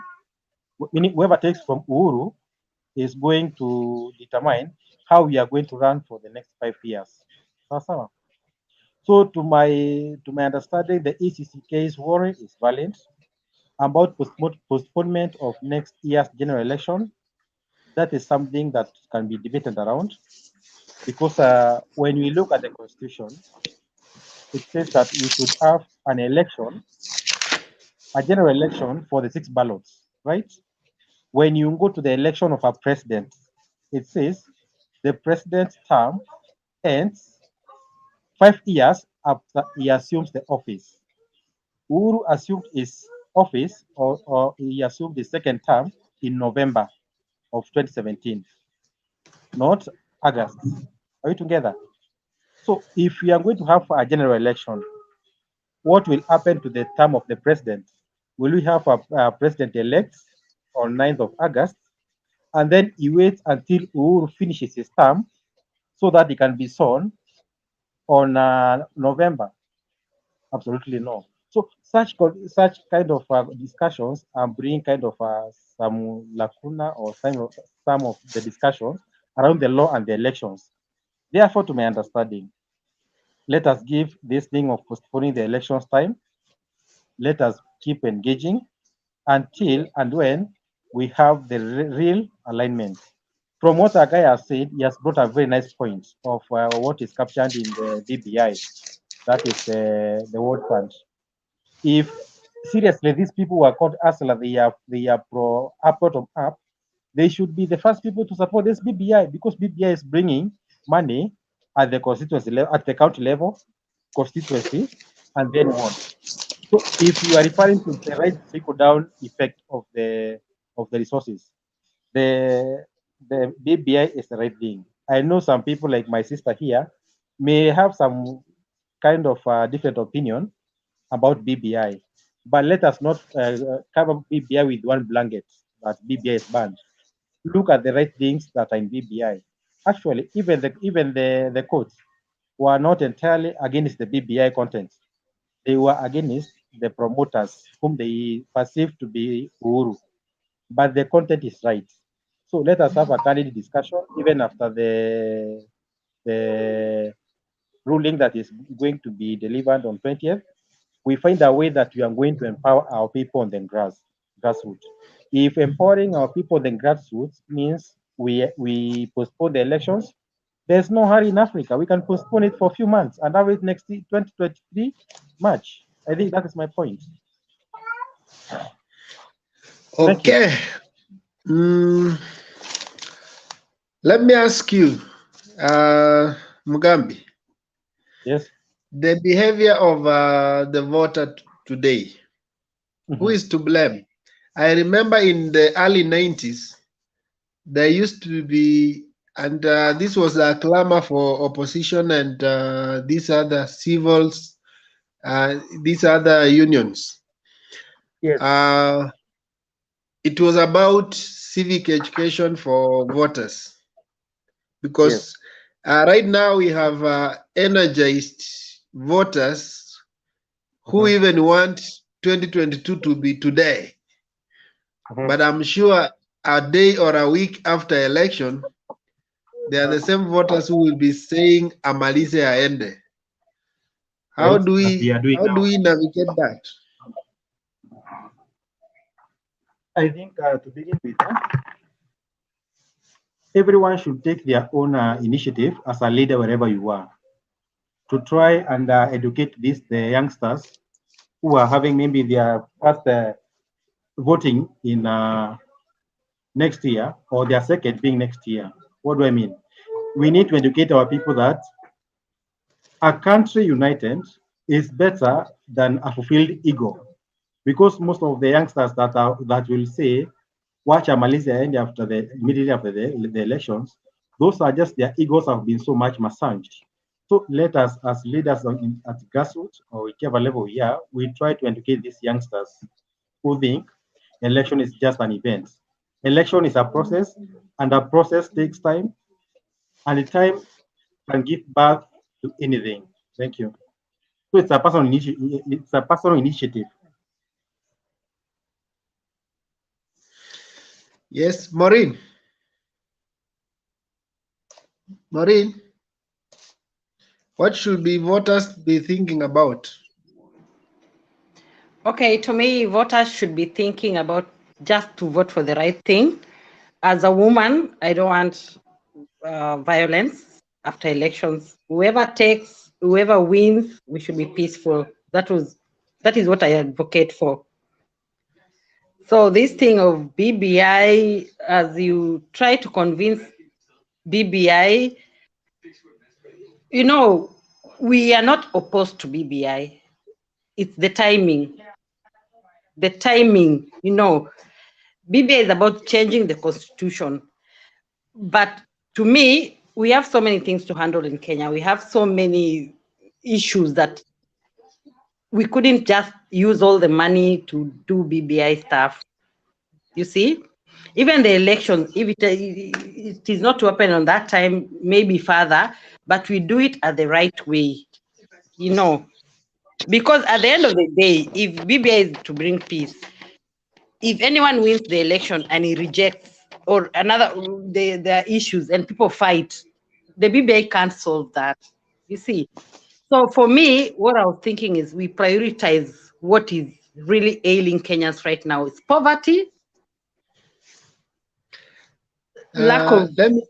Let me ask you in this way, yeah? I think you come from Rift Valley. Yeah. There's a place in between West Pokot and Turkana. West Pokot? Yes, there's a place. Okay. Yes. Just wait. There's a place between West Pokot and Turkana. I don't know, Maricho somewhere. Rift Valley is from Turkana, is in Rift Valley. Wait, I finish what I'm saying. We just need to pick an idea. You don't have to know there. So there's a place between West Pokot and Turkana. It's called Marich. There was something like an altar or a stone that was built. Marich. Yes, and then it was to act as a reminder between the Turkanas and the West Pokot. They used to fight and for cattle wrestling. So it was raised by the leaders as a reminder that now we have had peace and we need to respect each other and live in harmony. Yeah. You see, that is just a stone, isn't it? And we can argue like, why do we have to, can that stone bring peace? But it has its place, huh? It has its function. It's a reminder. Now, BBI, it began by handshake. And then there was a document which came to actualize what they had raised, the issues they had raised. And then they wanted to not just to leave it as a document, but they wanted it to put into the constitution such that these values we have gained from our peace, our harmony, should be inculcated and be practiced in the nation and should also be protected by our constitution, such that it's not me and my own whims or my desire to give people peace, but it is the constitution now giving people peace and guaranteeing them. You should understand that we are not opposed to BBI, but the process, BBI was supposed to be taken down to the people to understand what is BBI first, to read the document, to internalize it, to get to the voting. But there were shortcuts. In fact, you remember the MCAs were given grand cars and these things should pass very quickly. I have my friends who are DOs. We were schooling together. DO in Kakamega. She told me they were telling them, make sure that the signatures are here. So the process was so wrong. They could take it slowly, and to reach to the ground for people to read it, to understand. But the problem is, whatever is in BBI, even we don't know, if it's good, people didn't even have time to read it. People didn't have even copies. That is the problem with BBI. But anyway, if BBI... Wekesa, may I say something? For Maureen? I want to hold you on record on this one. That now that there is a new conversation in town about the postponement of election, the Tanga team is also going to accept that election is not a priority, just like BBI has not been a priority for them. Let us just continue addressing poverty, forget about 2022 elections. But if they reach when that topic comes up and they switch, they turn the election to be an emergency, isn't that an indication that their BBI has You know the problem in been Kenya, a ploy all along? they have taken everything to be political. If BBI is really good to Kenyans, and if they can take election to the next year because of, you know, even Ruto himself can tone down and say, okay, let election be even 5 years to come. He can't lose nothing because he's still young. He can buy another time. But as Kenyans, what will you benefit, Bernard, when elections are taken forward? What will you benefit if even elections are done today? We have to see what we as youth, we as young people, what will you benefit? We don't have to be psychopaths I find it very difficult to appreciate what is being pushed by Tangatanga in terms of how well they choreograph things to suit their ideology in terms of this is not important, this is not a priority, okay? Then when it turns to theirs being postponed, they say, no, we would rather die than postpone election. So I don't think there's anybody who say they rather die. They say follow the constitution. The election should be I frame my on question that day. before you answer. What makes BBI not a priority, but elections are very important priority that somebody wants to die if they postpone? Okay, Bernard, I'm answering you because the elections is in the constitution that date that was set should be the election date, you know? And BBI was not in the constitution. So why can't we finish the election? COVID-19 and poverty. Bernard, look at this scenario that we do the elections and ODM or Raila becomes the president. Then when Raila becomes the president, now he says, let's review the constitution now. Then you bring up the constitution at that time. You know, why can't this constitution wait after elections? Whoever will be the president come up and say, now we review the constitution. Why is it? Do you know why it is not done that way, Maureen? Because constitution making is a political process. If you do it immediately after election, then you are not even immediately. Wait, I finish. You just respond. Constitution making is a political process. If you finish an election, you need to go straight to development. You begin a constitution making process, it's another political process that may make the government not to settle down. And that's why you look at it historically, all the constitution making process are tied to the next election because it has to be done within us. Okay, Wekesa. You have to give the government time to perform and also you have time to do the constitution process. There's so much glorified repeal of the constitution 1991. It was around 1 year or some months towards election. Then when you come to 2010, it was done 2010. Then the next, like we had the 2012 elections. So you cannot begin the term with constitution making. You will make your whole term political, and nothing will be achieved. You know what, Wekesa? We are working under the 2010 Constitution.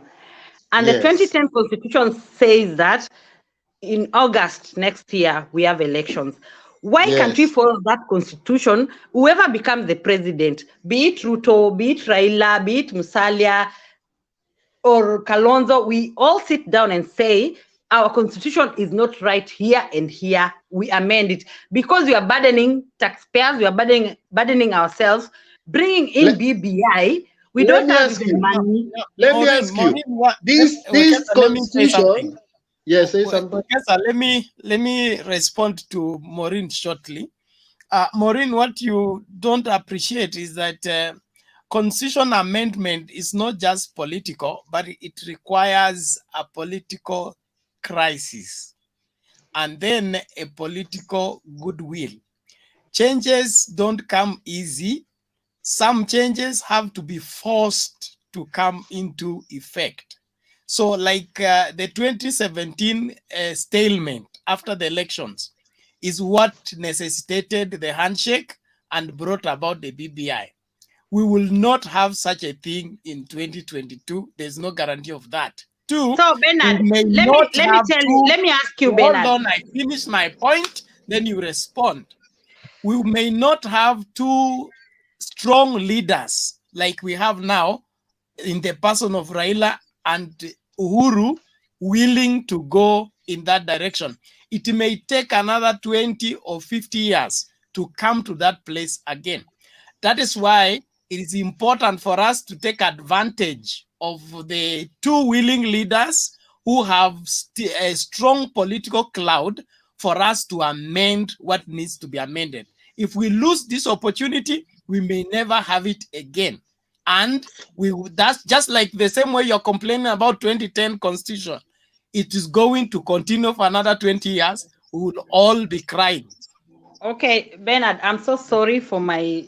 Thank you for that. To my brothers, I'm so sorry for Kenya, because the thing that you're not seeing right now is that we are economically down. Where will we get money for BBI, then election? They could prioritize the burning issues first. People are poor in Kenya. People are dying. People are hungry. This money that could be used for BBI could do many other things. We have COVID here. People are dying in hospitals. So if you, in your right mind, you thinking, if you have kids and you're thinking now, will this BBI help my kid right now? Will this BBI, even the elections, let me put up to that election. If we had a good president, if Uhuru could be a good president now, we could not be like, let's chase him. We could vote him back, or we could let him even stay, but we become economically... Let's all agree. We let him stay. He's a good president. No, you voted for him 3 times. No. Okay, let him be. It's better even the devil you know than the angel you don't know. Let him be, but let him do the right thing. Let him fight corruption. Can I ask Maureen a question? Maureen, a question, eh? Mm-hmm. You are telling us that our country is poor, there is no money, there is nothing, right? No. Our country is not poor. I'm a Kenyan. But the management, everything, corruption, everything. Yes, so there are poor people in Kenya. There are people who sleep hungry in Kenya. There are people who don't have any. Even the schools were opening last, and everybody's asking for money for school fees. And you're talking about UBI or even the election. They should all go to hell. My question is, number one, have you read the BBI yourself? Which one now? Have you read the BBI? The document? I didn't have a chance to read it. Thank you. So if you have not read it, you should not criticize something that you don't know about. No, I don't. Mugambi, I've said I don't criticize BBI. I criticize the process and the timing. But you have said the BBI is useless. It has no value. Listen, let me tell you one thing. I didn't say it doesn't have value. I said BBI at this time doesn't make sense. I think let's pause there and then we will come back to you. Kuna mtu anaitwa Bamriati ama Brian? Brian. Is Brian around? If he's not ready, then we can go to Ndeto. Ndeto, you know the topic? Yes. Yeah, we are discussing. Okay. How are you guys? We are good. Whether election should be postponed. Or it should go on the way it's okay. In the words of Ncck, election must happen on that date.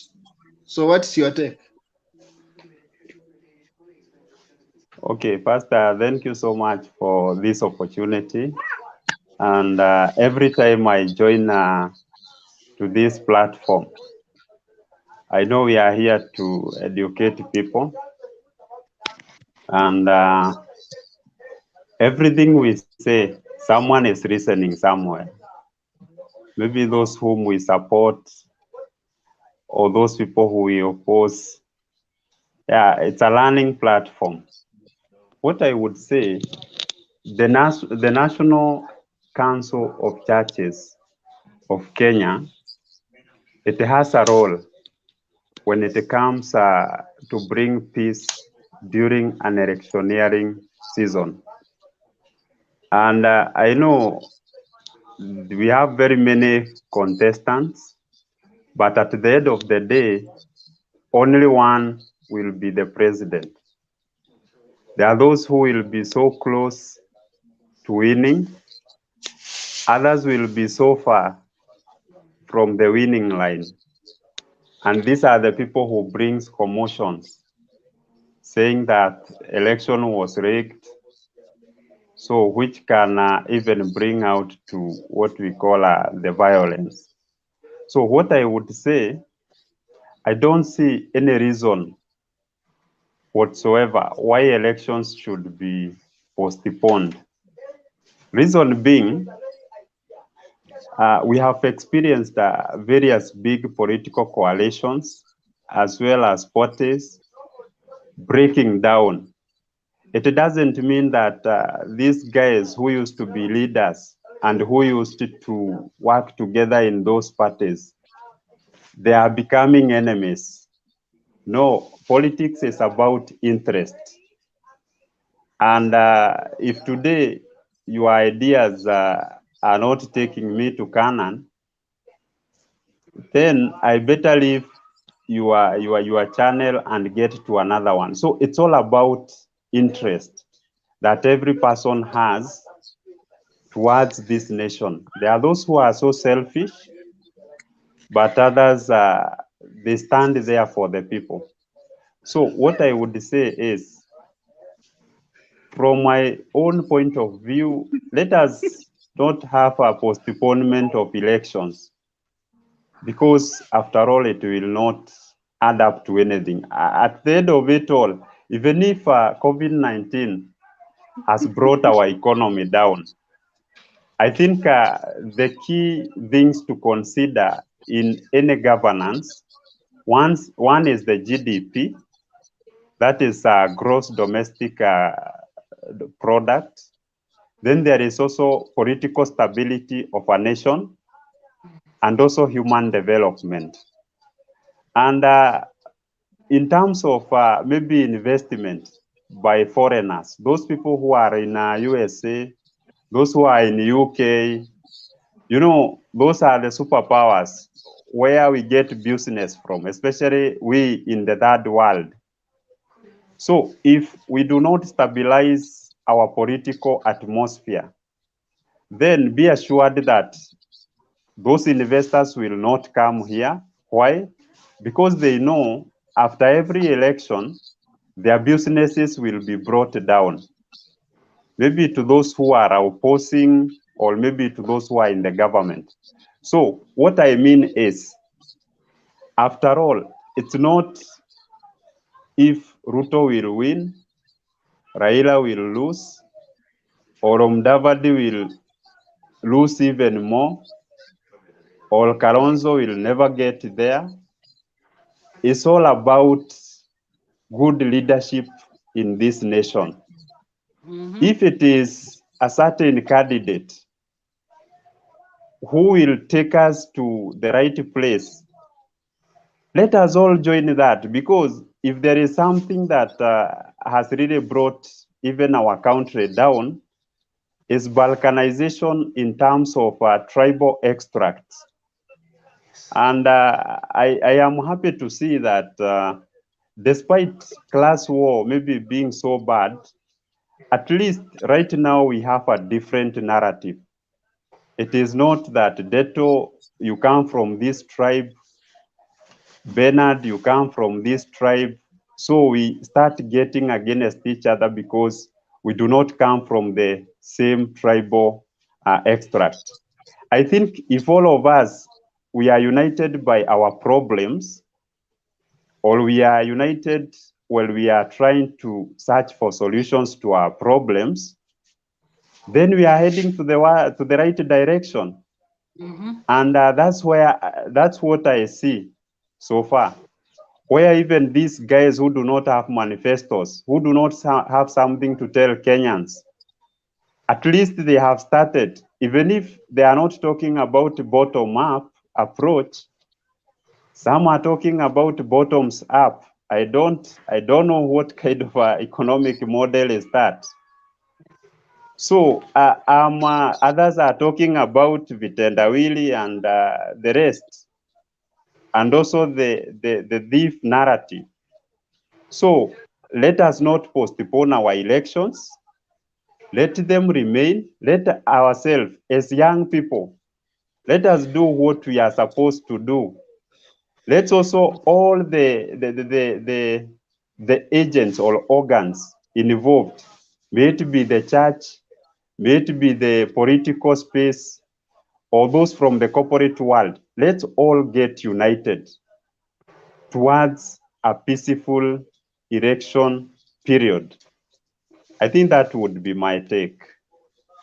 Yeah, let me ask you on the narrative thing. What is this?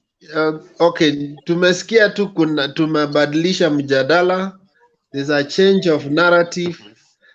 There's something new in the political arena. Is it that we are new in the Kenyan politics, or like we are speaking to the people who just maybe got an ID yesterday? They have been in politics. They are even aiming to vote for the first time, because we have had so many political narratives. Even this so-called tribal narrative is just being forced, but we have had serious political narrative. I remember even when the ODM came up, the narrative was Majimboism, and Majimbo was about devolution, and it went so around the whole country, and the opponents started turning it. Instead of saying Majimbo for devolution, they started saying we are clustering the nation into compartments.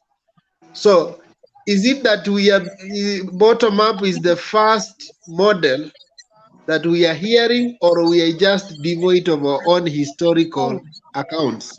If you ask, so there are people even who think like Kibaki didn't have a model. Kibaki had his own. Moi had a Nyayo philosophy. In fact, Moi never had a tribal thing. His Nyayo philosophy was built on peace, love, unity. It was a song, peace, love, unity. So I don't know, where do we get this tribal narrative? Okay, my point is, politics is very interesting, and there must be a certain tune that will compel the majority towards your political ideas. Like in 2017, there was this issue about digital versus analog. And some were like analog for ODM guys. Others were saying we must transit to digital. And for sure, it catched fire. And it was very interesting. What I mean is, Ruto being the Tagatanga.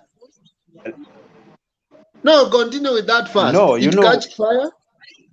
It caught fire. Okay. Then implementation part of it. We Kenyans. Kenyans. Every human, we are political animals, and we like it when it is too hot. Because when things are like the other day. Wait before you bring the political animalism in us. We know. We were so okay. You guys are saying you are changing the narrative, and you are reminding us that there has been even better narratives, isn't it? Like the digital versus the analog, and it catched fire. After election, where did the fire go? Because it cannot. The fire went to the. It cannot change the fire from. Went along Wait, the wait, streets I of finish. Nairobi. Wait, I finish. It cannot change from. Wekesa, stop being sarcastic, please. No, I Point want of him order. to. I want us to Yeah, discuss so that because we cannot just come up with models and we don't implement them. It's very important to take let me stock of answer where you. we have been. Why are you emphasizing so much on catching fire? Because you think it's... Let me answer Why? you. Let me Wekesa, answer stop. you. We Let have him seen continue. you know, Kenya right now, if there is something that is missing, it is opposition. And that's why you see everything going the way it is going. Yeah. Because Very true. the man we used to see in the street every Monday, nowadays the guy is in the government. No one to And I wish oversight if the government. Ndeto, I wish Baba could just please. be. I wish Baba could just stay that way, like fighting for our rights. You could be the next president. I have a question for Deto. Baba messed himself with the handshake. There's somebody who Deto, has a question. I have a question for you. Deto, I have a question And I for you. want, after you ask the question, after Ndeto you answer, we want to bring in Tom. Then No, I have a question for Deto. Yeah, ask the question. Deto, my first question is, you have told us that we need to remove this tribal balkanization, right? Yeah. Do you want to tell us that we should all fall maybe under one party or under one slogan or under one belief? Because if that could be your point, all ASLA should be in UDA, but we have so many people under ASLA who form their own political parties, meaning that as we end towards the general elections, those small parties, they will just have their own cocoons in their own tribal lines. Number two, you have talked about the opposition. Do you know in the current constitution we have no opposition, but the BBA was going to bring the office of the opposition? Okay, I will begin with the first question. You know, Kenyan politics are tribal in nature. And if you are not accepted from your own region or from where you come from, then you do not have a force even to propel in whatever the party that you will get. So, despite that, maybe these guys like ODM, I was very amused yesterday. Wait. Somebody needs to switch off the mic. Maureen, kindly switch off your mic. Okay. I was very amused yesterday to see NASA coming down to, you know, every party now, Wiper, ODM, as well as even ANC, they are now independent. So the very same thing, Jubilee as a coalition, we have seen KANU, they can move from one party to another, they can support NASA, they can support Jubilee, they are all over. So if we compare and contrast that with mature democracies, for instance, in the United States, we have Democrats, we have Republicans, and also maybe they are independent. So you see, also in South Africa, we have ANC. So if you can compare that with Kenya, you will find that there are no much to there are no much to compare. But when you contrast, you will discover that one thing with these countries, which have mature democracies, their party, even after 5 years, they are still intact. Meaning, these guys are, if it is about indiscipline in a party, they are able to deal with this kind of indisciplines. And if you are a corrupt, for instance, you can be dealt with and you can be disciplined by at party level. And maybe when you are removed from one party, you may not join even in another party because you may find yourself, you have no space because what you are practicing is not ethical. And that's why I think in Kenya, because if I come out of NASA or Jubilee, I will start my own party. That's why these things of tribalism, it can never end in our country. This kind of corruption, it can never end. So let us evade from starting up new coalitions after elections to another election to another election. Let us come up with guys who will fundamentally study their parties. If it is UDA, for instance, I would love to see UDA existing after 100 years. So that we say our founder. Where are you going with this? Because I have tried so hard to follow you, and I'm really struggling. Yeah, I said to finish.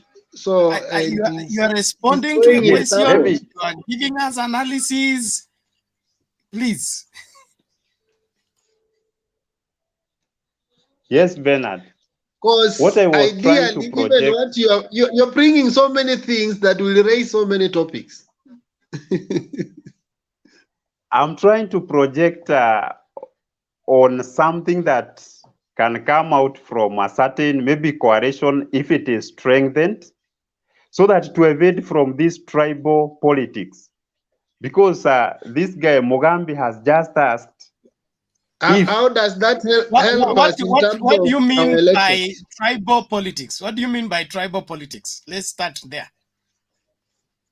That as Ndeto, I cannot go to Kisumu because my name is Ndeto. I will not be accepted in that community. They cannot vote a person who does not come from their own. If you fight me also in a big office, if you fight me in a big office, Bernard, that's what I was saying. Why can people come to Wasing issue? Because it's the same thing that we're saying. When you go, like, Point of order. Yes. Point of order. if I go to Kisumu and they see my surname, people will be like, Ayaka, I'm not hearing you. You are not hearing me because I know what Clinton is doing with my voice, and I know he's about to remove me. I hope you can hear me now. Yes. Thank you very much. So I'm telling you, it is simple and square. You cannot let Ndeto move away with this. In fact, in Kisumu, we have Shakil Shabir. He's not even a Kenyan. He's an Indian. Elected. Junet Mohammed Noor, all the way from Somali, is elected in Kisumu. If you think Ndeto is the problem in Kisumu, it is now you. You are the problem in Kisumu. That's why you can't be voted in Kisumu. In Kiambu, but which is central, Ayaga. Let him finish first. Ayaga, we have Ayaga, we do not have a tribe in Kenya called Idia. Let him finish first. My friend, you have a Railaphobia or a Railaphobia, and those are the things we are talking about as youths. You cannot come here to tell us what people are telling us when we were not voters.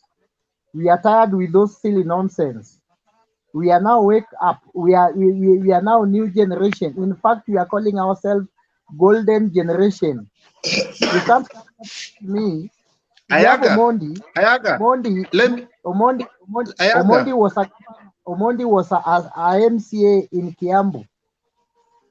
Replaced when he died. Ayaga, before you finish the point on Omondi, before you finish the point on Omondi, you have given two examples of a certain Indian guy who has been voted for in Kisumu, and also Junet Mohammed.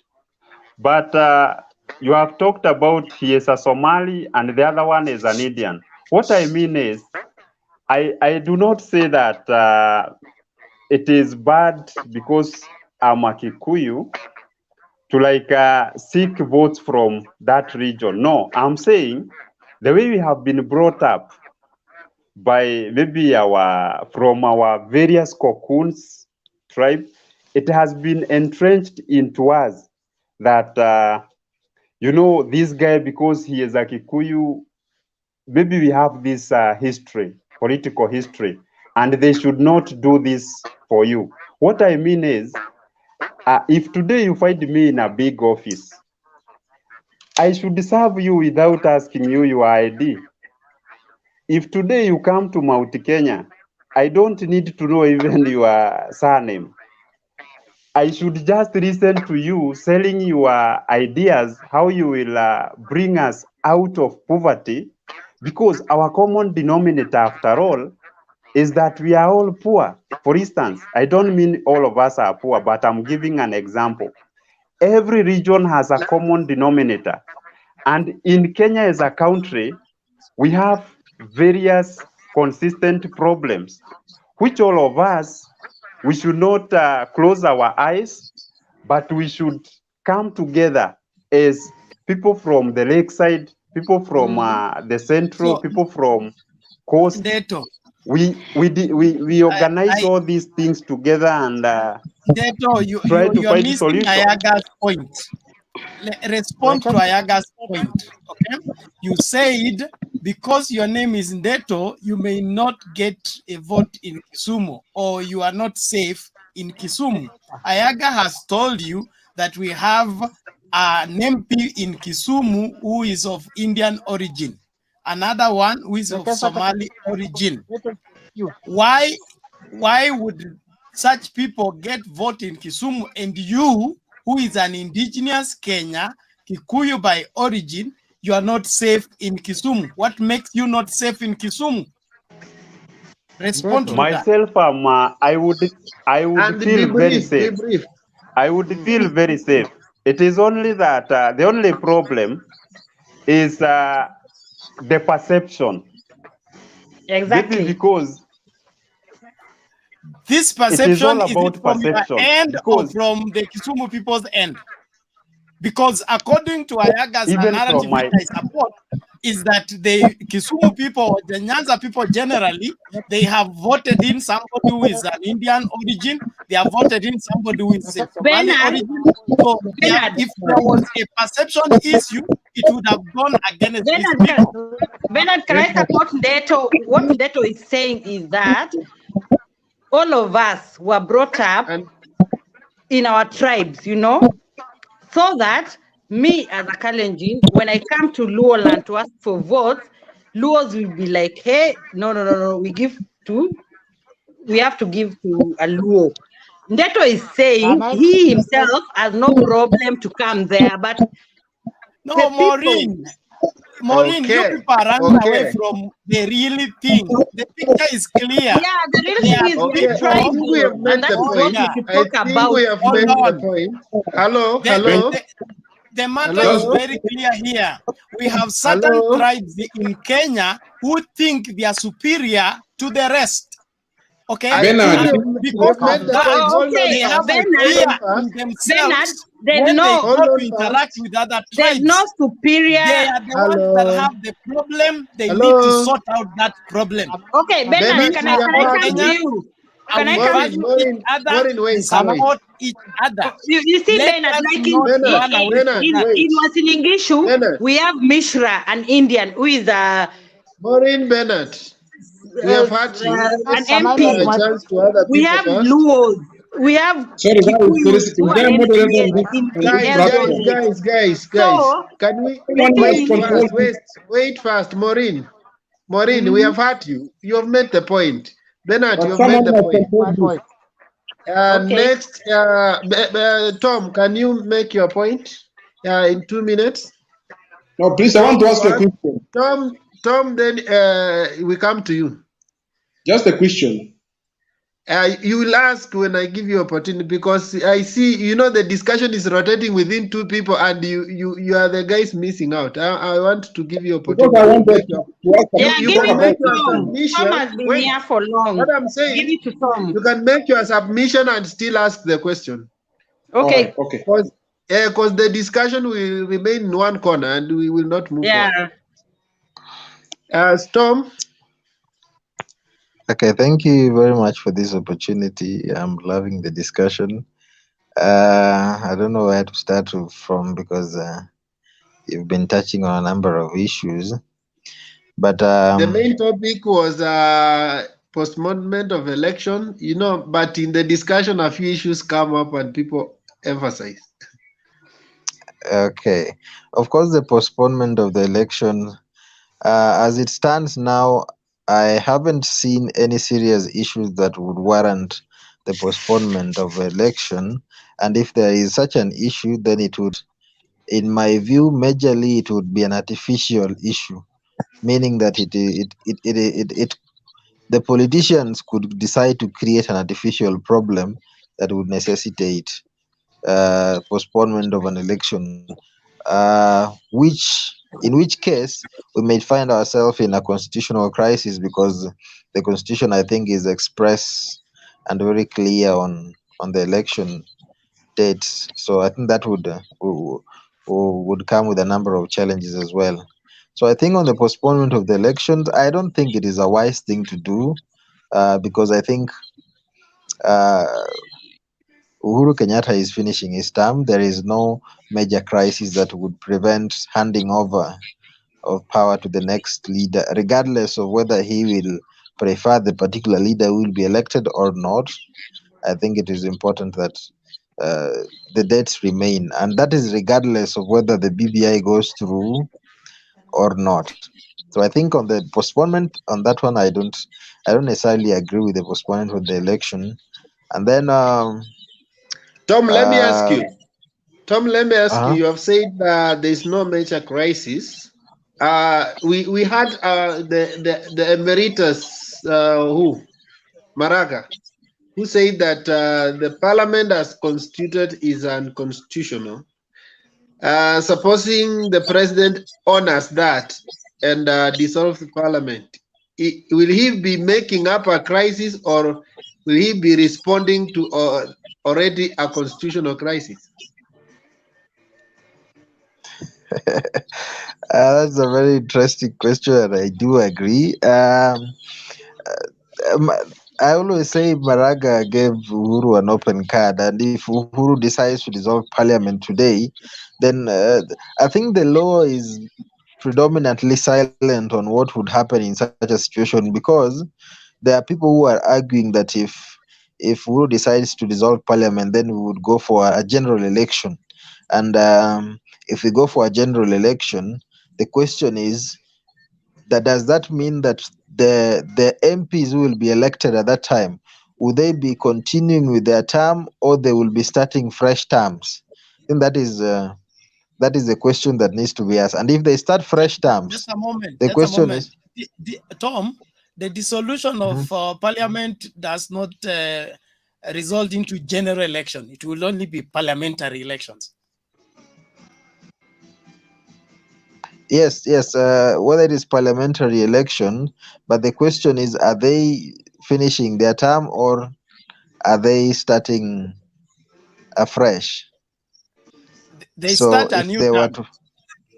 If they to start a new term, then the question is, what is the term of parliament? Because the constitution says the term of parliament is 5 years, and if the term of parliament is 5 years, then you can see the problem that that is 5 years from the election. If they are doing an election, it is not even a guarantee that they will come back. So you cannot say that somebody you come back to finish. I cannot come as a new MP to finish a term of somebody who has failed the election. So it doesn't apply even what you are saying.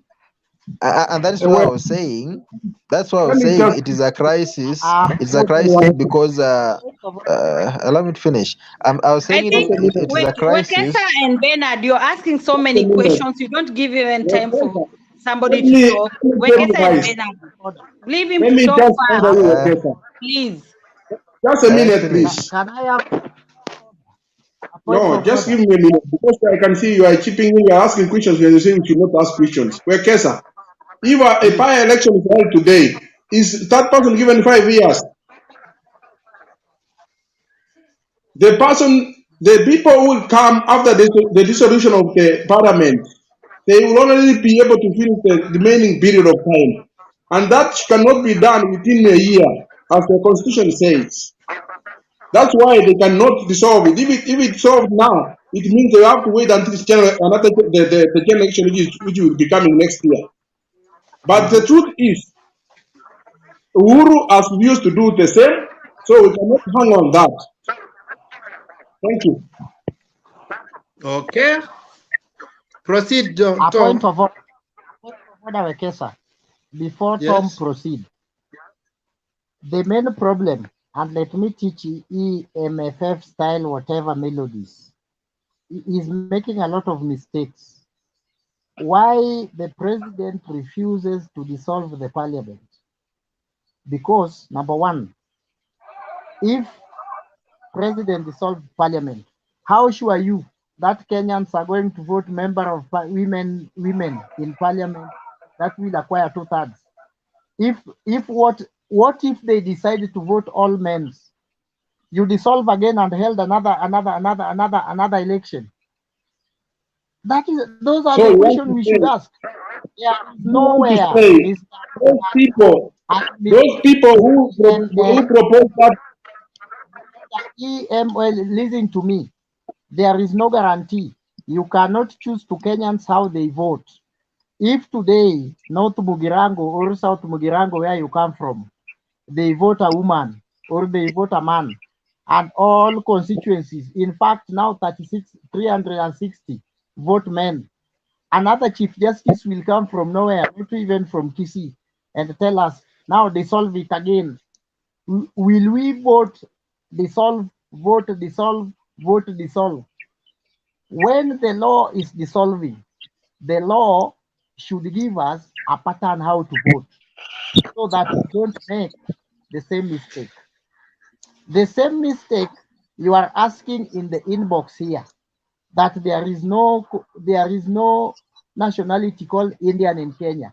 I want to tell you categorically, you can go and ask William Ruto if you like.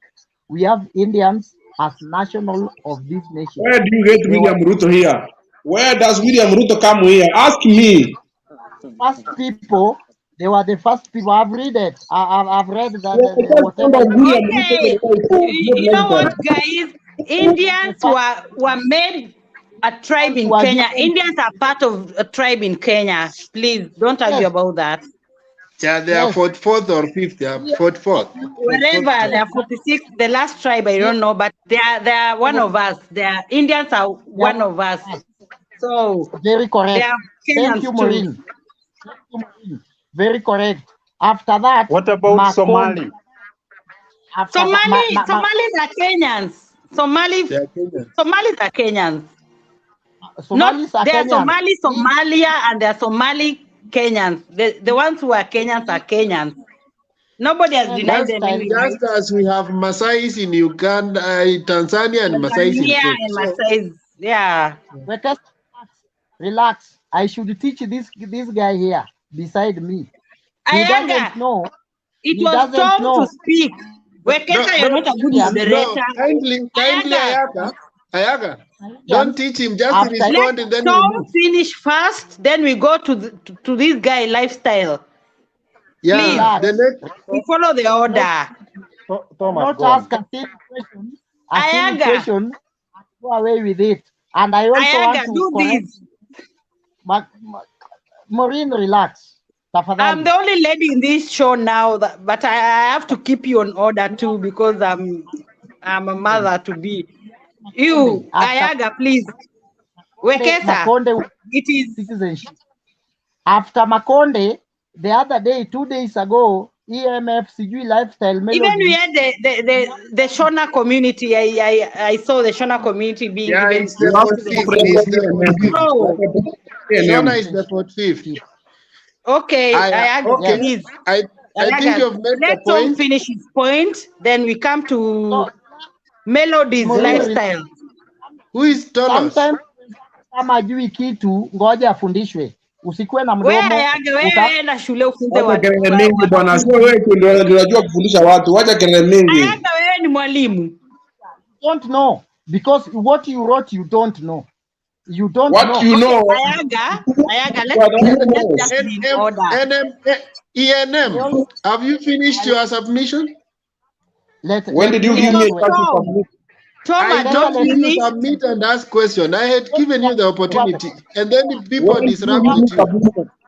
When did you give me Ayaga, the are you time? sent? Are you sent, Ayaga? Wekesa, you should moderate Okay, Grace order, Mini. order, It is everybody. No, Tom, Order, then Ayaga, who you. are it's you only people are representing? disrupting Let's have you. order first. Who are you The Order. representing? Just because Okay, someone Tom has Everybody mute your Tom, mic. let Tom mentioned finish, a then we certain come no, to name, you cannot lifestyle. nini. Order. kindly everybody mute. Let Everybody him also mute. keep quiet. Let him Everybody also mute. keep quiet. We listen Who is to him others. here? Let me Let finish. Ayaga. everybody mute your mic. Let us establish order and then move on. Okay, thank you very much. Let me proceed. I No, tell Ayaga, One minute, Ayaga, it was not Ayaga. your turn. 1 minute. Ayaga, it wasn't your 1 turn. minute. I'm done with Maureen. I'm done with Maureen and No, lifestyle. Ayaga, ngoja kwanza. Jirani, ngoja kwanza. Ayaga, you hate me so Let's much. follow the process the rightly for the Ayaga sake is of the saying that platform it's and Tom, for the then viewer. we'll come to lifestyle, So then maybe it Ayaga, will be you. Truth. hold on, I think, Ayaga. Ayaga, Thank you. you are taking it now. Ayaga, can Please. you listen to those who are moderating, please? ENM, proceed. I will not be heckled to I rarely listen for intimidation. Ayaga, you want to pretend as if you are the one who pays bundles for us to be on this platform, and this is a reckless thing that you are Ayaga, doing. There must be Ayaga, a man enough. you have so low self-esteem. You have that. Are you short man syndrome or something? I will teach. I will teach you. Ayaga, you have a problem. Please, Sorry. Ayaga, hold on, please. Thank you, Ayaga. Now, please order. Ayaga, Order, illuminate everybody. your room first. Hapana, ngoja Illuminate Neto your room, nyamaza. Ayaga. We Ngoja. want to see you clearly. Neto, no, Neto, don't go personal on this. We are on an international platform. We are being viewed all over the world. Let's not Okay, turn this into Bernard, child's we play. go to Tom. Let Tom Ngoja finish his kwanza. points. Maureen, Can see me clear. I agree with you, but order first, then we move on. Okay? No heckling, no shouting at each other, please. Let's hear from EM. I thought Leto Ayaga want to see Goja me Kwanza clearly. will come for you later. No, Bernard, let me finish. No, Ayaga, Please no. What do you feel is I will others are talking? No. Bernard, Ayaga, What do you no want to to feel when others are Ayaga. talking? You want to think Until you're a the man last alone. You can speak alone. Sawa. Just So we can hold leave you your to speak point. alone. We'll share it first. You don't know it Okay, are can Kenyan, so you let me speak alone? Bernard, can I Ayaga, finish? fanya hivi. Tafadhali, hapana, utamaliza in the second round, not this one. Absolutely. Hold your horses, put down your points. I'll will give you enough time to let finish what you want to say, but not at this time. blame me. You will are out still of blame order. me. Swallow your Hapana, ego, Muna. There are Ayaga, all men you here. are Swallow your begging. ego. You have no nothing. You don't know nothing. Swallow your Bernard, ego. Bernard, why do you give so much airtime to this Ayaga? He should be quiet for a while, give other people time to talk. Now Tom was making a You know point, the Tom is problem. gone. The next Maureen, person The should come problem on is, board. wait, Maureen, the problem is the moderator who can switch off who can mute us is not there. It's controlled by either Clinton or Nani. It's not that. Let's have one person chairing the meeting and the rest of us to follow. If somebody's being reprimanded, let not everybody reprimand that person. We lose the control of the platform. Hold your Okay. horses. We establish the order and move forward. Sio kila mtu anaongea at the same time. Okay, Sawa, there is SK na kuna huyu lifestyle hajaongea, Tom ameenda, so tuendelee. Maureen, we know you are the lady, yes, and ladies first, but men before. So please, let's have order. Okay, Ian, ask your question and make your submission. Ayaga, we are coming for you. Sawa. I will call him. Okay, I leave this chance for Ayaga. I don't want to say anything. It's okay. Ayaga, continue. Thank you very much. Wengi kabisa. Mimi si mtu wa kutishwa. Let me finish. The people who have been here like Bernard, they know me. You can't heckle me and have your time. You will not. Never. Hiyo nimekataa. But I give people wanted to peace. correct. If, in fact, Ayaga, are you threatening us? Are you Kwani Ayaga wewe threatening ni us? nani? Una Ayaga. bulldoze watu? Who are Kwani you? wewe, Umeongea who are sana. you? There are people who hata wajaongea. Yes, We toka. you are really, who are you? You're intimidating Or people who by are you the way. Na representing? kama unataka watu watoke kwa hii Who are platform you ubaki kuongea na representing? hewa utabaki. Ati hata akina Bernard wanakujua. Bernard, kwa hivyo ni wewe unaruhusu huyu mtu atusubue hapa? Kama ni platform iko free, everybody should be If able someone fair can huyu give, Look here, SK. everybody. Maureen and Ndeto. Look here. Bernard, give it to SK. Present Not tafadhali. Ayaga. Ndio huyu mwenye anaitwa Ngoja. SK yako hapo saa hii. Hold on. Maureen, I respect you. I respect ladies, starting with my mother. Okay? But order is important. Exactly, you're the one who is not following the order. Wewe ndio moderate vizuri. You are Moderate. out of order by moderating me so that I moderate. That's Okay, what I'm you are sorry. looking for. You want to moderate me so that I moderate. I Okay, cannot I'm do sorry, that. but be neutral. Just know everybody here who comes here wants to talk something, not few people. We have given you time to ask your questions and make your submission. So wait for your turn. Sawa. Can I have Neto, the same thing. If you have an issue with anyone here, talk to that person through the chair, not directly. Let's not shout at each other, and let's not turn this place into a marketplace. This is a very important platform and it's being viewed worldwide. This video will be on this platform 20 years from now. You will come here with your grandchildren to show them how you used to perform while you're on this platform. So don't make any scene here that you will not want to watch with your great grandchildren. That's your internet. So, never Bernard. forget. Remember that. Bernard, the point I'm trying to make, Bernard, is please let Ayaga maintain order. Let us give each one of us time. If it is his turn, it's okay. let The him point just is made. make his submissions. Ayaga is a senior Yes, citizen let here. him not He knows heckle. how we work here. So he has understood Ni what we venye have said amepiga hapo, and is going to behave ni from venye now ameingiza henceforth. Let's maringo not go hapo back ati there. Let's not go back there. ameingiza maringo hapo kidogo. Sasa nikiwaacha nyinyi wawili hatutaondoka hapa. Okay. Thank you very now much. let's move on. Ayaga. Let me have my 2 minutes. I only need my 2 Okay, minutes. I give you your 2 minutes. After that, you hold your horses until I come for you. Thank you. I will keep quiet mpaka saa 12 unless I'm given the opportunity.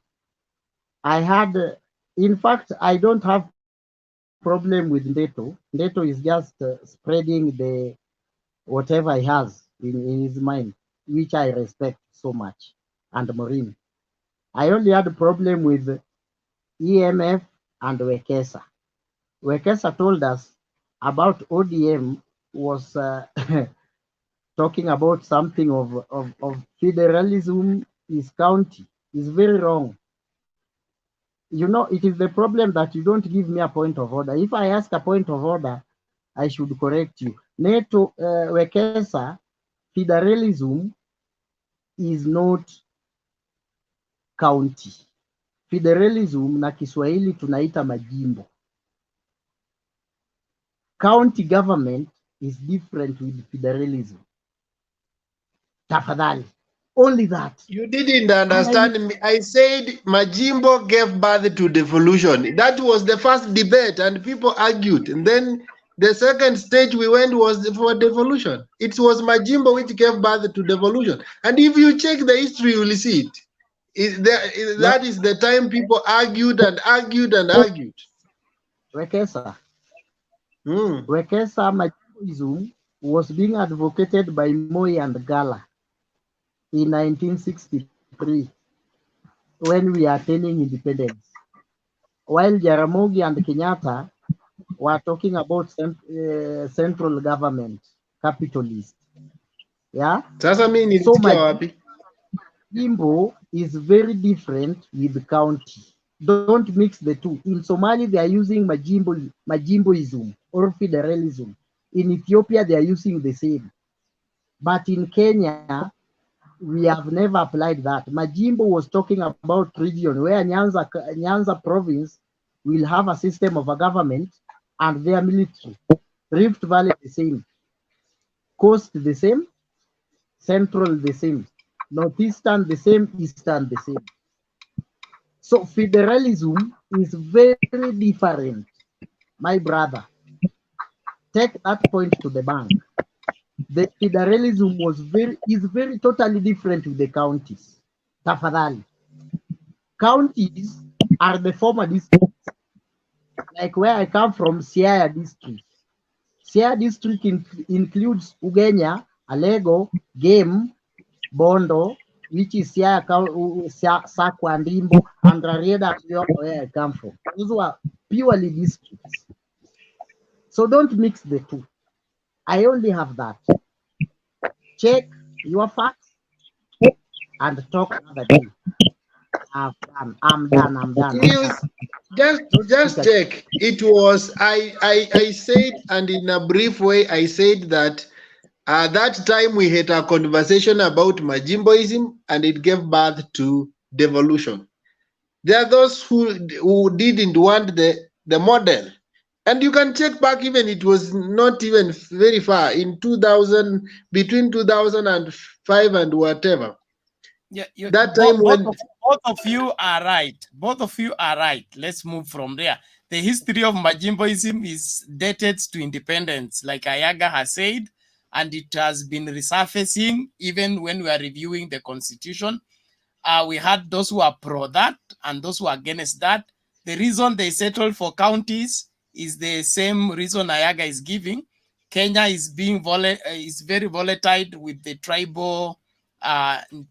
tribal energy, whereby some federal states would have declared independence, just like we were doing in 2017 after the election. So the reason for counties was to continue having as a one indivisible Kenya.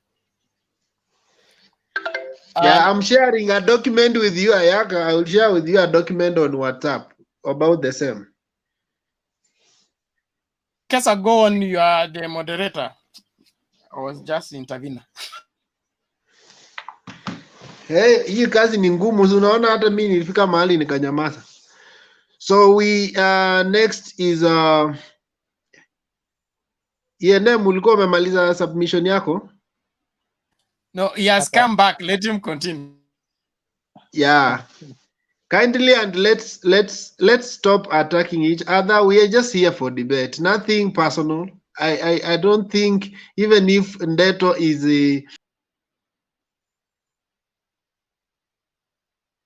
we are enemies, we are just here to compete our ideas, not our personalities.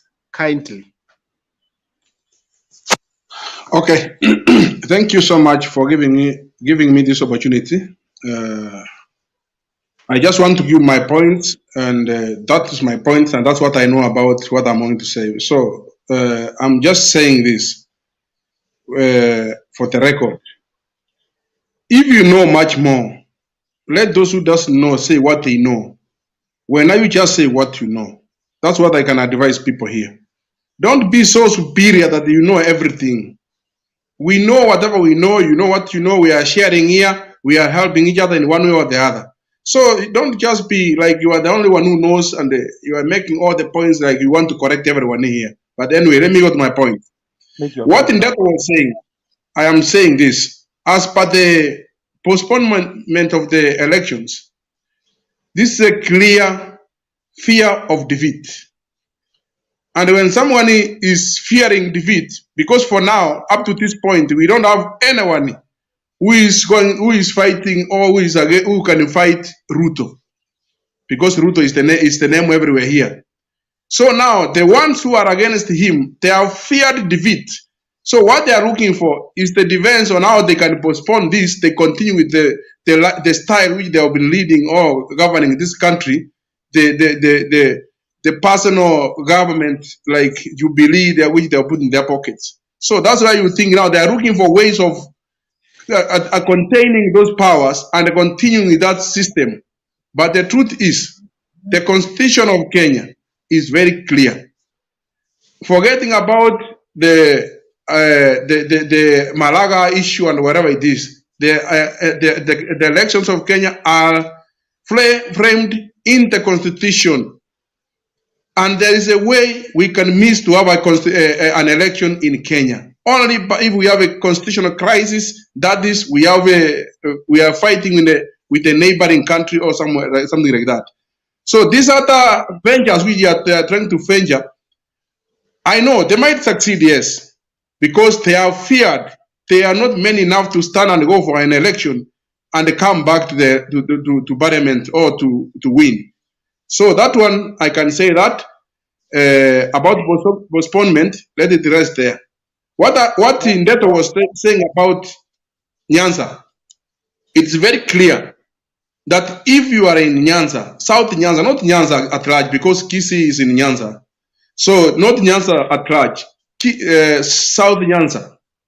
If you are in that, if you are not in that party, ODM, you will win. It is only 1% which can win, being from an individual,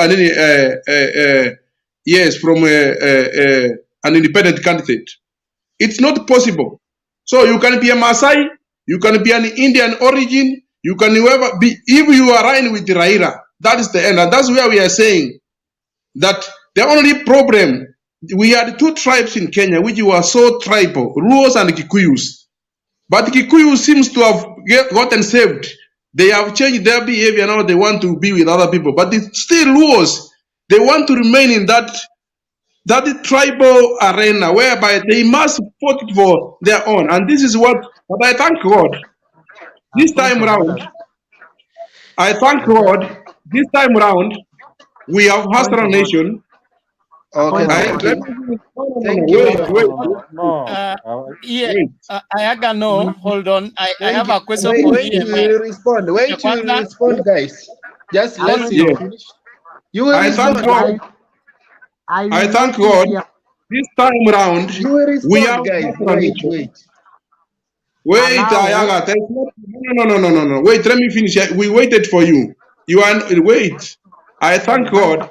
This time around, we have the Hastara Nation everywhere in Kenya, including the Kisumu, the South Nyanza, which we never saw anyone campaigning against Raila. So that is to say. That's why I want to educate you. A point of order. No, you cannot educate me. Wait first. Put your points across. You will talk. Wait. 30 seconds. No. Let me ask you a question, A&M. You say you ask your question at your time. Please don't let me finish. You ask your question at your time. Yeah, that's I thought you had finished. Just continue. Continue if you have not finished. Continue. But how, Mr. Nani Wekesa, how do I finish when there's a lot of interference like this? Why do you think I'm finishing always? I don't have control over the buttons of the other. You see, I'm not in the studio. Why do you say I finished? Where did you hear me finish? Hold on, you people. Order, everybody. Ayaga, mute your mic. Everybody, mute your mics. In South There is Nyanza, some where feedback coming in Kisii, ODM had no even member of parliament in Kisii, where he come from. Until the other day, we have a by-election where Omweke, the other guy. I said South Nyanza. I said South Nyanza, excluding Kisii. When this guy is... He specified. He has specified. He has excluded the Kisii. So Ayaga, be alert. Be alert. I excluded Kisii. I said South Nyanza. Kindly has made the point. Can we move on? I want to tell him, Siaya, where I come from, we have David Ochieng. Ugenya is not in ODM. In Kisumu, I want to give you He's in which party? He's in which party? Keep quiet, my friend. Don't lengthen your mouth. You are supposed to keep quiet. In Kisumu, we have Olago Aluoch in Ford, Kenya, and Shakil Shabir was elected not in ODM, and Opio in Muhoroni is not an ODM governor. In Migori, we have Korea East and Korea West. Those are Jubilee MPs. So it is wrong. It is very wrong for a mature person. I hear you. Can I ask you a question? Let me ask you a question. I hear you. Let me ask you a question. ENM, it's you being asked questions, not you asking Ayaga. You will be creating another. It should be short. You finish your submission, you ask question. Ayaga, you are missing We the want to point. move to the next Ayaga, people. you are Kindly. missing the point. ENM was saying that when it comes to the way you are trying to profile, like in Kisumu we also have leaders from Ford, Kenya, but when you look at the majority, of those people who are elected, communities. By saying 2 communities, he has profiling 2 communities, and he's saying Kikuyus are now saved. It is only Luos. He said that, not me. Okay, yes, Ayaga. We have heard your point. We have heard your point. Allow me to add something on that, Ayaga. Allow me to add something on that. Right here in Nairobi, we have Jubilee MPs, then we have ODM MPs. Do we have any Jubilee MP in Nairobi who is not a Kikuyu? No, we don't have. But you cannot compare Nairobi with Kisumu. Wait, not a finishes. Nairobi is a metropolitan. No, I'm asking a question. This is Kenya. Neto is the same reason. I'm saying Nairobi being metropolitan, okay? We have Jubilee that is associated with the mountain, okay? And all the MPs are from the mountain. But ODM in Nairobi has Luya MPs, has Kisii MPs, has other tribes. So between these two, which one is saved and which one is not saved? Of course, ODM is saved. Why leave Rift Valley? Because we also have those affiliated with deputy ODM president. is there. Western Kenya. Exactly. So both of us, Let me say this. It was my time. Let me say this, Mr. Wekesa. I said only 2% out of 100%. You hear what I said? You can get an independent candidate. You can get from another party, but in South Nyanza, it's only 2%. If you want to prove me wrong, Mr. Ayaga, tell me how many MPs are from South Nyanza and how many MPs are independent or from other parties. It cannot be more than 2%. So let us not make this an issue. When you say that, when you go in Kalenjin community, we get 100% in one party. 100%. Wekesa, let me educate this guy who want to. Wekesa, let me educate this guy who is afraid of education. He doesn't want to read at all. South Nyanza, we have 4 counties. We have Homa Bay, Migori, Nyamira, and Kisii. There are 4. Nyamira is not in South Nyanza. In South Nyanza, because you are a fool, you don't know anything. Nyamira is in Kisii. Ayaga, mind your language. Ayaga, mind your language. Let us not insult one another. Let us maintain hygiene in this platform, Ayaga. Don't insult someone. Don't be personal. We are discussing national matters, not individual matters. If the guy is saying Nyamira is not in Nyanza, at Nyamira is not part of Nyanza, the guy is a fool. Obvious. He said South Don't Nyanza. I don't icon know that. that geography. Don't Your head icon is that. not working. You may You are have a, the But greatest you fool. people, I think you people you are may turning have a this platform different. into what? Yes, you know, we are here. We can differ. We can differ in ideas, but let us Yes, not get personal. it's true, Yes, and that is because we what are I not here say. to agree. Ayaga, Yes, we are Ayaga, not you here are to agree, too Ayaga. young to insult me, and you are so stupid. You are too young to insult me, and I have never Exactly. insulted you. Don't be so emotional. You are too Don't young to be so insult me. emotional here. We should be guided by our reasoning. Okay, Let okay. us Enough of reason. Let that. us not Okay, be it's so okay. emotional. Let me say this. I want to say the last word. This is my last We word. move to the next Withdraw person. the Next statement person and is apologize. Let the me next just say this. Ayaga, person withdraw Can that is you statement and apologize, now apologize. Ayaga? Can you apologize? Yenem. Kindly let's Yes, keep quiet first. yes, I will Let's keep quiet apologize. first. Ayaga withdraw and apologize. I will apologize. I will. I will apologize if the panelists convince me that Nyamira County is not in South Nyanza. I will apologize. No, Ayaga, that is not the problem. The problem is you used an becoming language. Okay, calling somebody a fool. That's not Exactly. right. So that's the one you withdraw. Not Nyamira, not county, not Nyanza. It is the insult. Because Collins Onyuka has correct me and is a senior member of this panel. That South Nyanza has 4 county. Like the way I'm saying, I apologize and I withdraw my words for calling this guy a fool. He's a very wise man by saying Nyamira County. Can you Thank you. apologize to Thank you. Can you Thank apologize you. to the Okay, panelists? thank you, No, thank you. Apologize to the that's all. That case is panelists. settled. Acha hiyo That's maneno. all. That's all. Nyamira That's County, all. Tanzania. That's all. Nyamira That's County all. is Thank you. That's all. in, Thank you. and Can we have now SK make his submissions? SK, make your submissions. Thank you.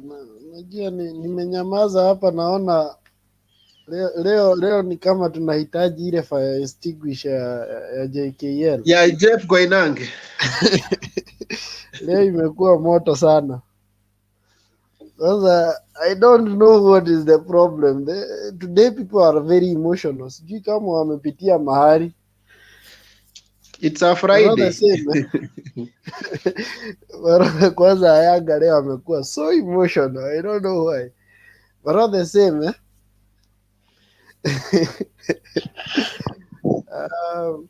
we are in the topic of the postponement of the elections. And according to me, there might be a game being played by someone where the election might be postponed because of the failures of the IEBC. Because the IEBC is supposed to review the boundaries after every 10 years.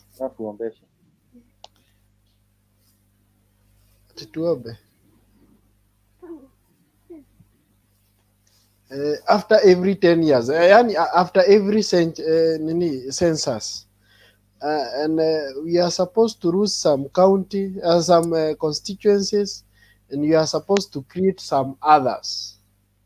Like my constituency is supposed to be abolished. That is Odaya constituency. I think we are in less than a year to the elections. Then I would like to make some comments about kitu yenye imeongelelewa hapo mbele about the dissolvement of the parliament. In the dissolvement, if the president decides to dissolve the parliament today, that is his own decision. He is just taking the advice. It was not an order. So even if he was to dissolve the parliament, we are just going for a parliamentary election. Then after the parliamentary election, the MPs are supposed to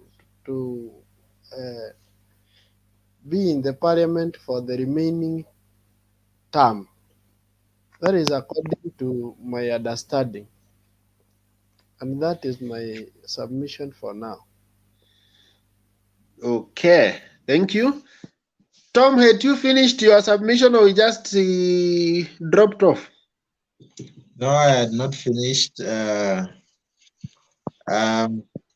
think I was on the verge of saying that in my view, if we were to have a postponement of the election, then that by in itself would contravene the provisions of the Constitution. And I also mentioned, I remember mentioning that if there were any substantial reason why that would necessitate the postponement, such a reason would be artificial. What do I mean by that? If the president were to decide to dissolve the parliament, then he would do it with certain political objectives, probably to postpone his term, to elongate his term in office, or to prepare favorable ground for the BBI, or probably to have a favorable candidate succeed in office. I do believe that he has that option of dissolving the parliament, but if he were to do it now, because he had the option of having done it earlier, but if you were to do it with the intention of postponing the election, then that would, I'm not saying that would necessarily postpone the election, but if there were any legal arguments that would result in postponement of the election as a result of that, then that still would be artificial and it will be done with certain political objectives in mind. But without any manipulation whatsoever, then in my view, the election date should stand as it is. Because I think this election is going to come out as one of the most divisive elections in history because of the vested interests that are involved in this, because it is a do or die for both parties. It is a chance for Ruto to prove his hustler narrative, that it can transcend our tribal nature, and it's also a chance for the Raila Odinga to utilize his supposed last and probably the final bullet, and probably the last stab in his quest for presidency.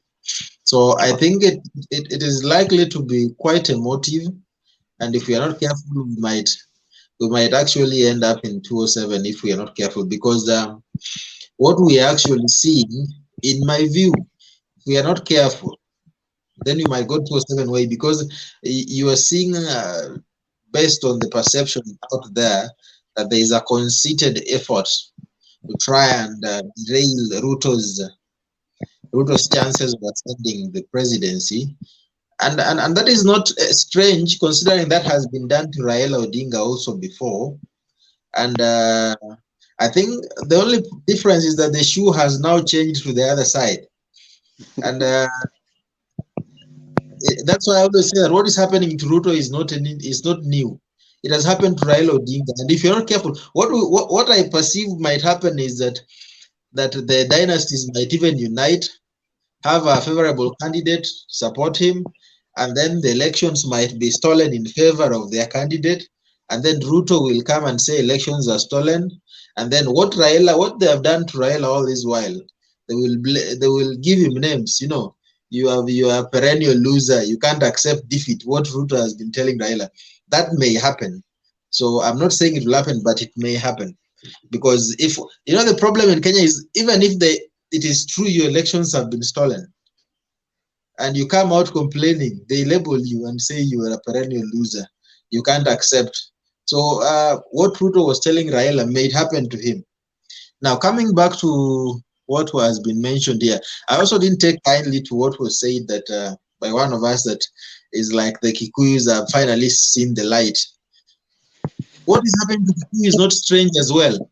It has happened before. When Kijana Wamalwa passed on, I think the Luhya nation was left in shambles. They didn't have an obvious successor who was able to unite all the sub-tribes of Luhya nation and also compete favorably at the national level. And that's why they have always supported Raila predominantly. So it is not like the lawyers it's not like the lawyers support Raila because if they Because had they saw one, the light. it's not necessarily because they saw the light. It's because there's a stronger candidate, and your own is not strong enough. Hiyo hapana Tom, hiyo haikubali. No, that is my view. My No, view is that's your view, but it doesn't tally with the tradition of the Luya politics. Giving it in the view of history, I'm a Luya from Navaholo constituency, and we have always voted based on the preference, even between husband and wife. My wife can go and vote Jubilee, I vote ODM, and we are at peace. We are the most democratic community. Nobody has been able to put us in one basket and sold us. And that's why everybody is in the concerted effort to try and put us in one basket. Wetangula tupeleke Sogoi tumekata. Watuweke in one basket, watupeleke sehemu fulani tumekata. And it's a lesson that each and every community in Kenya needs to go to Western and benchmark on how you can be free in voting, so that one vote can sound, not at Mount Kenya vote have to be put together in one basket. So where is the individual voice? I think I agree with you that we don't necessarily have to vote as a basket, because that also means that somebody is not thinking. But at the same time, if we were to vote as a basket, because it doesn't necessarily also mean that we have not seen the light like was being insinuated. Like if the Luo decide to vote Raila Odinga, then it simply doesn't mean that they have not seen the light. Because what was the option? It was either Raila or Uhuru. And Uhuru predominantly has not done very well. So does that mean that if we had voted Uhuru, it would have meant that we saw the light? Isn't that an indictment on the people who voted Uhuru, so that we say that if we voted Uhuru and he messed the country this way, wasn't it better that we voted Raila, who during his time with Kibaki, the country was fairly stable economically? So I think it is a little wrong to come to the conclusion that they saw the light. And the Kikuyu nation, we have still not seen their pattern of voting. Don't be quick to say that the Kikuyus will necessarily entirely vote for the Hustler Nation, because the chips have not come out. We haven't seen the big dogs coming out with the big guns yet. Ruto has been fairly out here campaigning on his own. We have not seen the people now come out strongly. The dynasties have not united. We don't know what these people are planning. If they were decide to unite with the financial might, the political might, and the might of the media and the opinion polls that they will come with, it may not be very easy. Like look at the past. It has taken just 1 week for this bottom-up approach to be completely dismantled in the media. So it's not something that you would say because Ruto has had a fair time, a fair airplay. You come and say now Ruto is the front runner, and somebody said nobody can beat Ruto. He is beatable. Raila has had all that glory before. Nobody knew. Let me ask you a question, Tom. Yeah. People are arguing that we are changing the narrative, but it's masked. The narrative is masked. You look at the activities that are happening. This is Ruto changing the narrative, and every Sunday when he wakes up, he says he's not tribal. He's going to Mount Kenya for every Sunday. So all his Sunday activities in Mount Kenya. And then, so how do you distinguish that as a hustler narrative? And then when the churches he goes, he's going to churches that are well established. The bishops who are known. And even I was with I was watching on his timeline, one of the pastors was arguing, now why are not these small churches being visited? If we are talking about hustler narrative, why are not these very small churches being empowered? So the question then is, How has he changed the narrative if at all his voting base is Mount Kenya and he knows that it's a tribe and he needs the whole of that vote? I think that is the irony of what is happening, and the hustler narrative and the bottom up approach. If you were to begin to look at it economically, because I've done a fair share of economics, and it's very easy to dismantle the bottoms up approach, as you have seen before. We don't even have to go through that. The hustler narrative also is not very difficult to dismantle. It is more of a populist idea that speaks to the people down there. But funnily, I have not seen it really, because I think it's just the hyping of the media, because it goes to Central and generally, you see, if we were to say that the election is between Raila and Ruto, honestly speaking, it's not very easy to sell Raila in Central Kenya, because these are people from childhood. You've always been told how Raila is bad. It's not very easy for you to change your mind in the last minute. So it is very easy if you were to give Raila and Ruto. Ruto has been sold fairly well in Central. So if we look at it in terms of Raila and Ruto, it's very easy for Ruto to have an easy time in Central compared to Raila.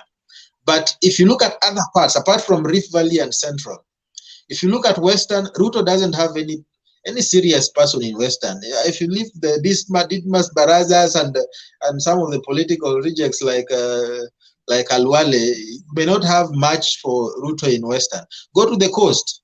It's some of these political rejects like Hassan Omar, who was beaten by Joe, who is campaigning there. You go to Kambani, we have this guy who is fighting Kalonzo.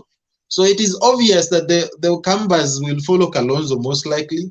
The Western people will either follow Mudavadi or Raila Odinga. When the chips now fall on the table, it's highly likely that these areas may not vote for Ruto predominantly. It is only probably Central and Rift Valley, and then some parts of. So the hustler narrative is something that will really. It has not been tested, and and sometimes, let me tell you, something is very interesting here. If you go to Twitter can really give you a false impression of what is happening on the ground.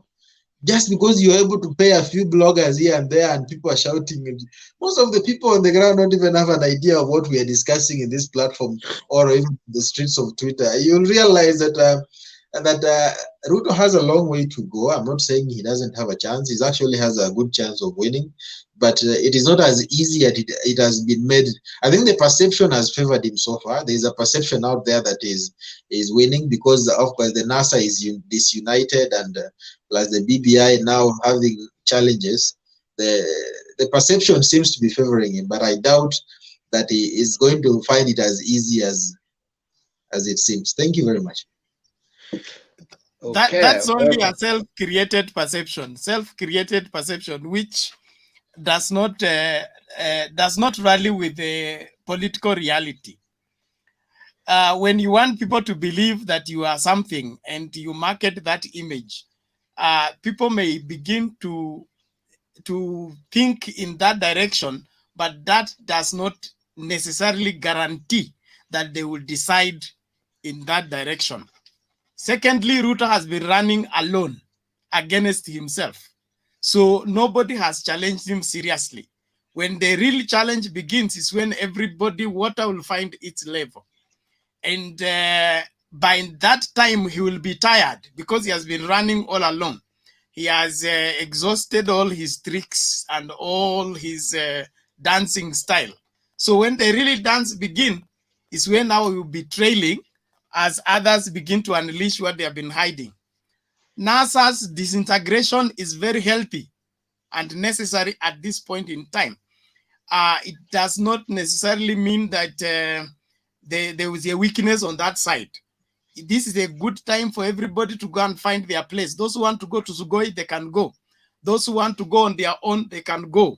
And then it gives the ODM a free chance to go and now seduce other people who will bring new, fresh energy into the new super great alliance that will form the next government.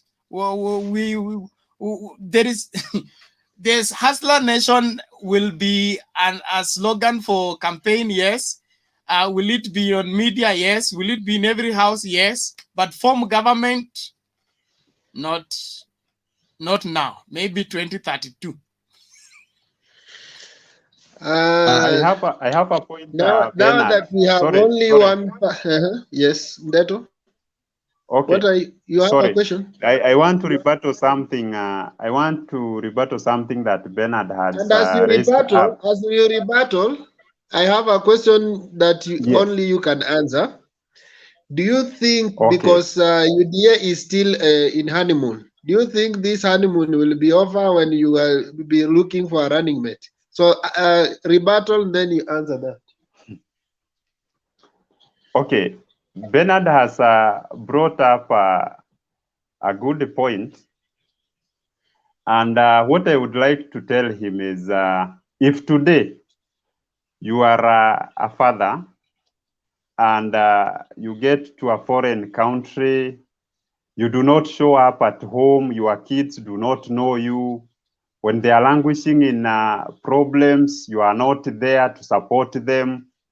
Then, when the mother has just brought them up and they are now 18 years of age, when they have even been taken to school, that's when now you bring the fatherly figure and claim that these were your children. What am I saying? I'm saying afraid in need is afraid indeed.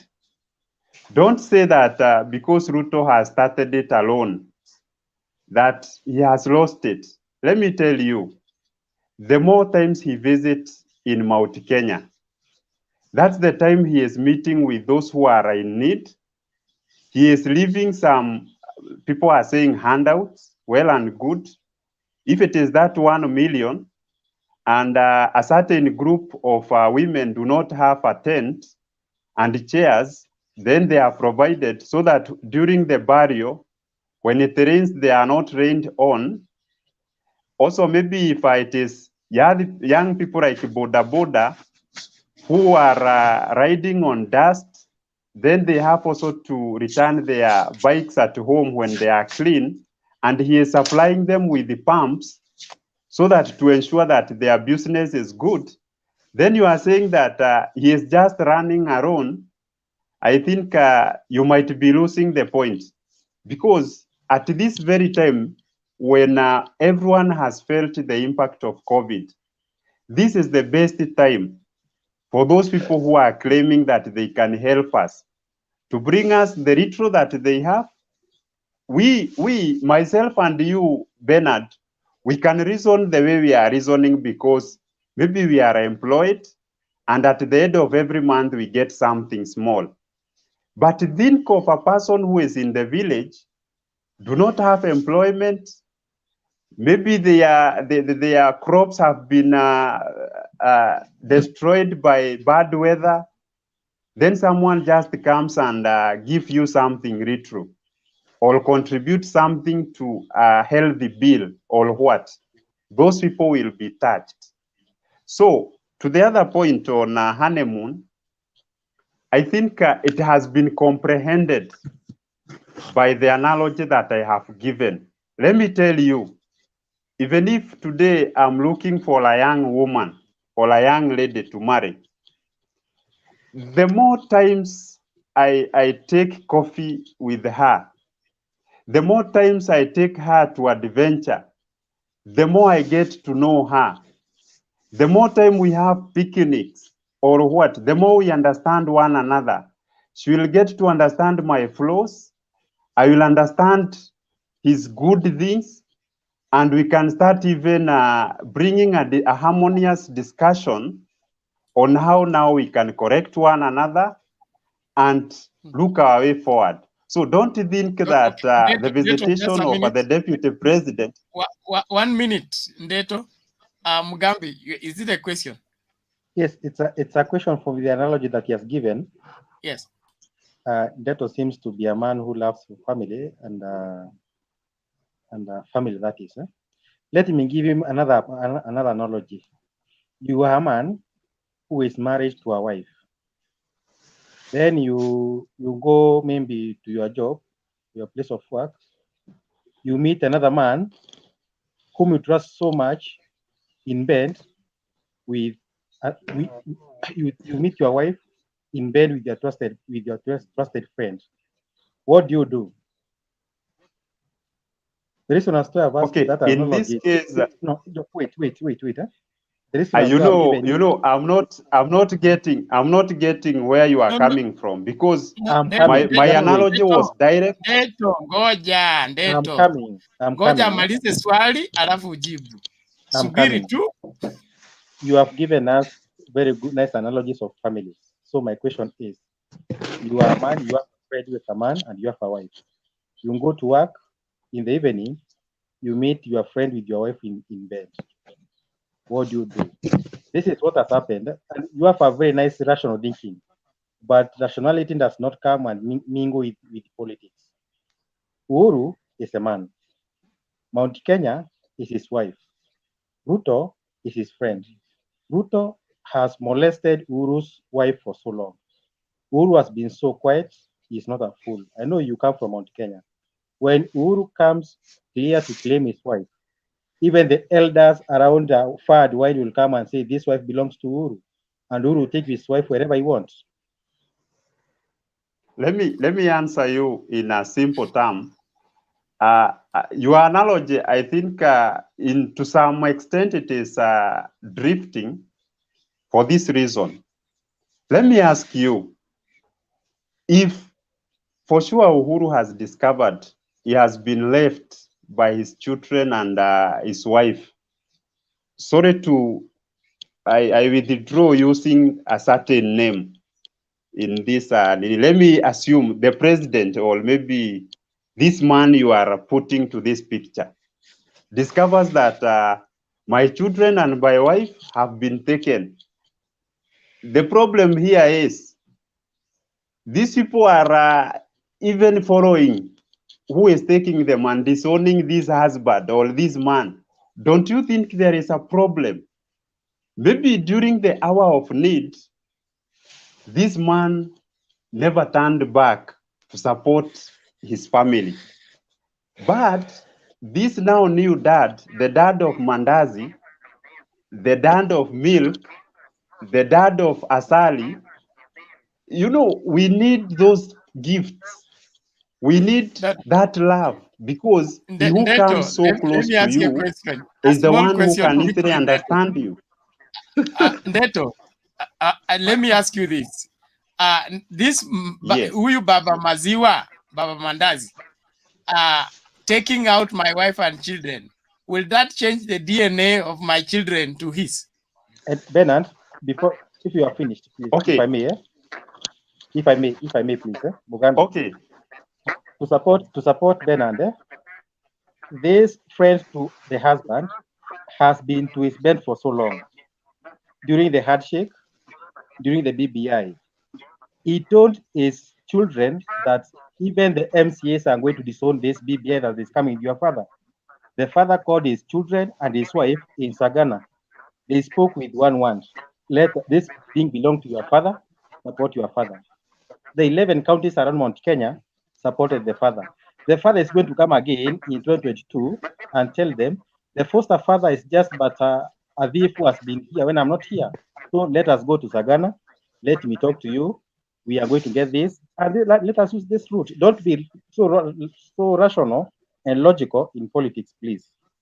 And Ndeto, before you answer, let me add something. Before you answer, let me add something. Let me, just a question. You will answer all of them. Now, have you ever seen like a man who has left his own wife and cohabits with somebody on a plot, and he becomes like a good husband to that man? Can you check back in Rift Valley and tell me what good thing Ruto has done, so that you start telling us that he has done many things to Mount Kenya? A man who leaves his wife, the children are not going to school, and go and stays kwa lodging, and anajifanya yeye ndio the provider. Think twice, utakuja kuchuta. Okay. Let me start with what John has asked. Giving the example of Sagana 3. what I would say is, all of us here are grown-ups, and we have national IDs. When we were young, our parents used to like make decisions for us. But when we grown up, we are able to decide on our own. Why is this dad making harsh decision to us? Don't you think they will be rebellious? Because he is like forcing it, and we are already over 18. So what I mean is, we don't need politics of tribalism. Like the other day, I saw this former prime minister in, I think it was in Muranga, going there to like escort his friend, the one of Royal Media. And after delivering his message, we heard that he also handed over some 100 million to the musicians. So you see, it's like they are trying to adopt the strategy that people are hungry. They need something. You cannot go barehanded and talk to people and start telling them the money that is brought to you by this dad is stolen money, and you are not providing the daily Wekesa was the there, he daily can hunger. confirm. Can I confirm for Wekesa what was the there, he can allocations? Because confirm. I was there. This was what was the request from the musicians. They said that Baba, now that you are here, talk to your brother Uhuru. He promised us 100 million in the COVID whatever intervention. We have never received up to now. Can you tell him to give us, or you give us yourself, because that is your brother? It was something that was promised by the president. I don't know if he talked to him so that wakasambaza your pesa now, and it is something you can go and check. President stood at a press conference and said, this is the intervention we're going to give to the musician. So don't politicize that thing if you don't understand. Okay, Wekesa, I understand, but I think it can also be stage managed, so that we know that that money has come from Why are you overthinking? You the guys, why do you struggle so much to make your presidential candidate or presidential hopeful the pace setter, even where he's not? Let me ask you, Bernard. Yes. Bernard, yes. let me ask you a question. Ask. Today, let us assume you are working in an organization, an NGO in this matter. Let us not involve even the government. And you deal with supporting children and needy families. The NGO has the capacity to help these families and these children. But because you are also getting your own salary, someone meets you along the road and asks you, I do not have a packet of unga for today. Will you wait until you get to the office, you process 100 shillings to get through the machines into the cash books so that you can help this family? Or you will just hand over the little that you have in your own courtesy, so that to show that you are feeling with this person? What would you do yourself? I will go for the processing. I will answer you the Bible way. The Bible says, don't withhold good to anyone who asks you if you are it is in your power to do it. So if somebody asks you for help, you can ask him, or you can help the person in your personal capacity. You are not acting on behalf of the organization. You're not acting on behalf of the party or for the government. It is my personal goodwill. I want to do good to this particular person. And that, from the biblical point of view, it needs not to have any political connotation or political motivation. It is just a generous man giving good things to people, and he enjoys seeing people being lifted. Not, I'm giving you this so that next year I'm coming for your vote. Again, let me ask you, Bernard, from a biblical point of view, you have learned something we call beatitudes. Beatitudes. Happy are those who do this, for they shall. What are those? In simple terms, they are happy promises, are the right? peacemakers. Happy are the peacemakers. For they shall do what, Wekesa? They shall see God. That is a promise, right? Yes. That is now a promise, the right? peacemakers are the people who made the BBI. Okay, wait. That is a promise. Yes. I've already finished. Let us use you know the word of God is a sword, and it cuts using both sides, right?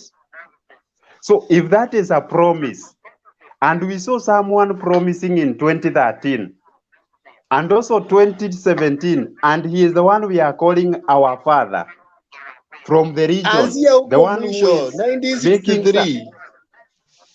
Wekesa, hold on. Let me him finish. get his case. Let me finish.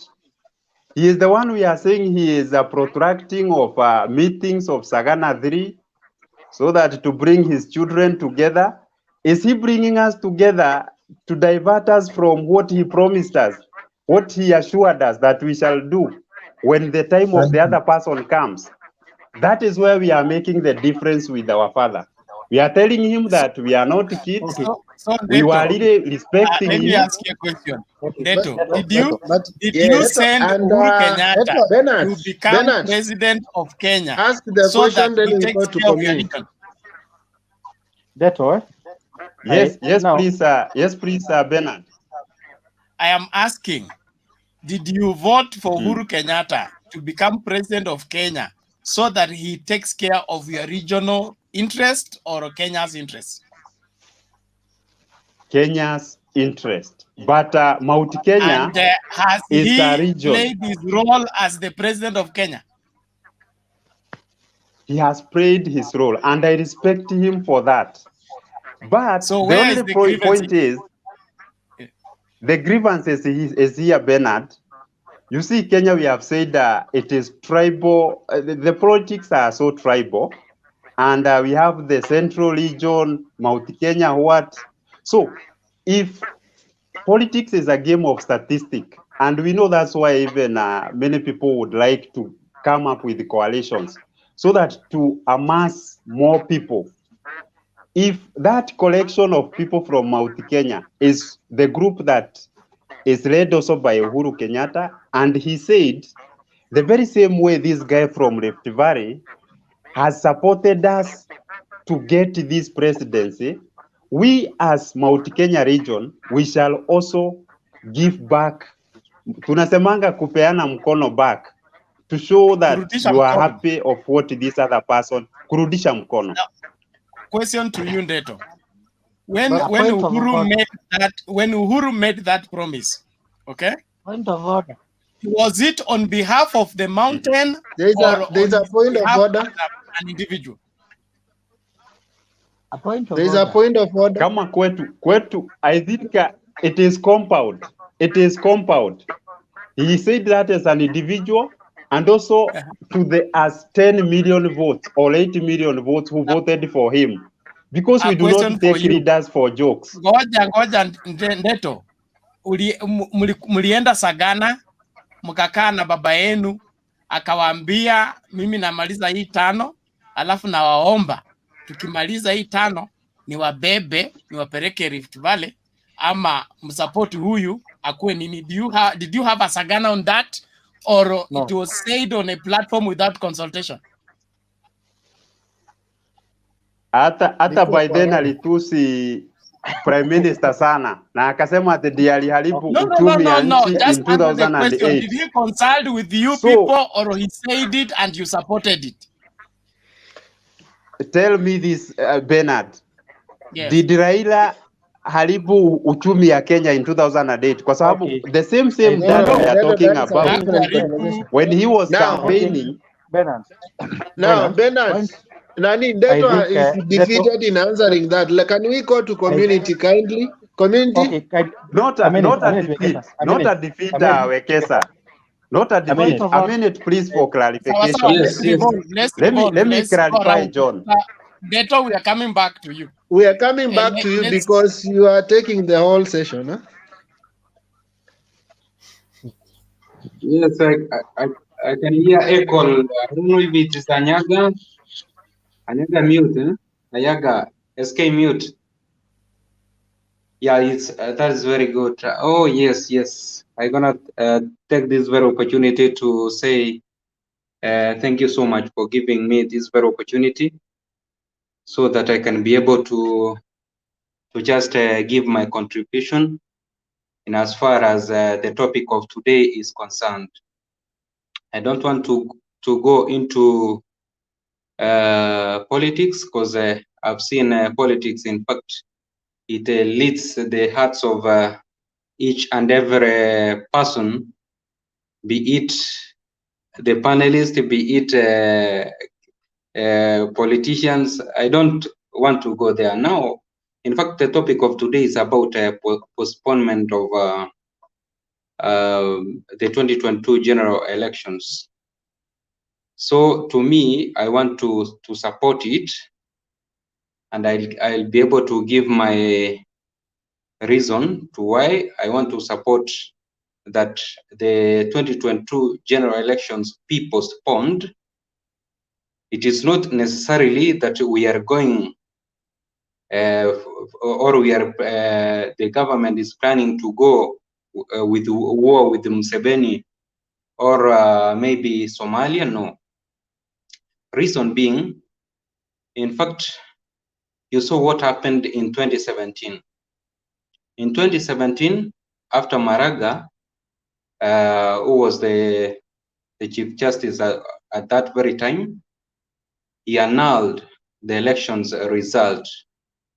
Reason being, they were not the process of the election was not done into the satisfying standards. So after that, the repeat of that elections which took place, in fact, ODM did not participate.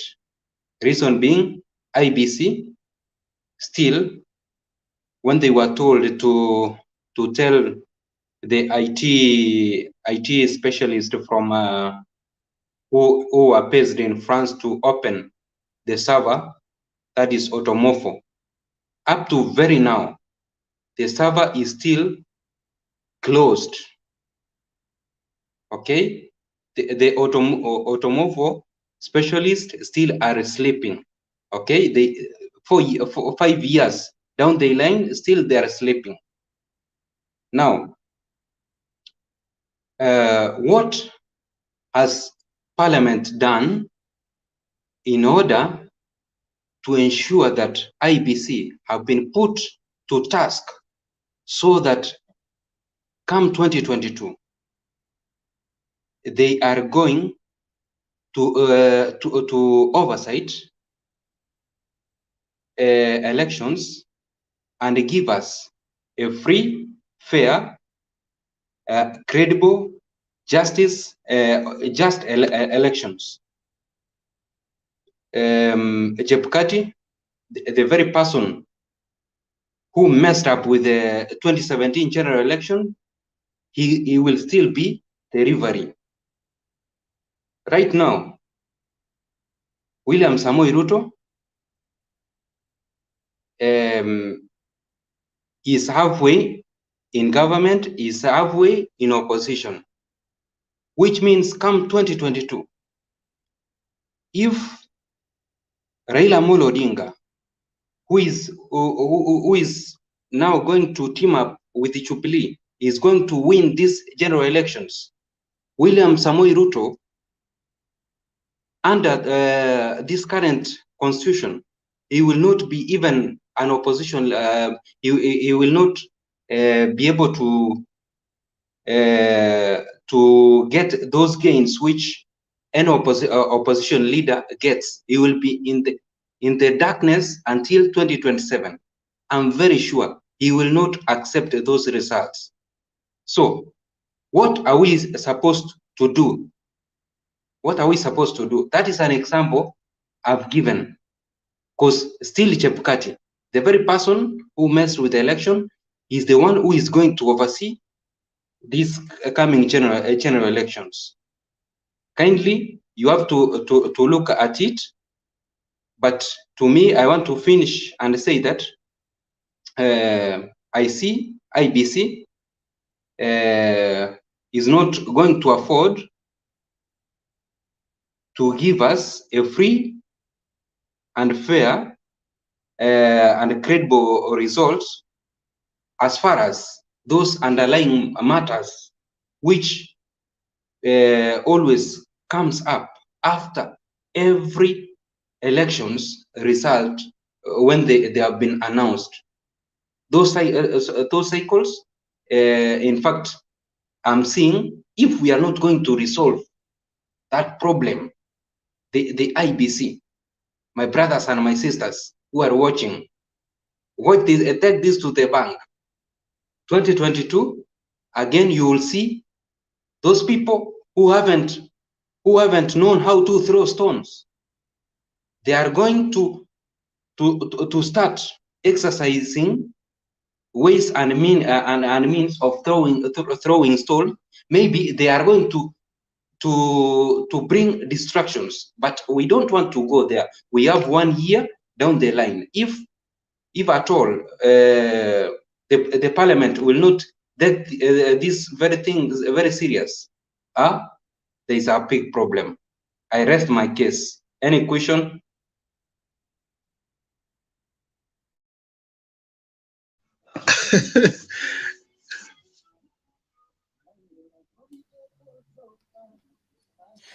Okay, kuna mtu ako na swali? So, I was opinion, just wondering who are these people who have not known how to throw stones and tear gas or whatever. I have a question. I know Neto may have a question because it may be affecting his side. I also have a question. It is pertaining his name. Yes. What about community ancestor? that is personal. Let me also ask a question. Maybe you can combine with the first question. Let me tell Mr. Tom, just 1 minute. Okay.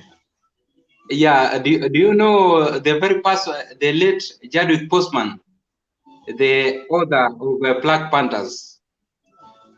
Okay, so this name, the community ancestor. In fact, I got it from that film, or that video, Black Panthers, whereby in fact that very guy he was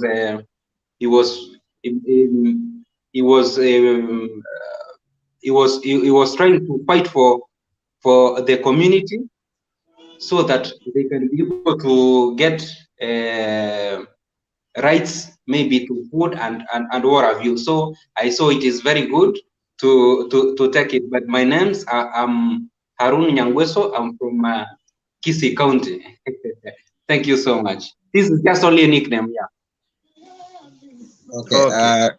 I was saying I didn't get quite clearly your motivation for advocating for a postponement of the election. Under what circumstances would you propose that would happen?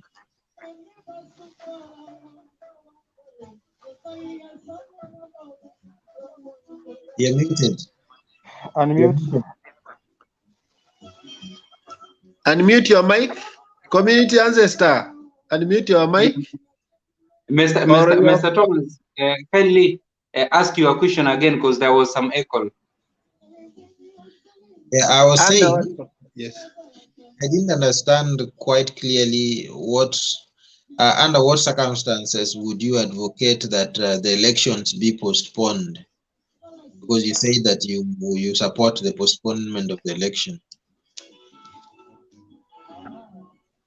In fact, our constitution is very clear that the general election can be postponed if Kenya is at war with the neighbors.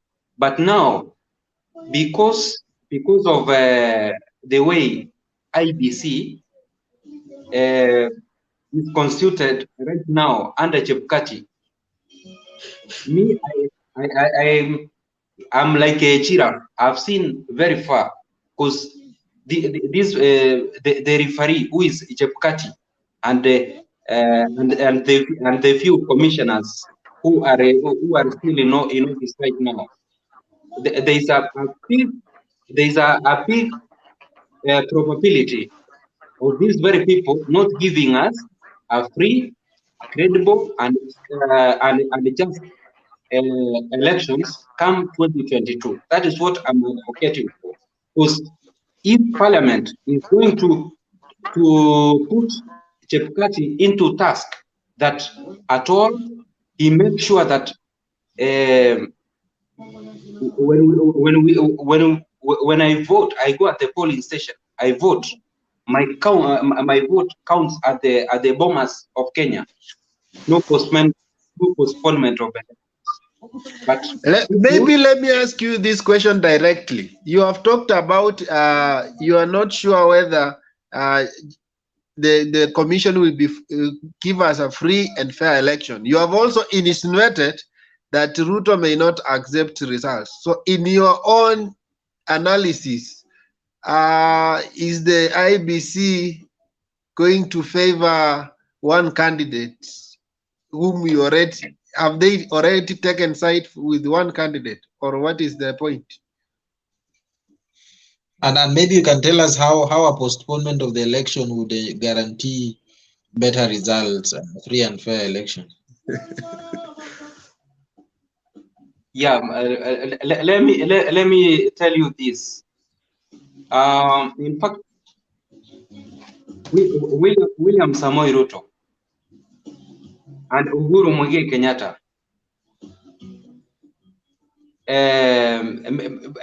maybe let me say that maybe for them they don't know what happened, but that election result of 2017 was marred with malpractice. That is why it was annulled by Chief Justice. So if Chepkati, the very person who did not play his role in ensuring that he has given us a free and credible general elections of 2017, do you think that come 2022, this very guy is again going to give us a free, credible general elections? I doubt. Maybe if right now we are 1 year to elections, if Parliament is going to put him into task so that the repeat of what happened in 2017 cannot happen in 2022, let's go for elections come 2022. I'll wake up very early at 5 in the morning. I go and vote whosoever who will be able to sell his or her manifesto to me, and if it is I'll see that this very person is going to change my life, well and good, I'll go and vote. Thank you. To add on community's point, I think what has been healing Kenya for the last, I think 2017, it was something that was created at this right. Winner takes it all. What do I mean? When URP and TNA got power in 2013, we thought they would distribute power across the country.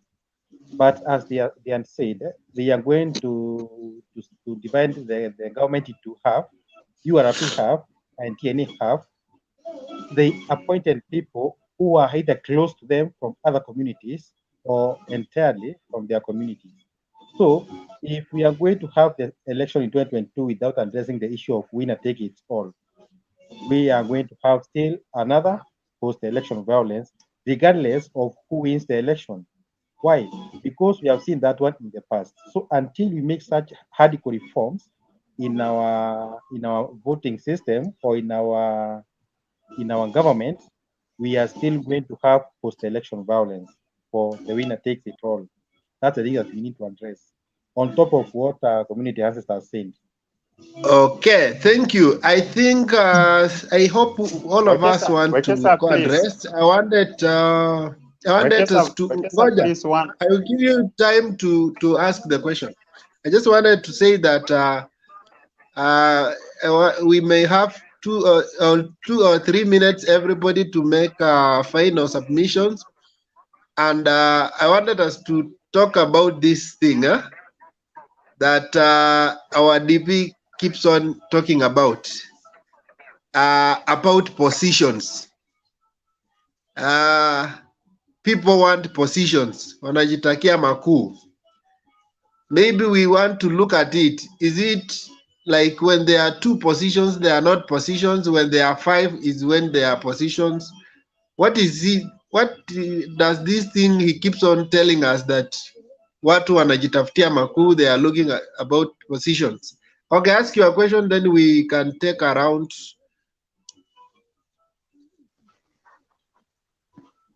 Okay. Mine was not even a question, but a point of addition. Because when you look what happened in 2017, when Isaac Hassan was like chased away from the very same IEBC. You see, by then the ODM brigade were not satisfied that an election will be conducted in a free and fair kind of a way. So for that, they kept on pushing. They kept on rallying even along the university way until their demand was met. And that's how we ushered in the Chebukati administration. So the very same thing that happened in 2013, because you remember even the CJ by then also had an election petition, the presidential election petition. And to some extent, ODM felt that they had won. So, and that's why they were like so much attentive in 2017 to ensure that the same man will not man the election when it comes to 2017. Now, in line with what community ancestor has just said, Nyangweso, I would say if Chebukati also was found culpable over the same thing, because for Chebukati it was even worse. Why? Because even the CJ by then stated that the election was null and void, meaning there were irregularities. So why should we trust this guy as we come to 2022 and now that there is no opposition? You see now it's like they are talking about the dynasty versus hustlers. Who do you think will be, if there will be rigging, who do you think will have a hard time? It is we hustlers. And that's why we are saying that if there is a way, let's also have engagement of other bodies, or in the same commission, we had things to do with, you see the Ncck, let them make as many representatives as possible. Other agents, those who are maybe presenting human rights and other international bodies, let us bring this man also to that strict kind of a measure so that we do not have post-election violence. Because if it goes like that, then when we get to 2022, Baba, let's say maybe a candidate from ODM or any other party is declared a winner, and he has been affiliated with the living government, which will be now the Uhuru's administration, then I think that will be the hard thing, even for Kenyans to believe, because they will say it has been leaked. that was my point. Wekesa, a question to Ndeto. A question to Ndeto. Yeah, Mr. Ndeto, I want to ask you, please, this very question. In 2017, Uhuru Muigai Kenyatta and William Samoei Ruto, Deep State was behind them. The system was behind them.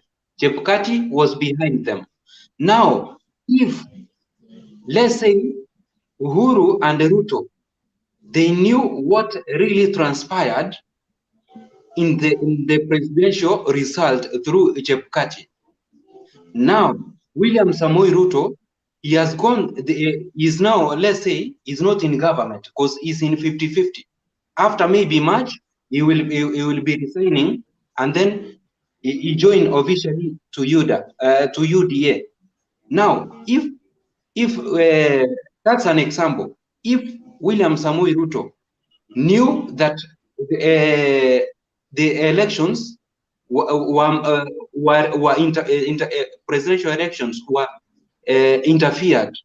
Now, in 2022 general elections, William Samoei Ruto, he will not be with Deep State. He will not be with the system, because he always say that they have the system, they have Deep State, but for us we have God. Now, okay. Will God come down and make sure that Deep State and the system cannot rig him out? Please help me understand it. Okay, community hazard. A community ancestor. Sorry.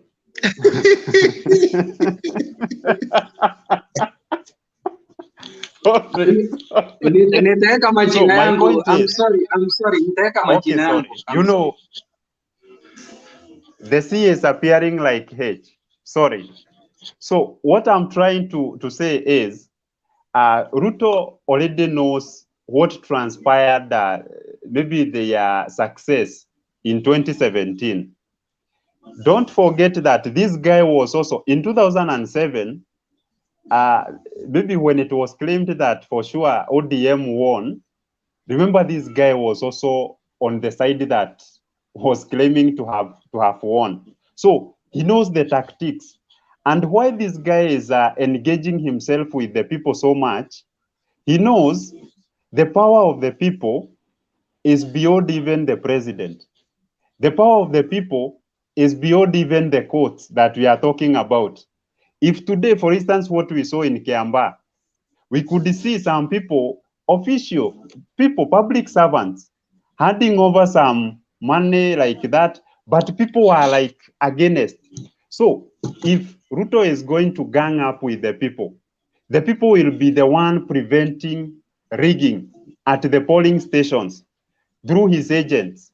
So, and I think that is a strategy he has learned, and he is trying to befriend all the people on the ground. It's like today, I give you an example. For instance, in Nairobi City, when you move around at night, you will find street children.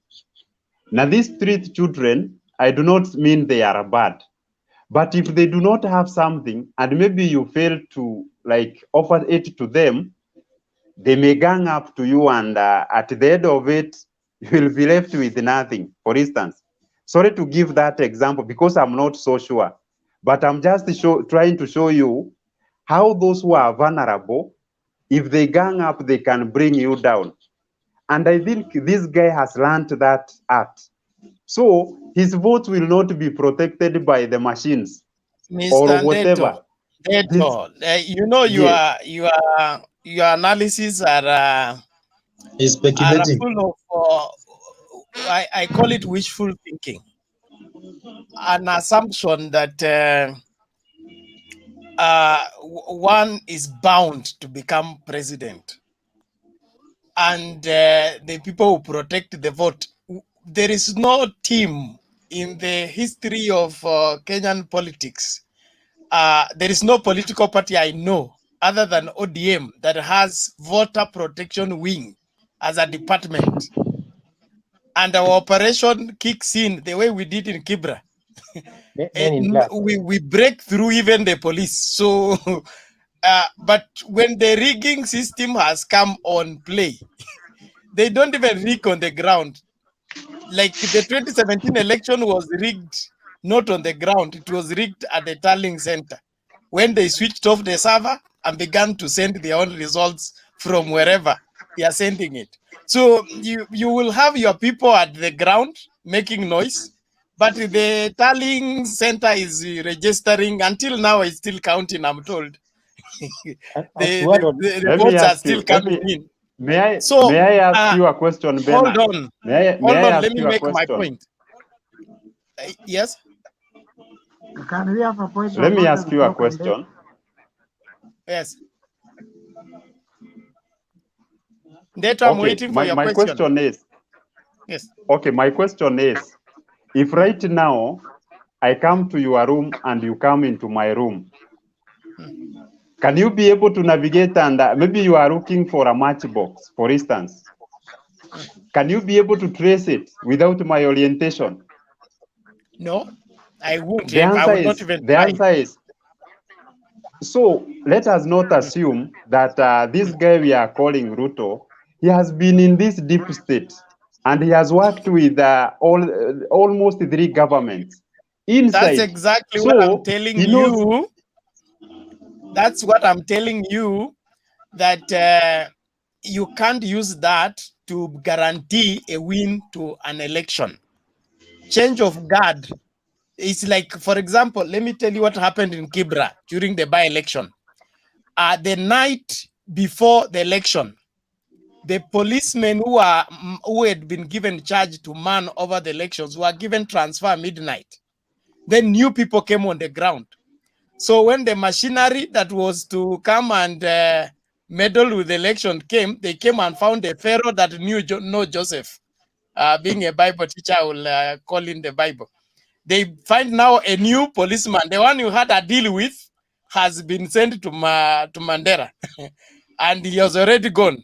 So you are coming to meet a new person on the ground. You cannot begin to draw your strategy. The people you arrange to bring in the staff in ballot, they cannot pass anywhere. Everywhere is blocked. You get defeated. So having worked with the system doesn't mean the system will support you. Bernard, Secondly, yes. Just a question. We have Yes. just had a by-election here in Kiamba, and Yes. all the agents were from Rift Valley. Majority were Kalenjin. How will they ensure that they spread those people the whole country? Because they don't even trust Mount Kenya people. They say they are endearing themselves to people. If they cannot trust Mount Kenya to man their own votes, how have you endeared yourself to the people? Okay, you people, you are making one assumption that Ruto has no friends in the government. Even those police you are saying, He has. you are assuming this guy has no friend He has who is a very strong policeman and influence. can be In fact, we know he has. The reason why he's still in office is because of that. Is because of that influence. So Bernard, to add on, the example you on have that, given of moving to, the example you have given to someone being transferred to Northeastern, if they were 20, know that maybe 8 of them who are supporting him will be left in the same place. So, and they will not. Deto, Let me add something to Deto. Let me tell Deto Okay, something. let's just simplify. In The Kenya, election of the election of Kenya, Kibaki was only stolen from one point, and that was Tarakaniti. They just Kenya, took the whole country. Wekesa, yes. Let me tell Deto one thing. He seems to be so greenish. He seems to be so new in politics. In Kenya, we normally say votes are never casted. Votes are always counted. What do I mean? Voters will vote, they will go home, but the determinant of who becomes the winner is the person who tallies and announces. To support that, remember in 2007, people, when they went to sleep, Raila was ahead of Kibaki by 1 million votes. When you woke up in the morning, they had a difference of 300,000 votes. When they went to church and back, Kibaki had won. You see, No, votes are always counted in Kenya, but not cast. Deto, just learn the system before you tell us to trust people. Raila is one of the person who commands majority wherever he goes. Even in Mount Kenya, when he comes, people will come. Rift Valley, people will come. Even in 2007, he commanded the entire country against Kikuyus. But when votes were counted, Let me ask you. Raila Let me ask you, And that's John. why he's not excited Let, about rallies right now. let me ask you. Let me ask you a question, John. For instance, in Mount Kenya, for instance, we have, I think 2022, due to new registration of ID and what, we shall have like 10 million votes. So, and also when you go also along Rift When you Valley say and we some other shall, you mean who? Because the registered as Mount voters Kenya as up region, to 2018, it was 18 million. 19, not even 18. It was 19 million 19. the entire I'm country. saying, So when you say we will be 10 million, yes. what do you mean? I mean, like when you revisit in 2017, the total number of registered votes, it was about 8 million. So meaning by 2020, there are those who are, by 2022, there are those who are like 16 years, who are so many, and they will have ID to vote by then. So I'm saying, if maybe even a good number of people maintains with the incumbent president, and they say he is our father, maybe 50% give it to him, and another 50 to the deputy president. Then along maybe Rift Valley and such, they have almost 4 million, of which by 2022, you may find it is 2.8, 4.5. So, and he gets like 3 million. Let us say maybe he is given like 3 million. And he already have 5 million from Mount Kenya. That is 8 million already. Then he has also friends from West. We have seen in Western Kenya, like Kabuchai, he could gather a good percentage of votes. And also in Coast, we saw what happened to the guy who was alleged to be supported by him, the independent candidate, meaning he has also some popularities. You know, politics is about having 2 or 3 major places, then the others are filling the basket. And that's how I project that guy winning. It's not magic, Bernard. Let me teach you. Bernard, I have a question for you, Bernard. Okay, Can okay. we give Bernard So hold A on, question for you. order, everybody. Let's all mute the mics. We hear from Tom, then Mugambi. Tom, you have a question, I hear. No, I was saying that Ayaga has been asking for a point of order. We should allow him to also say something. Sorry, thank you. So we go to Ayaga and then Mugambi. Ayaga, go ahead. I've been having a point of order, but you choose to ignore me. Thank you very much, Tom. No. I'm not in the driver's seat. I'm only intervening. Where Kesa was the one driving, he just handed me powers right now. What I want to say is very simple. Ndeto is very correct according to where he is brought. But is actually the guy is a smart guy. You know, in most part of central Kenya, first of all, he told us that right when Uhuru Kenyatta was campaigning in 2013, 2017, he told them very bad things about Raila Odinga. And now that's where the problem is. Because Ndeto think that when Raila was in Nyanza, he was telling us that Uhuru Kenyatta is angel from heaven. He is just my competitor. He's a good-hearted person, so he's good. I want to tell Ndeto, if you still believe on what politicians say, you may be 10 meters backward where the reasoning of Kenya is heading to.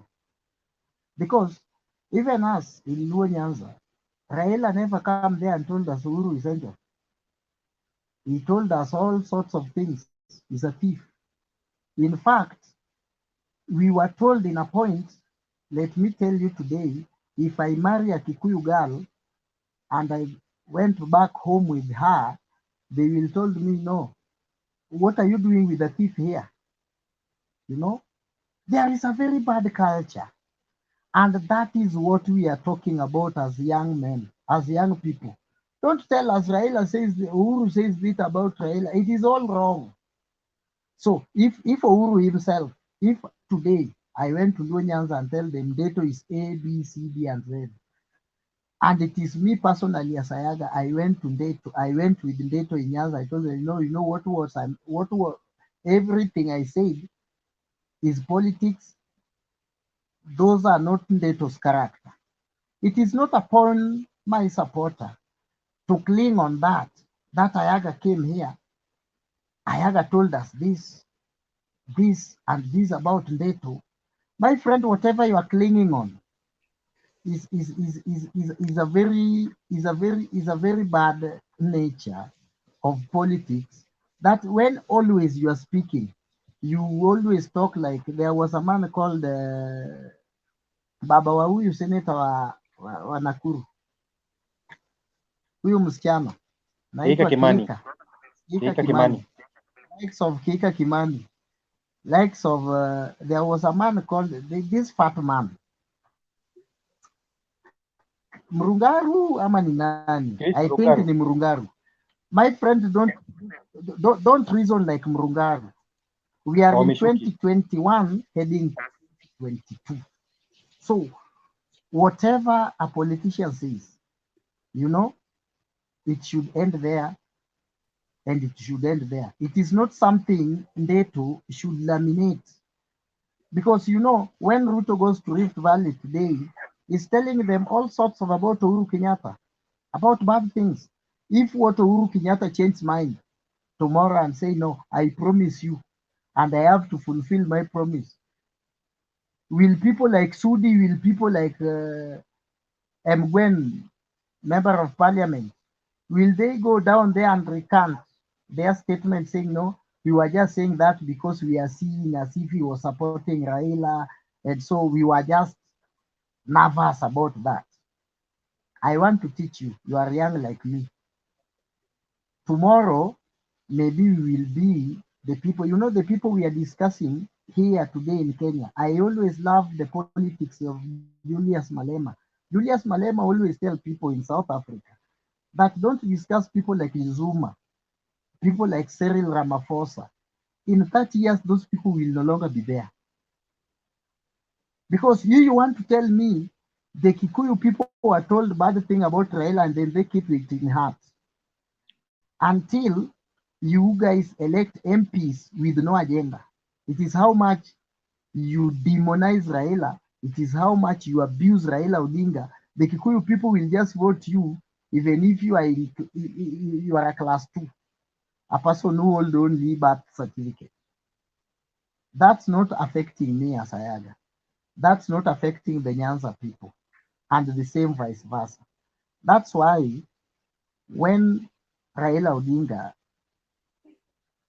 did a handshake, he explained to us, the supporters, I'm doing this because we personally, there is a forum that we were with Raila Odinga. We were very sad as Nyanza youth.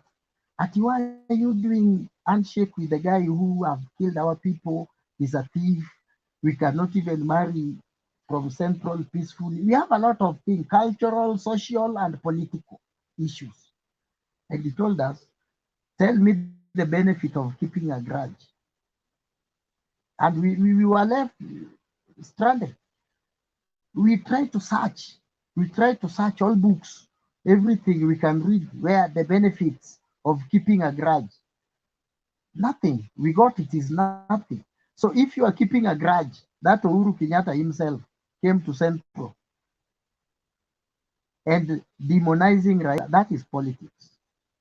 Today, William Ruto, all this bottom up you are talking about, it is NASA manifesto. He said it yesterday. He should be very enlightened man. I think you watch Ndi. He accept that when it came to UDA was selling a very dangerous narrative. I said it yesterday. It is the Ndi. So they said these guys were selling a very dangerous narrative. So when he comes there, he could not sell the dynasty versus hustler. So he gave them bottom up with NASA manifesto to discuss. And it is all this. So the problem of Kimani Chungwa, Alice Waome, and the rest, and blah, you included, you want to explain that, excluding or not to mention, it was a NASA manifesto of rural based. Let me ask you a question. Ayaga. Assume today you are just maybe a bachelor, and you have come across this beautiful lady, and me as Deto, as your friend, she has been your friend, Deto, and make I your just question come very along. brief. Let me. The next person to speak is Yes. Mugambi. Don't take too much time. Thank you. Okay. Very brief. Assume Mayaga, you are a bachelor and you are looking for a girl to marry. Then you just keep telling her that we shall go to coast, we shall. Then Deto comes and befriend your girlfriend, and within a short time, I show her Ayaga, even mute things your that mic. are not Ayaga, there. mute your mic. I show you things even that are not there. Then finally you find I go away with your girl and I marry her. Will you claim that, Deto has married my wife? Was she married before?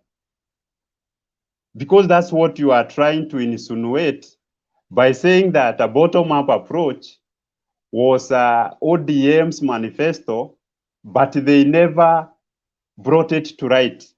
It is too late for them when already it has been married to another coalition that now they are claiming, this bottom-up approach, it was our initial idea. I think that's a very weak point. I think, Ndeto, you are a specialist in twisting things. Eh? The people who claimed bottom up was NASA manifesto. It was not NASA. It was not ODM. It was indeed the economists that switched. I will answer Ndeto. I'm good at I'm good at that. The first of all, Ndeto is giving wrong analogies every time. First time he told us that when I think it was who was at Uhuru Kenyatta as a central as wife, and Ruto went there, and Ndeto told us that when your wife and your children has migrated to another man's house, you join them there.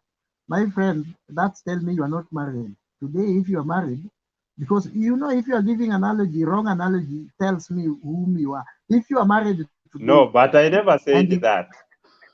I used Baba Mandazi. No. I compared the benefits, Ayaga. I compared the benefits. Tunafunga hii show. Ayaga, maliza haraka, Mugambi aongee, tufunge show, tafadhali. I will answer Ndeto.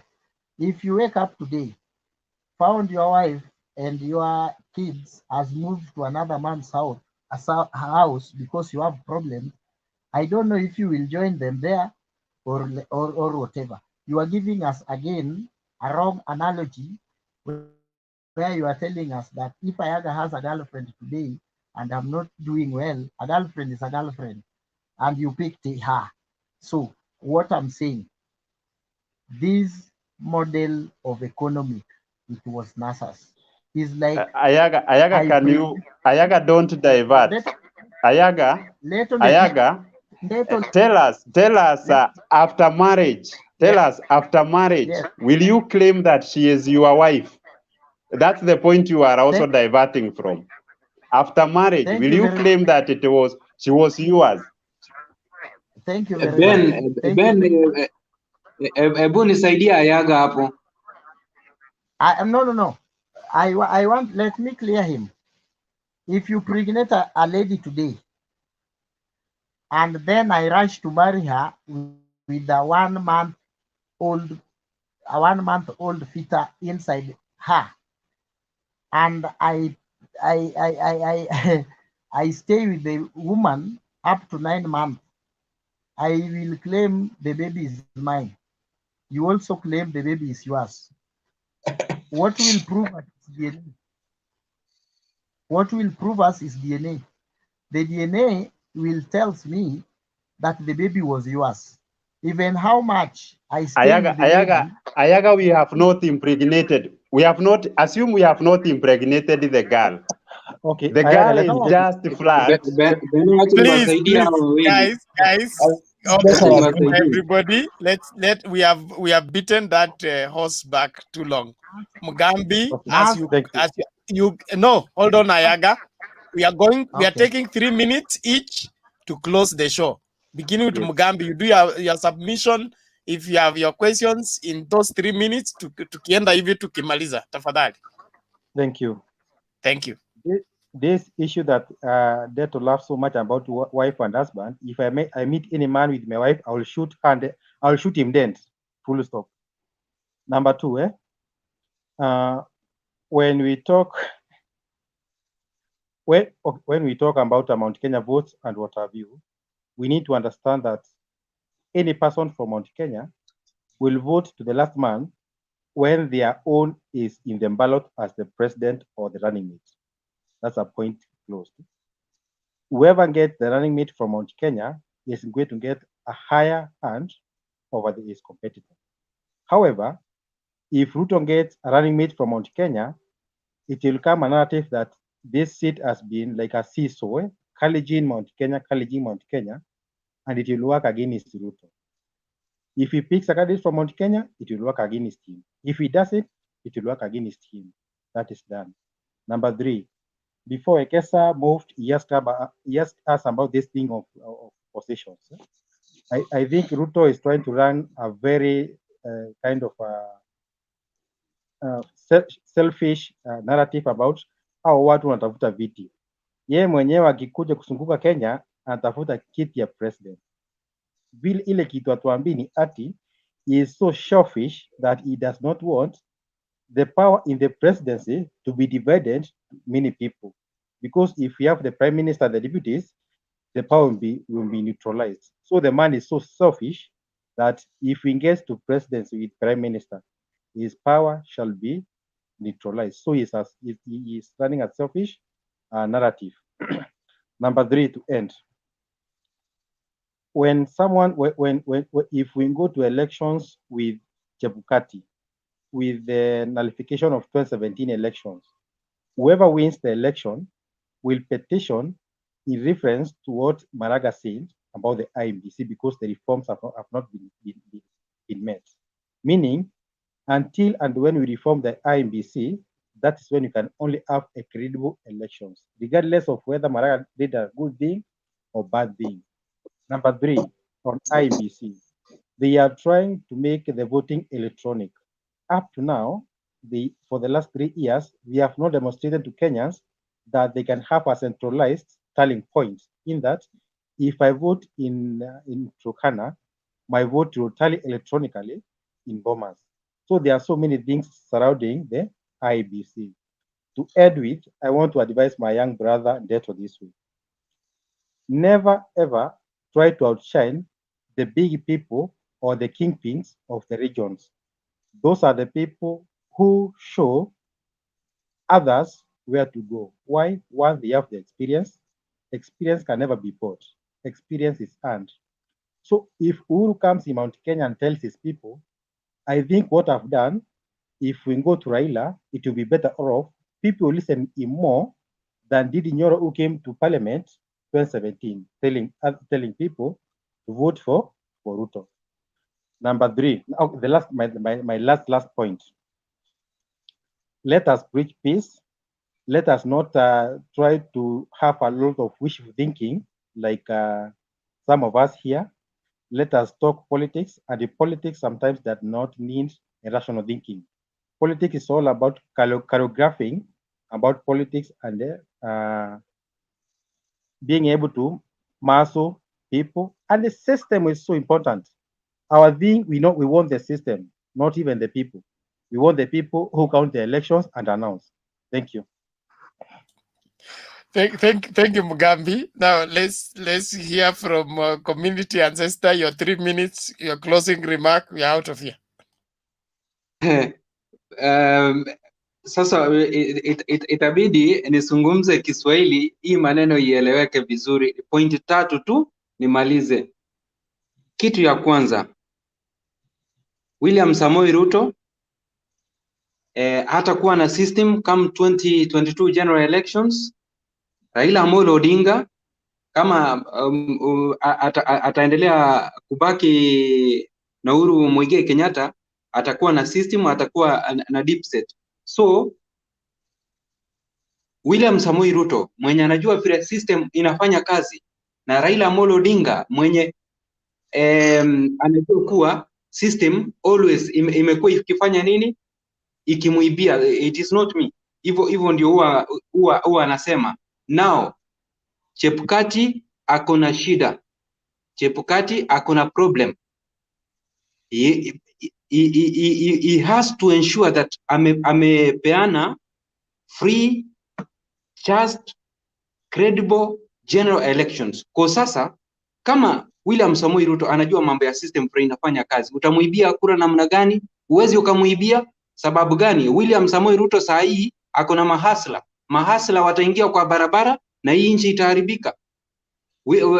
Sasa Chebukati kichwa yake saa hii amewekewa makaa. Hakuna mahali atakimbia kwenda kwa mlima. Raila atamshukisha.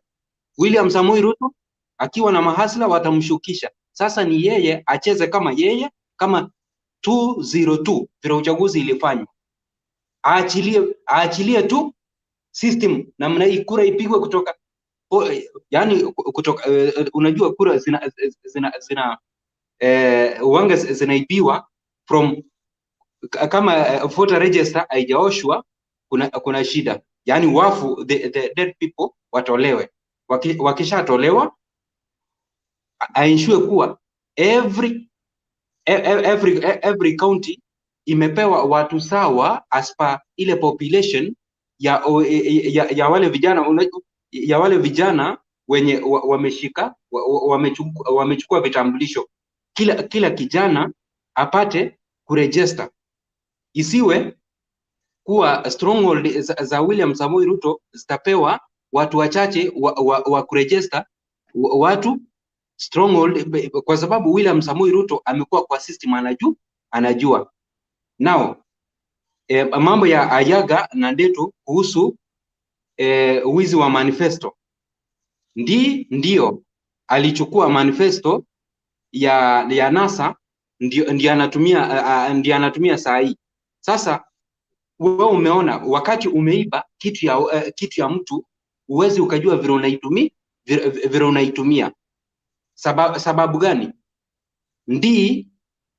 Wakati alikuwa wana make NASA manifesto, iko na lawyers ambao wamehitimu, the likes of Amolo, Otienda Amolo, the likes of Orengo. Kuna vigogo pale ambao wanajua sheria vizuri. So yeye ameenda na hiyo manifesto pale. Sasa mtu kama Banga, kama Moses Kuria, kama Sudi, unamwambia bottom up, aelewi chochote. So wakati atakuja kwa TV ataflop vile yule mama Alice Wauma alifanya nini, aliflop. So ndio nakuambia, wakati umechukua kitu ya mwenyewe, hakikisha umekitumia, umeuliza yule mwenyewe ama wale watu wenye walipeana hayo mawazo, ndio ukienda pale upate kuya exercise. Bila hivyo you will flop. Now my last point kuhusu mambo ya positions. Sasa hivi NASA is dead. Ushaona sasa NASA is dead. Sasa vile NASA imekufa, ile kitu yenye William Samoei Ruto alikuwa anasema kuwa hii NASA inatafutia watu viti. Sasa nani atakuwa anatafutiwa prime minister? Nani atakuwa anatafutiwa two deputy prime ministers? Cause already wale wenye wangetafutiwa, the likes of Musalia Mudavadi, the likes of Kalonzo Musyoka, the likes of Wetangula, kila mtu ako on his own. Bas sasa playground iko sawa, wacha BBI iachiliwe iachiliwe na Court of Appeal, kila mtu ang'ang'ane. We ung'ang'ane kutafuta William Samoei Ruto atafute Musalia Mudavadi ampatie prime minister, hivyo hivyo, saa hii playground iko sawa. Mungu azidi kuwabariki. Thank you, community ancestor, for your submission. Now let's hear from Tom. Your submission, if you have rebuttal, but in 3 minutes. Tunaondoka hapa. Thank you. I would also want to add what has been said, and I would want to say that let me start from this hustler narrative. I would want to say that the hustler narrative is like a house built on sand. It has not been tested by the challenges of time, and we are yet to know whether it is going to transcend the tribal nature of our politics. And I highly doubt that it will, because even the Kikuyu nation, which is which appears to be angling towards Ruto, they are not doing it because they love the hustler narrative. I think it is because, first of all, we don't have a strong Kikuyu contender who can vie for presidency and win at the moment.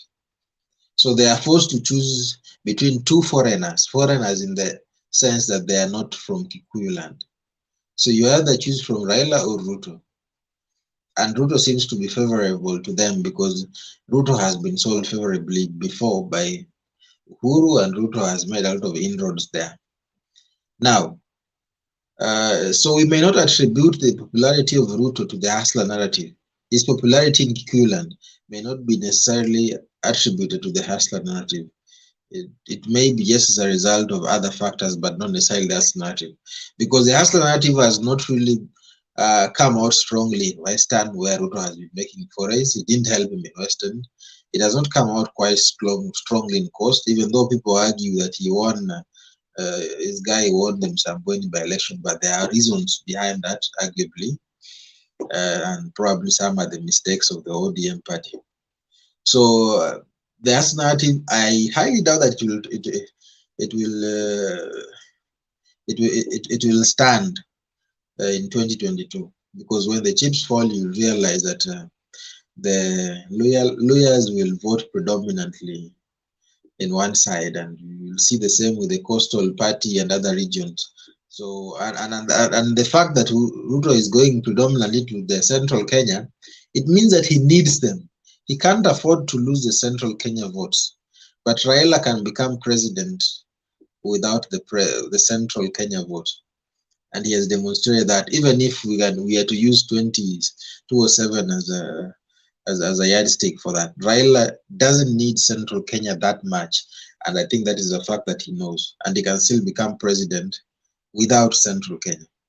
But Ruto cannot afford to lose central Kenya, and I agree with Zit Mugambi, who say that he's damned if he does, he's damned if he doesn't, because if he selects a vice president, a deputy president from central, he is in trouble because he lose vote from other areas. Because the Western will ask him, don't we have one of our own? Wakamba watamuuliza, don't we have one of our own? And if he picks from outside, then he loses the Mount Kenya vote. So he's in trouble because he has to pick, after visiting central Kenya all those number of times, and then he fails to give them a seat. And another challenge that he has in central Kenya is there is no strong contender other than Uhuru Kenyatta who can guarantee him a huge basket of the Kikuyu vote. If you look at the few people who have been circulating around him, they have already been destroyed politically, like the recent one who was arrested because of, what is his name? This guy was arrested for a lot of billions of money. Rigathi Gachagua.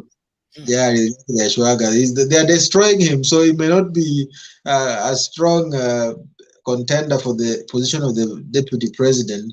If you look at Moses Kuria, has scandals and alcoholism and all that, so there is no strong Kikuyu candidate that people even from other area might admire as a vice president. So I think he's going to have a great challenge. in that respect.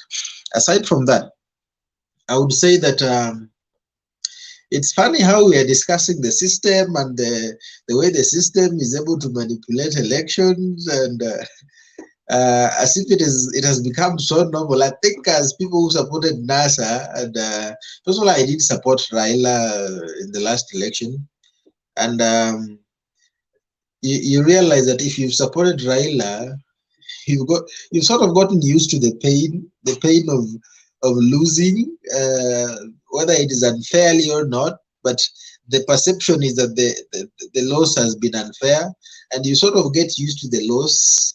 But I think for Ruto, if he were to lose this, it is going to hit his supporters so hard, because whatever is going to happen to him, if things happen as they seem to be going, then it means that if the dynasties decide to combine against him, then what will happen that the dynasties do control the media.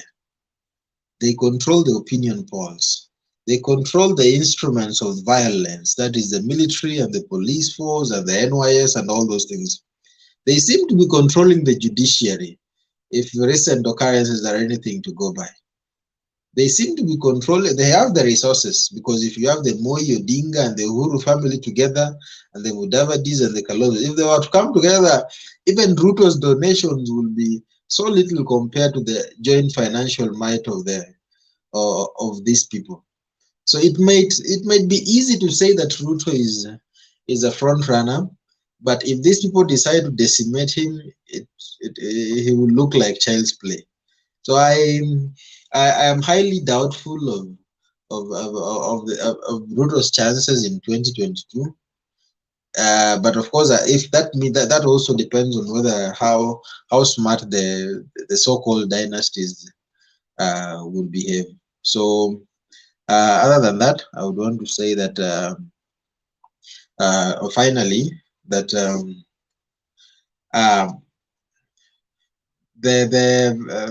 the most of the theories that Ruto is coming up with are also fairly unstable.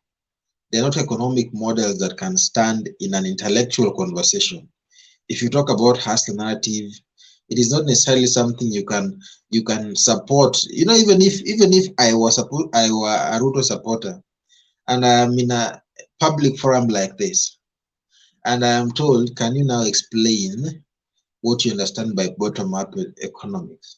It is extremely difficult for even intellectuals of the caliber of Wamuchomba, Rigathi Gachagua, and Wahome. It's extremely difficult to explain how that model is going to be applied in the Kenyan economy. Because if you look at the bottom, it simply means that you want to inject money at the bottom, and the bottom is comprised of almost 80 to 90% of the population. How do you inject money to that huge demographic of people? And of course, the assumption is that you'll be getting money from the people at the top and you give it to the people at the bottom. The people at the top are less than 20% of the population. You can't get money from them and give to the people at the bottom. And even if you were to give to the people at the bottom, you can't give all of them. So if you were to give just a few of them, how are you going to target? Which people are you going to choose? Which formula are you going to use to choose? And what Ruto is doing is basically charity. That is a good way to run a charity organization, but it's not a good way to run a government. You cannot run a government through charity. That is not an economic model, because there is no guarantee of returns. You give me an apron because I'm a mama mboga, that is not empowerment. Even if you were to give a motorbike to people, that motorbike is not a bottom up. You're simply giving them an instrument that will ensure they stay at the bottom. You give them a wheelbarrow. It's not an instrument of bringing them from the bottom to the top. At home, we have a lot of wheelbarrows. I have never seen how that wheelbarrow has helped anybody move from the bottom to the top. Just because you've made it easier for me to sell mangoes on a wheelbarrow doesn't necessarily mean that it will necessarily move me from the bottom. It is an extremely difficult thing to defend. So I think Ruto needs to really be very serious in terms of his economic model. I rest my case. Thank you so much. Thank you, Tom. Let's move to Ayaga, then we conclude. What community ancestor? What is it again? Ile kitu naambia Tom asiwe anachipicha awa anakuja kwa show na long live. Mungu ambariki sana. Asante, I will be coming. Thank you. Karibu, thank you. Ayaga, go ahead. Oh, thank you very much. Let me start by I always don't go to bed with a heavy heart. I want to ask Nyangweso, because now today you told us your name, to please contact your fellow Kisi in the name EMM, Lifestyle Melodies, and please tell the guy that Nyamera County is in South Nyanza. He should not come here again. You know, sometimes he provoke me. You know, if you attack my intellectual, maybe my reply will not please you. So I know he went to a hard bed, maybe with a very heavy heart. So kindly look for the guy and tell him he was wrong. Nyamira County, Kisii County, Homa Bay County, and Migori County are right inside Nyanza, South Nyanza. I agree with you. Yeah, thank you very much. So after that, I also want to tell my brother Ndeto, what we should desist from is dehumanizing kind of politics, where you grow up, you are told, you know, Raila is this, Raila is this. After going to school, passing through primary, high school, up to even college, you are in a cosmopolitan area, maybe like Nairobi, you still have that mentality that a class 2 in your village has, that Raila is a bad person. It's very bad. Like, I'm in court. I'm rarely where the court. I went to a case. A friend of mine, we were with him on Monday, and he passed on. And he's from my constituency. He's from Asembo side, though we are from Rarieda constituency. The guy married a girl from Central, Muranga, to mention. I don't want to mention their names. And then the guy died, unfortunately. So, but around Tuesday. So when I went there, I got a very hard case. People from Rarieda came there saying, no, you know, it is this lady from Central. He's a thief. He killed our son so that he can steal every day. It was a very bad case. I don't want to even go there. So when I had my age mates, the people who are upstairs intellectually, the people who are more exposed, like the old Kikuyu, hawa wale ambao walikuwa wanaita Wajaluo mundu mungoro, Jaluo ne mokegu, Nyamarguru. I hope you understand me. So let us stop, my friend. We are mature. We are exposed. Even to us, we have a lot of political injustices. Sometimes we used to elect people when they come down there and actually remember what happened. They will tell us, you know, who killed Tomboy? You know, who killed Oyugi? You know, who killed Makasembo? Sijui whose government killed who, so and so. It is very bad. But to me, as Ayaga, I cannot face Uhuru Kenyatta and tell Uhuru Kenyatta, you know, Raila Odinga came down here and told us all this, your father did this to our community. You also did like Musando and the rest to our community. It is very painful and bad. So this politics of dehumanizing, thinking that I had some people saying, you know, selling Raila Odinga in Central is like selling pork, Yemen or or Saudi Arabia. Let us desist from that kind of politics. If we stop that kind of politics, even all these narratives we are talking about, they are very correct. But we will not have what we call a narrative-based politics when we are still saying In Central, you cannot sell Raila Odinga. And in Luo Nyanza, you cannot sell Uhuru Kenyatta. Or in Coast, you cannot sell William Ruto. Or in Western, or Mudavadi cannot sell himself in Kisii because of A, B, C, and Z. The past is for the past. Whatever happened had happened. You cannot reverse. But we should not let the politicians have our minds reason for us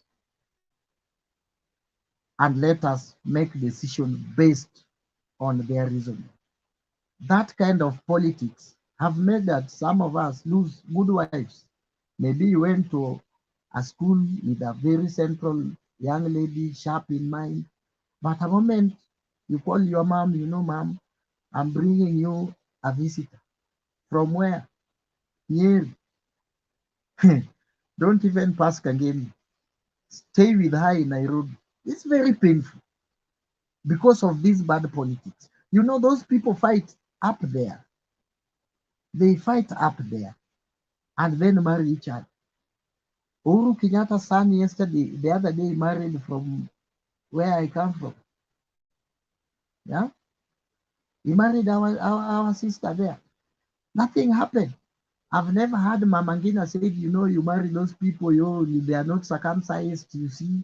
It is ABCD. Let us just stop this politics of dehumanizing person, making a person look like evil. Because I wonder, later, if tomorrow Raila Odinga becomes president in this country, will you resign from your job? You will not. Will you say now, let me look for visa and go and stay even in Yemen or Afghanistan? You will not. We will be here. This Kenya belongs to me and you. If you have a job tomorrow, I will call you. I will not dare to, I don't have a job, please look for me a job. Don't start judging me depending on my cultural background. These are uncircumcised man who comes from an uncircumcised community, ABCD. Like us down there, we always call you Rayo. Maybe for us, we don't expose our feelings publicly. But you guys, the problem you have, you expose your problems publicly. If you go to any law and define for you what Rayo means, you cannot even call us uncircumcised. It is very bad thing. Yeah. So all these have been politics of the past.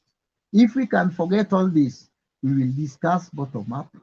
We will discuss all these models you see in the economy. But if you want to discuss bottom up, at the same time you are telling me at this age, this era, all this digital and update and more exposed we are, Raila Odinga cannot come and sell himself in central Kenya, then I pity myself and I pity Kenyans. Because what I was told and what we always practice is only one. I'm finishing, Bernard, in 30 seconds. What we were taught is when that's why we have many low people who have always go differently with us. People like Tuju, when they come, we accept them. People like Orengo.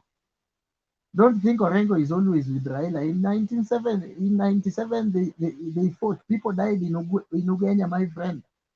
Yeah? Anyang' Nyong'o, they were in the SDP. And if you go back to those clips, how Raila Odinga was marketing tinga unasikia, abusing Anyang' Nyong'o, and they are coming with a certain woman from Ukambani, and they have inherited. They have inherited a certain woman in Ukambani who doesn't have a husband, so they are coming here with this part. It is very bad if you hold on or cling on those things. So I'm asking you, today as a young man, you should be ambassador. Go and tell Central Kenya people, let us stop dehumanizing this man. The people who are abusing, even as much as they are abusing each other, those people are doing business. They are business partners. Who cannot come to tell you today, Raila is a bad person. Yet Kenyatta and Odinga family have business, the same interest. They have bank, the same bank account they are sharing. They have everything. And you with the poverty down back in Muranga, in Nyeri, maybe in Maragua, because I know Maragua very well. One of my shosho anatoka huko. Back in Maragua, you sit there, you say, you know, those Luos are Nemokegu, or those Luos are Nyamaruguru. Nyamaruguru are the way we ski. Nyamaruguru is the Westerners.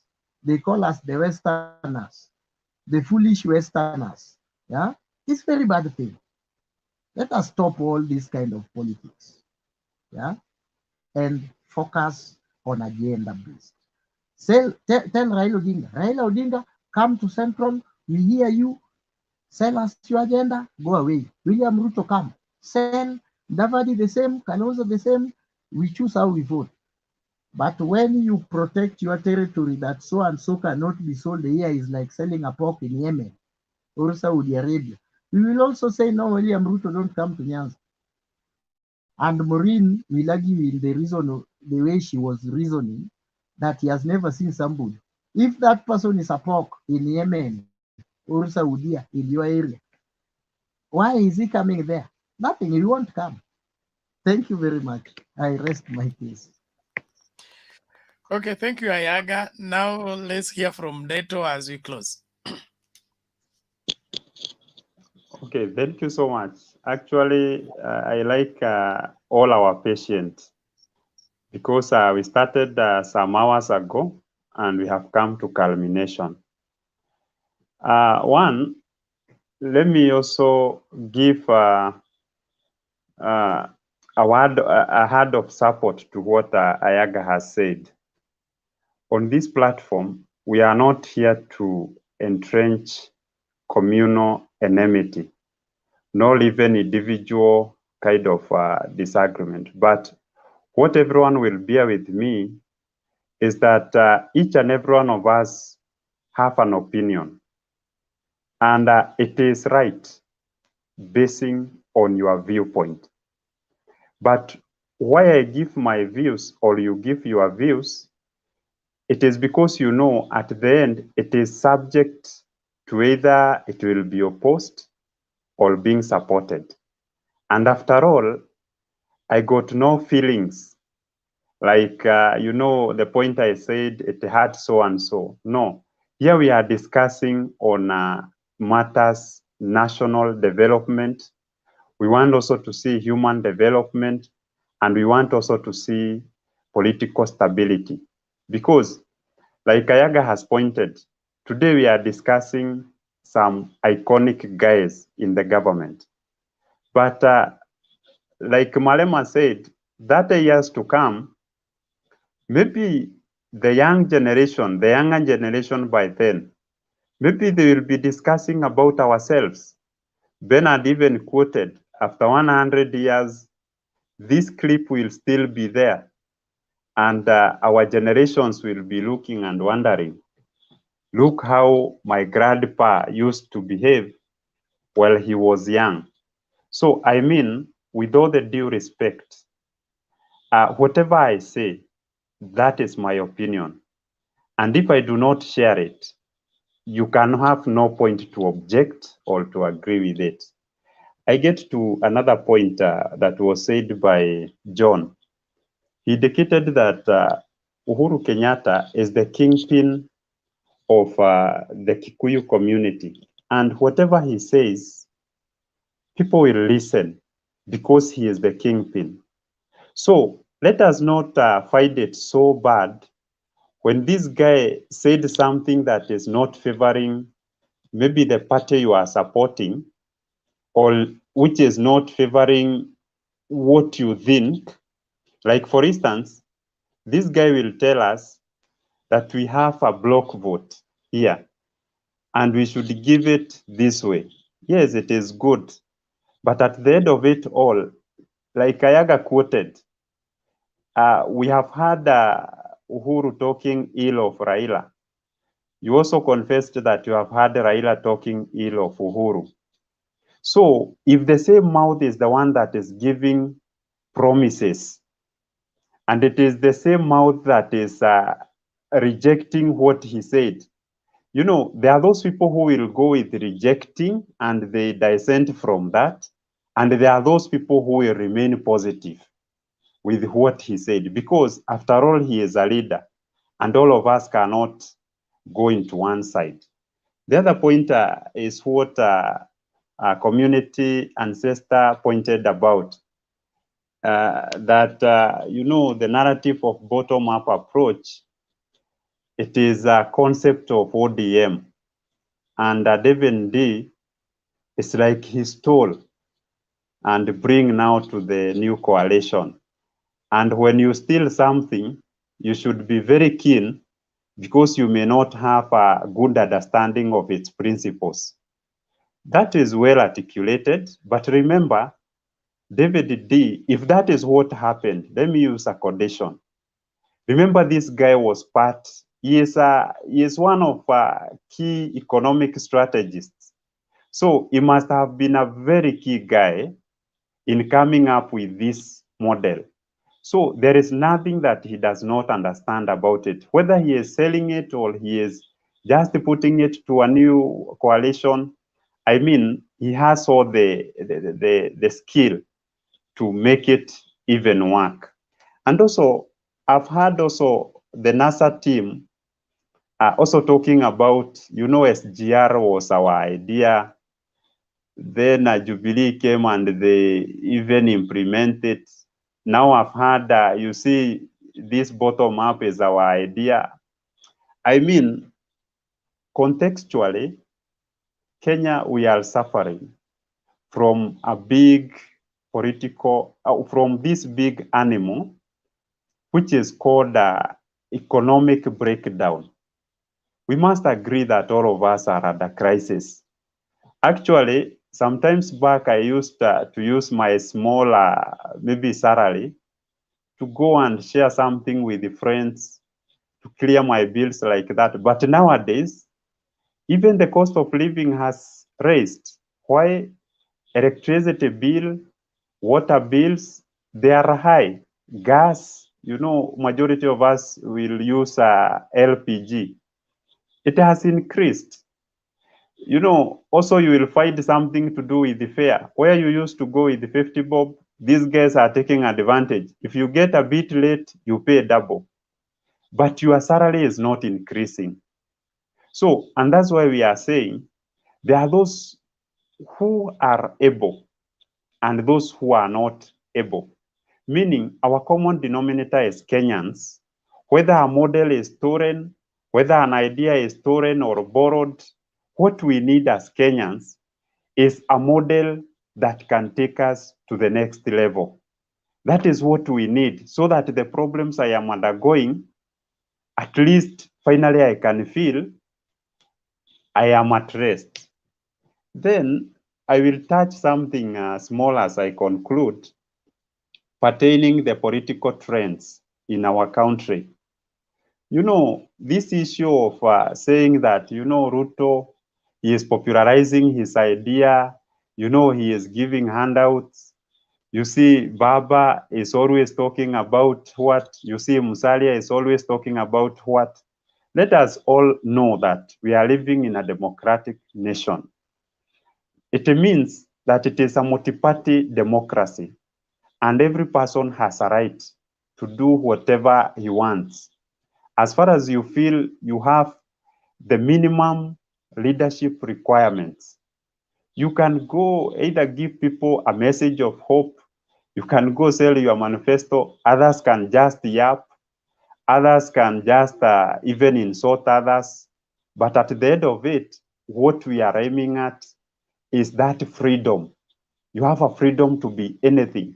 So let us not personalize when you see a person being so outgoing. Another point, when you come to politics, politics is all about influence. How do we influence people? This is through mastering the community stratification or those local structures. Like for instance, if I tell you about Nairobi, there is a person who will take it as Nairobi County. Another person will perceive it as how many wards are in Nairobi. Another person will perceive it, how many villages are in Nairobi. I would like the one who is going to the village idea.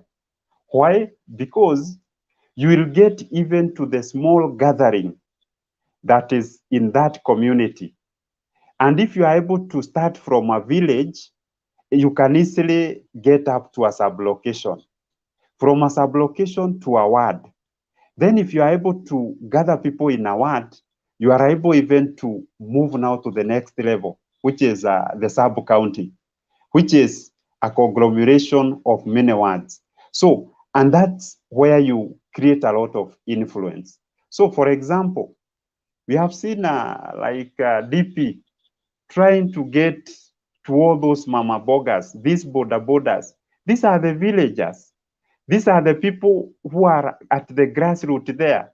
And his model, to me, I would say, politically, he is very wise because he is starting from the village, coming to the county level. But if you start from the county, mobilizing from county, that's when you will find yourself going to the televisions. How many people in Kenya have televisions? Maybe you will only be talking to people who are able to access internet, people who are able to access electricity. We still have people who are not connected.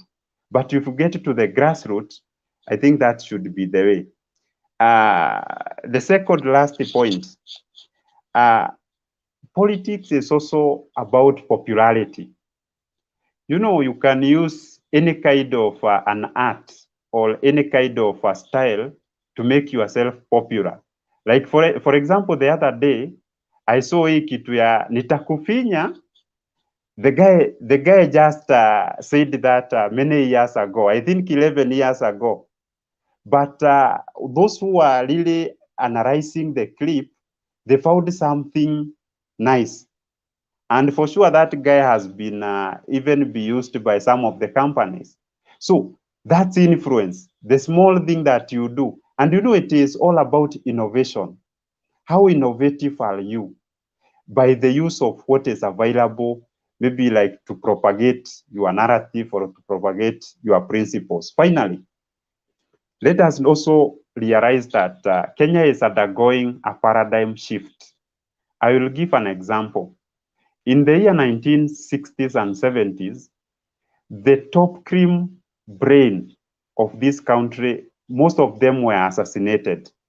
Like if you go to the likes of Tom Mboya, this guy, he tried like to increase the number of literacy of people who will gain that education in Africa, not even in Kenya, because he was also touching other African countries. But someone saw, if all these people are educated, I will be removed from power. So out of that, someone just decides and eliminate that person. There is also another person called J.M. Karaoke. He comes from Nyandarua. That guy, actually, he had a similar approach like the one Deputy President is using. Because he used to say that hatuwezi kaa Kenya iko na mamilionea watano na millions of people who are languishing and wallowing in poverty. He was also trying to fight under the same agenda. But what happened? Later in 1975, the guy was also assassinated. But by then, we know that the judiciary did not have that power. It was easily manipulated. And unlike today, because we can see, at least in terms of institutions, we have started to see the independence. And this way, I'm also supporting the point that, you know, through education, the same education that this guy was trying to bring in our country, Tom Mboya, it is the very same education that our leaders are still using, so that to ensure that people come out from their tribal cocoons, people can resonate. Like Ayaga, you have explained it very well, that you see someone has gone to primary school, secondary school, and even to tertiary institution, and the person is still negative towards a certain person's personality.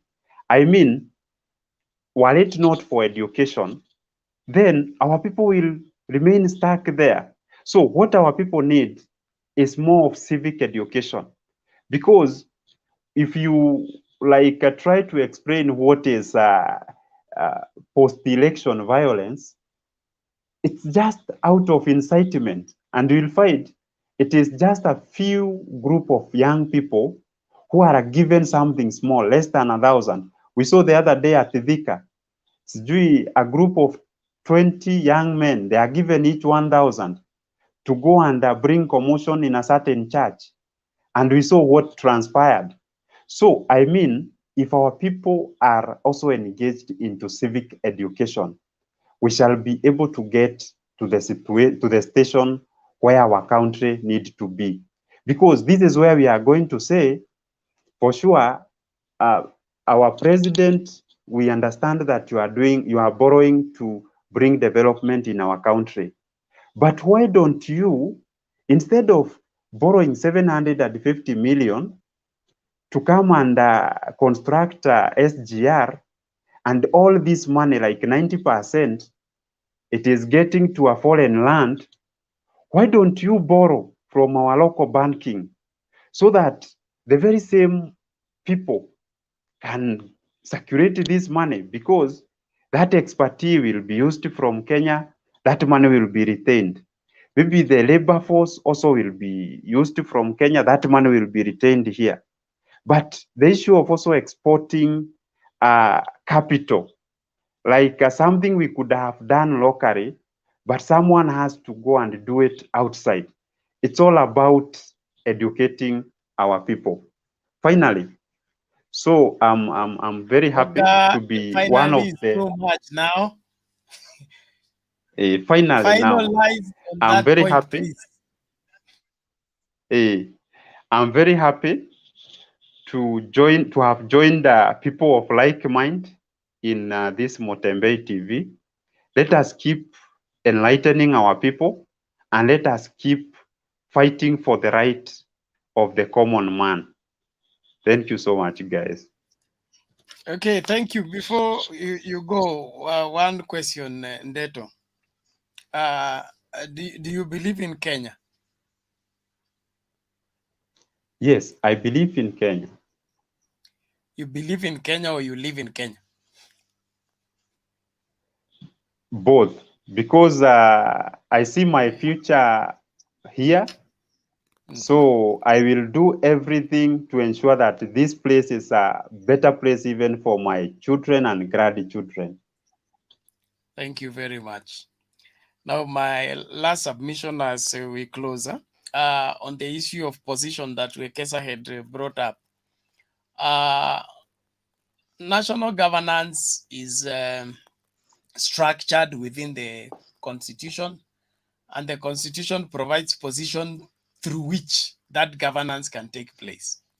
So when the DP is driving the nation away from positions so that they can discuss Mama Mboga issues, in my opinion, he's becoming dishonest, and that doesn't sell him well, because one of the reasons why he's investing heavily, and he has really invested heavily, is to secure that one position. So if getting a position is against Mama Mbogas and the rest of the hustlers, then he's contradicting himself.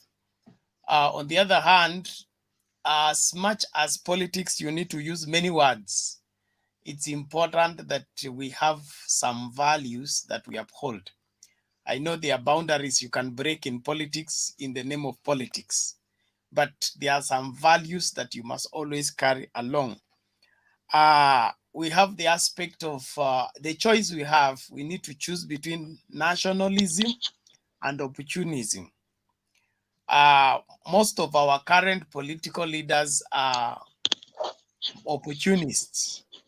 They want to ride on the smallest opportunity to get the greatest support or the greatest following, which is, even if it means going to be, accepting to be buried with the dead. so that you become popular. They will accept to lie in the coffin just to make some impact so that they gain some mileage. But I think we need to move from opportunistic kind of politics and embrace the nationalism. That's why I was asking Deto about, do you believe in Kenya? We need to believe in Kenya enough for us to fight for this Kenya, other than fight for our tribes and fight for our regions and fight for our man. If we all forfeited our men and forfeited our tribes, our region, and began to fight for Kenya, that is what brings about great things. If you look at history, when we fought for Kenya, we got independence. Okay, when we fought for Kenya, we did away with single party system and brought back multi-party system. When everybody forgot about their tribes and voted in to secure Kenya, is when great things happen. So as young politicians and young leaders, we need to move away from this my tribe, my man, and believe in Kenya enough to know that if we secured Kenya, Kenya will be able to take care of every Kenyan.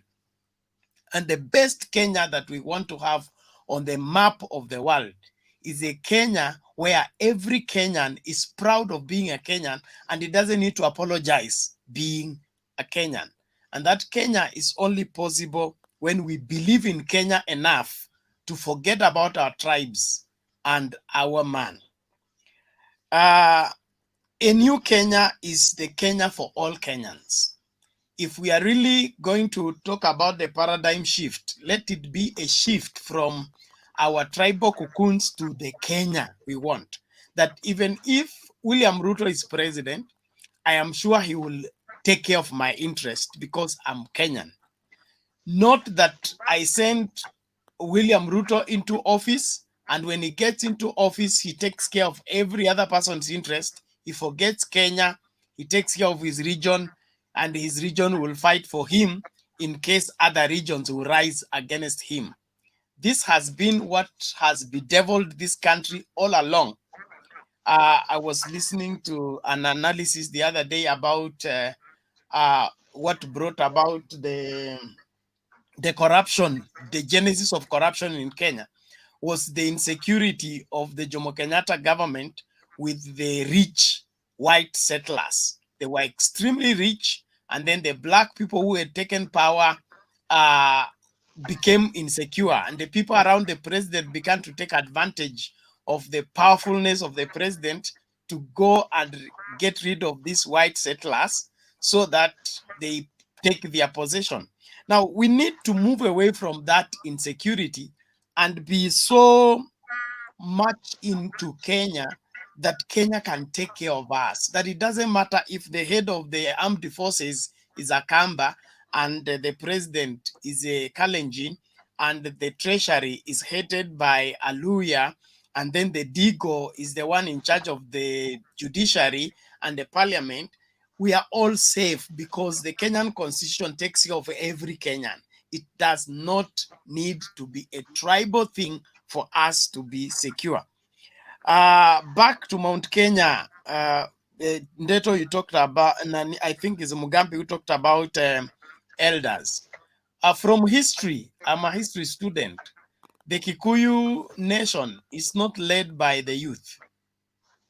Traditionally, from eternity, from the day of Mumbi and Akikuyu that we did in standard 3. Those who went to school when school was still school.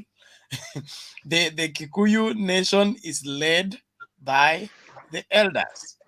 And so when we hear the noises from the youth and the tantrums from the latest members of parliament, we have not yet had the Kikuyu nation. And so there's no need of getting the hype of William Ruto has made inroads until the elders begin to speak. We are not yet aware where the Mount Kenya vote will go. And like Tom said, the Mount Kenya, Raila doesn't need much of Mount Kenya like Deputy President needs Mount Kenya. if Raila manages to only 30% of the Mount Kenya vote, that is, he can go and begin to sleep in State House. That's concluded case. But Ruto needs almost 90% of the Mount Kenya vote, which from, if we trace it from Kiamba, he doesn't have capacity to get that. And so he needs to diversify. And then now he's caught into the rock and the hard place. He either chooses them as DP, and if he chooses one of them, like for example, he takes Kiunjuri as DP, there will be a rebellion from Moses Kuria. He also wants to be DP. And then if he picks Gashagwa as DP, there will be Kiunjuri says, I brought my party. So he really has a lot of mathematics to do if he has to secure that particular region as his support. But more than everything, my emphasis is let's believe in Kenya. The NASA guys are a good. They were better off in NASA, and now that they have decided to dissolve NASA, especially the Kalonzo, Mudavadi, and Weta, they have made themselves more disadvantaged than they were in NASA, and it's a self-inflicted. Waswahili wanasema mwiba wa kujidunga hauna pole. So they have inflicted themselves with the pain. Let them carry it. But going forward, things will fall in place. Ndeto, you talked about how many people in Kenya watch television. Don't underestimate the literacy of Kenyan people. My mother is a standard 3 dropout, but she's fully informed as far as Kenyan politics are concerned. We talk on phone. She asks what is going on. She follows news on radio and all that. So Kenyans are not that ignorant like some politicians will want us to believe, that they are waiting for you to come and tell them it is this and then they will automatically follow. That is that is not how things are. The literacy level in Kenya is very high now than it was then. In the past Moi's days, we were waiting for Moi to say, but now kila mtu anajua, and they will know even the end of everything. Tomboya and JM Kariuki, those are heroes as far as Kenyan politics is concerned, that Kenya as a nation is concerned.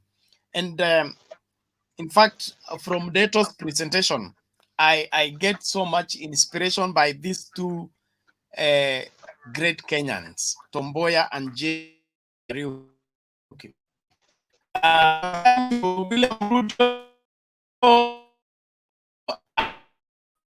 Because these people were selfless. They were willing to lay down their life for the nation. William Ruto can do that. Time will tell. Okay, time will tell. But as at now, I doubt. Because one of the things that proves leadership is the Saitoti powerful Kasarani statement.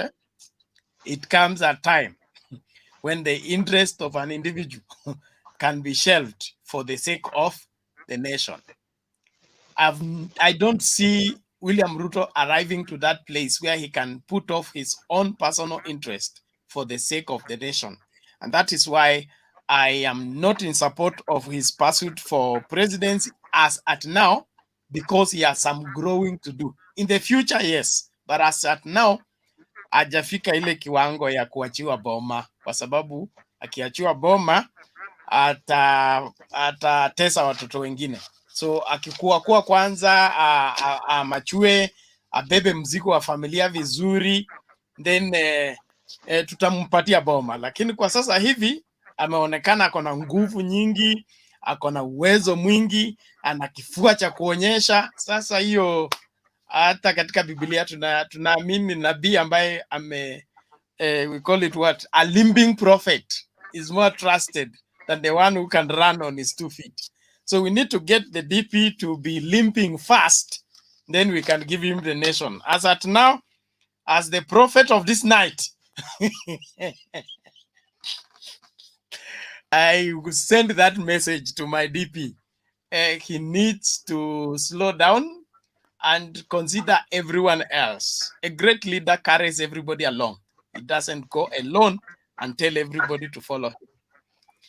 And I think we should end there. And in case kuna swala la kusema Yaga, uko na Let me, swala. si Yes. swali kwangu. Okay. Najaribu Yes. kusema even if you look at the DP, all it is foot soldiers, they are either first time MPs or second time MPs. So DP and everything, they are all greenhorns matters presidency. Wote ni watoto. Okay, Ayaga. okay. Let me also clarify something. Ayaga, you come first. Yeah, thank you. You know, I don't Okay. want you people to blame Beto so much. Beto is just a young Kenyan from central Kenya who had been made to believe. You know, he doesn't work or have his own belief, but he has been made to believe that we in central Kenya, if we vote you become president. You know, he has that belief. So he was made to believe, and he has that belief that it is only central Kenya that can make you president. So he doesn't care. So even if Ruto doesn't get other votes from other, provided he get 90% from central Kenya and 90% from Rift Valley, he will be president. That's according to him. It is analogy that was created by people who are before him. Yeah, the latest one was huyu The jamaa tyranny wa of numbers. tyranny of numbers. So he is made to believe. And I want to tell him one thing. In politics, there is what we call the created perception. And those perceptions always produce the win. If a perception will be created that William Ruto going alone without Uhuru Kenyatta's hand in central Kenya, it was said that for Uhuru to win, he had to get 98% of central, which Ruto will not get. So Ruto will win in central Kenya, and I agree with Beto 100%, but maybe with 70%. If Raila Odinga got 20% in central Kenya, is a very big damage for William Ruto. If that perception is created, because I see them celebrating Kiamba. If UDA could have win Kiamba with like 80, and then because you know they went there, Uhuru Kenyatta never went there. It is Kanini Kega. They campaign against Kanini Kega and Sabina Chege and Gunjiri Wambugu. And they created even when I was in Kiamba, they created even posters of Kariri Njama where ODM they even had Machungwa inside a Jubilee, that Kasalamu. They campaign against all odds, bringing NASA to that guy and doing all those he does. They could not beat that guy with 3%. If that is the trend, that William will win. Because by that trend, I don't see him winning with 60%. But let me give him 70%. He will win in central Kenya with 70%. Raila gets 20%. And the another 10% goes to maybe absentees and people like Muturi. People will stand. Yeah, that 10%, it will be a very big damage to him. A very big, and it also depends with the running mate. You can see the people who are chanting Ruto in Western Kenya, people like Momias East MP, I can't remember the name, like Didmas Baraza. They have developed cold feet after those two by-elections. You never see them in Kiamba campaigning. You saw them in Mombasa. You watch them in Kisii. All these by-election, they have been in front line campaigning for a candidate that they say William Ruto support. In Kiamba, they developed a cold feet. So there is something that is going on. Western Kenya want a vice president from him. A moment he will have a central guy, my brother, you will see the damage. And if I was a person like William and his supporters, we are the people who could have been probably support BBI. He could have favored him. Say, give Central Prime Minister, give Western like a vice president, and then go to other parts like Coast, give them deputy and promise like speakers of National Assembly. This position is going against could have favored him a lot. But a moment he will have a central man as a vice president, promise him another 10 years. After I finish, I will give you another 10 years. Lawyers are not fools, and Wajiketas are not fools. And the other part, Okay, conclude. Hey, guys. Okay. I have 2 points. One is the one that Bernard you brought up. You brought up a certain point that in Kikuyu region, it's like elders are the ones who really spearhead community issues, even when it comes to leadership. The last by-election in Kiambaa, I saw a cabal of of elders trying to present something or to appeal to something that they will not accept the Kawanjiko. But they were outweighed by the strength of young people. What I mean is, we are educated. That is the only mistake our parents did, if they made one, to take us to school. No, we are educated. Look at it. Let me finish. Kiambaa. Let me just take you to Kiambaa. Okay. I listened to Kioni explaining on what happened in Kiambaa on TV, and he said the first day they came to Kiambaa, the whole ground was hostile. Anything Jubilee, nobody wanted to hear because of the poisoning that Uda community had caused. Then they camped there for 3 weeks.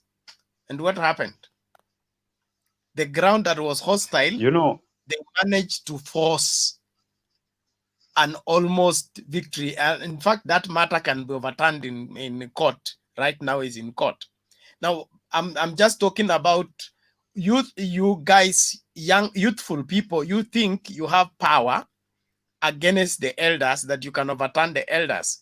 But look at what, if that was the case, that the whole ground was hostile, then wazee wakakaa wiki ngapi? 3. Na wakapata 50%. What will happen when they take 3 months? Actually, to Bernard, to support. Okay, you, let me support Bernard. finish, John. Let me support Bernard. Then you finish. Let me finish. No, I'm just supporting this one. Then you You finish. will have the last word. Let Mugambi finish. Then you have the last word. In Kiambaa, one thing that we need to know: the Jubilee candidate, what was in UDA from 2017. He has been campaigning for UDA, the Jubilee candidate. The Kawajiko was his chief campaigner. So the moment he shifted to Jubilee, it worked so negative to him until he had begun to from the scratch. And it is the same elders who pulled him up until the difference was just 5.7 votes. You see, so Kiambaa has been UDA. One, we were trying to clean the Kiambaa SDA church, that was burnt, and that's why you saw that difficulty in Jubilee. So elders play a lot of a bigger role. Now over to you, Deto. Okay, I'm not refusing, but what I'm saying is that there is a paradigm shift. You know, the things we used to believe strongly, that, like Ayaga said, that, you know, if you want to marry from this, you just introduce and your parents just tell you, don't even arrive here. I think due to transition or movement from our village to the metropolitan, there is exchange of ideas, exchange of culture, exchange of a lot. Until now, culture is a normal thing. Like you see, even with westernization, you see, sometimes we used to value it so much, but what about today? So that's the same picture I was trying to paint. Finally, just like Jubilee as a party broke the other day, and that's why we have this young party called UDA. We have also experienced that also ODM has just broken to independent parties. You know, we are assuming that Mudavadi and ODM Kalonzo. or NASA? NASA was a coalition. NASA. It was Sorry. a party. Okay. Okay. I mean NASA. Just it has broken down into its constituents.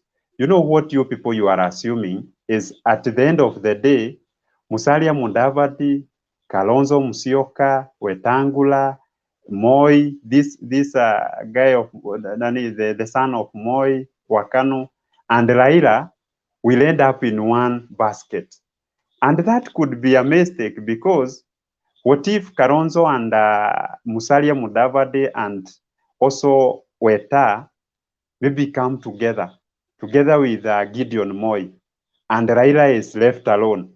We have 3 strong parties. What do you think about the arithmetics you are saying? Don't you think that can also alter the formula of NASA, of ODM?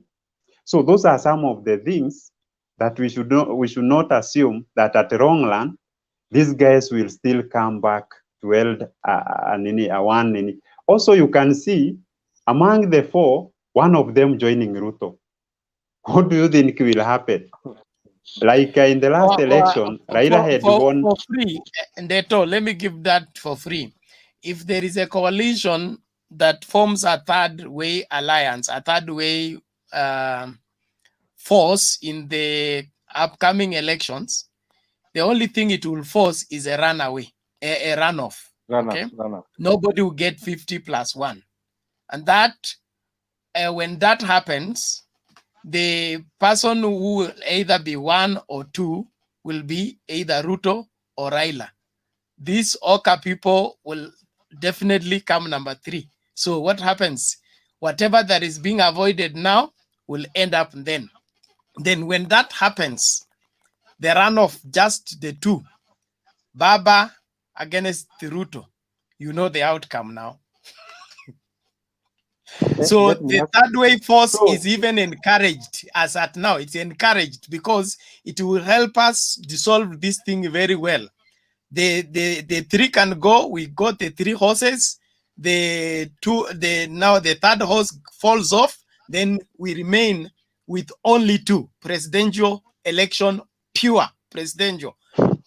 Parliamentarian tumemaliza, confusion ya magavana tumemaliza, kura itaibwa namna gani? We only have 2 votes. Now also Bernard, between 2 faces. Also Bernard, you know, like the way these guys have been bitter, Kalonzo and Mudavadi, maybe they have decided and they will not come to a coalition again with the only thing they can, if Mudavadi and Kalonzo join Ruto, they can only be deputy president. Get that? Because according to the constitution, Ruto cannot be deputy president again. He has exhausted his opportunity to be deputy president. And then Kalonzo and Mudavadi are senior in politics to Ruto. So them deputizing Ruto, it is a demotion. It's not a promotion. Again, to add on you, Bernard, yes. If you look those 2 people, Mudavadi and Kalonzo, they have no numbers. Kalonzo's numbers have been swallowed by the governors. That's done. Mudavadi's numbers will be swallowed by the Wamaluas, the court, the Oparanya factor. So lawyers have never been together. Now, as I end, Deto, do you think UD will be Mount Kenya party? If you think so, what will happen to chama cha kazi ya Kuria na TPS ya Kiojori?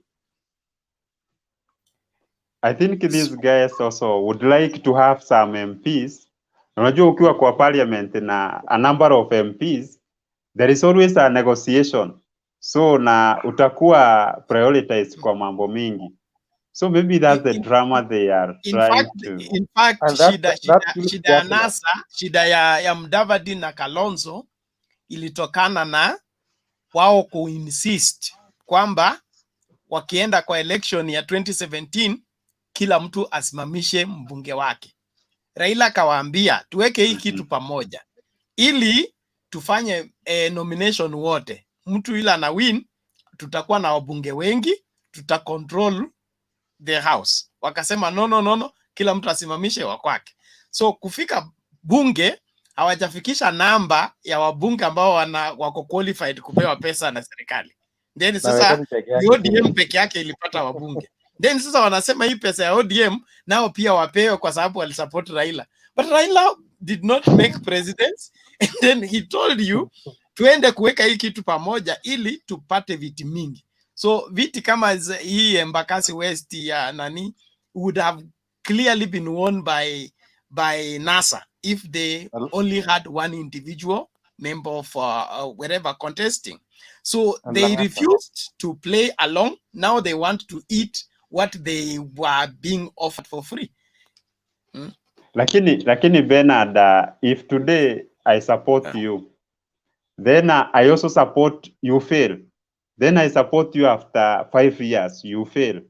Why don't you just endorse another person? We try another choice and see if maybe we can make a difference. And I think that's where Raila is getting it wrong. But we don't have, for example, Raila working with Wetangula or with Kalonzo. These are people who have their own parties. Okay? They are not coming together because Raila needs their support.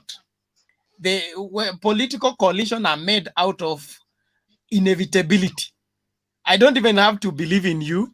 You don't have to believe in me. Tumepatana kwa hii corner when the constitution, when the political temperature were rising, we have been forced by the situation to meet in one corner. So tunakubaliana vile tulikuwa tunakimbia tukajikuta kwa kona moja, tujaribu vile tutaweza tufanye nini? Kusurvive. So nobody supports the other because they love the other or they want the other. They support because they have been cornered in that particular situation. Then when you are cornered in that particular situation, you need to behave yourself in that corner so that usaidiwe utoke pamoja. And again, Bernard, to add on what you have said, for a presidential candidate, for a coalition to get a presidential candidate, there are two great factors to consider. How many numbers do you command? How much resources do you have? Of the three, Kalonzo has no numbers, he has no resources. Mudavadi has no numbers, yes, he has no resources. Raila has both numbers and resources. So Raila becomes the best person suited for the position. Because you can't tell Raila to support Mudavadi or Kalonzo, to use his money, his people to support Kalonzo. How now? Even if you are the one there, you couldn't. No, okay, even okay. Raila My told concern them, is when they were agitating, right, just recently, he told them, mimi sijasema mnisupport, okay? Kile nimesema tukutane Kasarani, tufanye nomination. Mtu yeyote yule anashinda nitamsupport. Wakasema wataki nomination, wanataka tu wapewe. Sasa hiyo Sibaba atashinda tu. Sibaba atashinda tu. Kwa sababu akona numbers.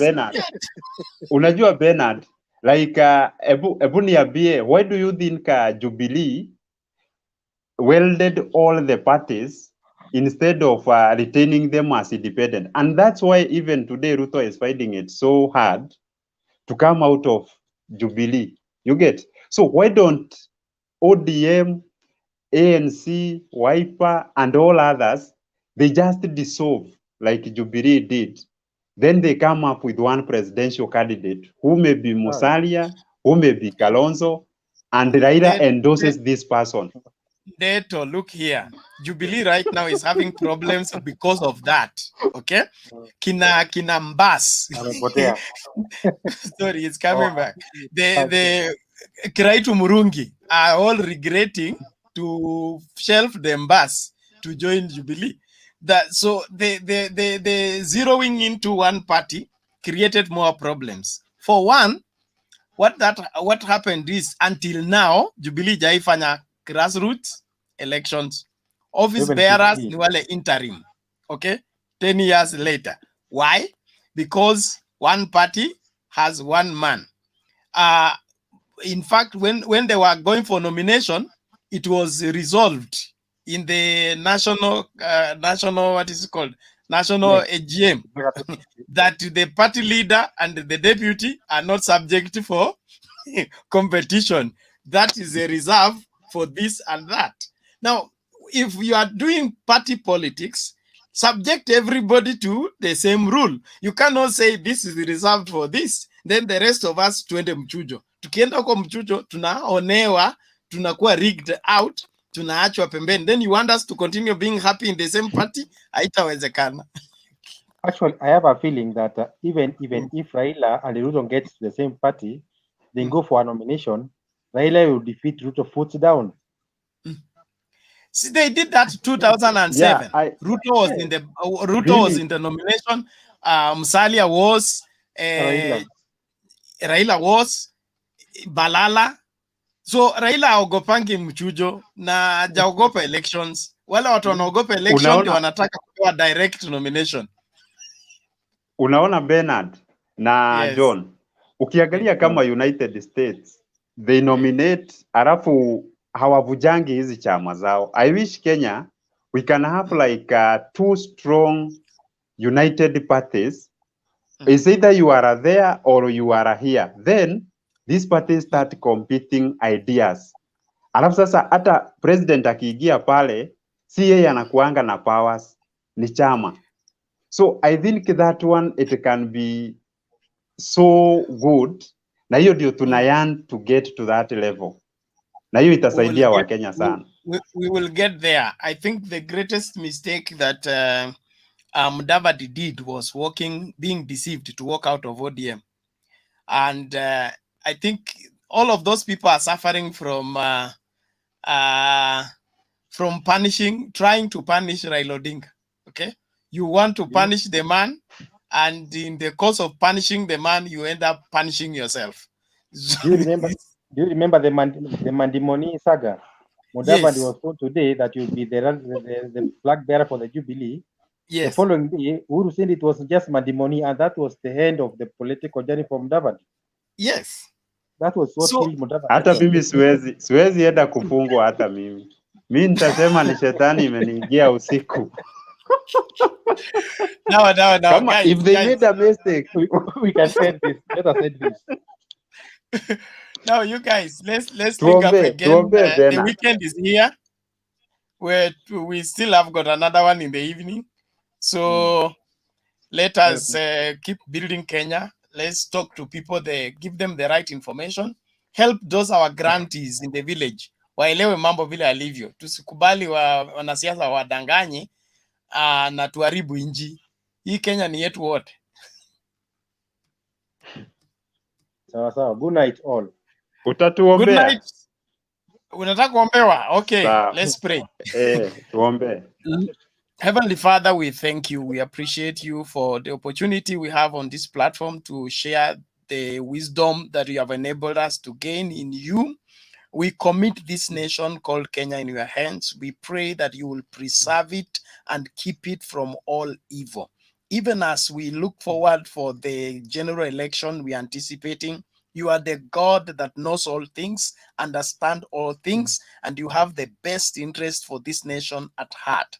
May you lead and guide us in the right direction. We pray for the current leadership that, Lord, you will fill them with required wisdom to make decisions that are good for this nation. We pray for each and every Kenyan, wherever they are around the world. Let your hand rest upon them, keep them from all evil. And Lord, we pray more than anything else that you will knit this nation together, that we will all come out of our tribal differences and become a one nation under you, doing what is your will and what brings glory to you. We give you thanks and bless you. In Jesus' name we pray. Amen. Amen. Good night. God bless you guys. See you again in the evening. Same to you. Asante. Same to you. Asante. Asante. Yeah.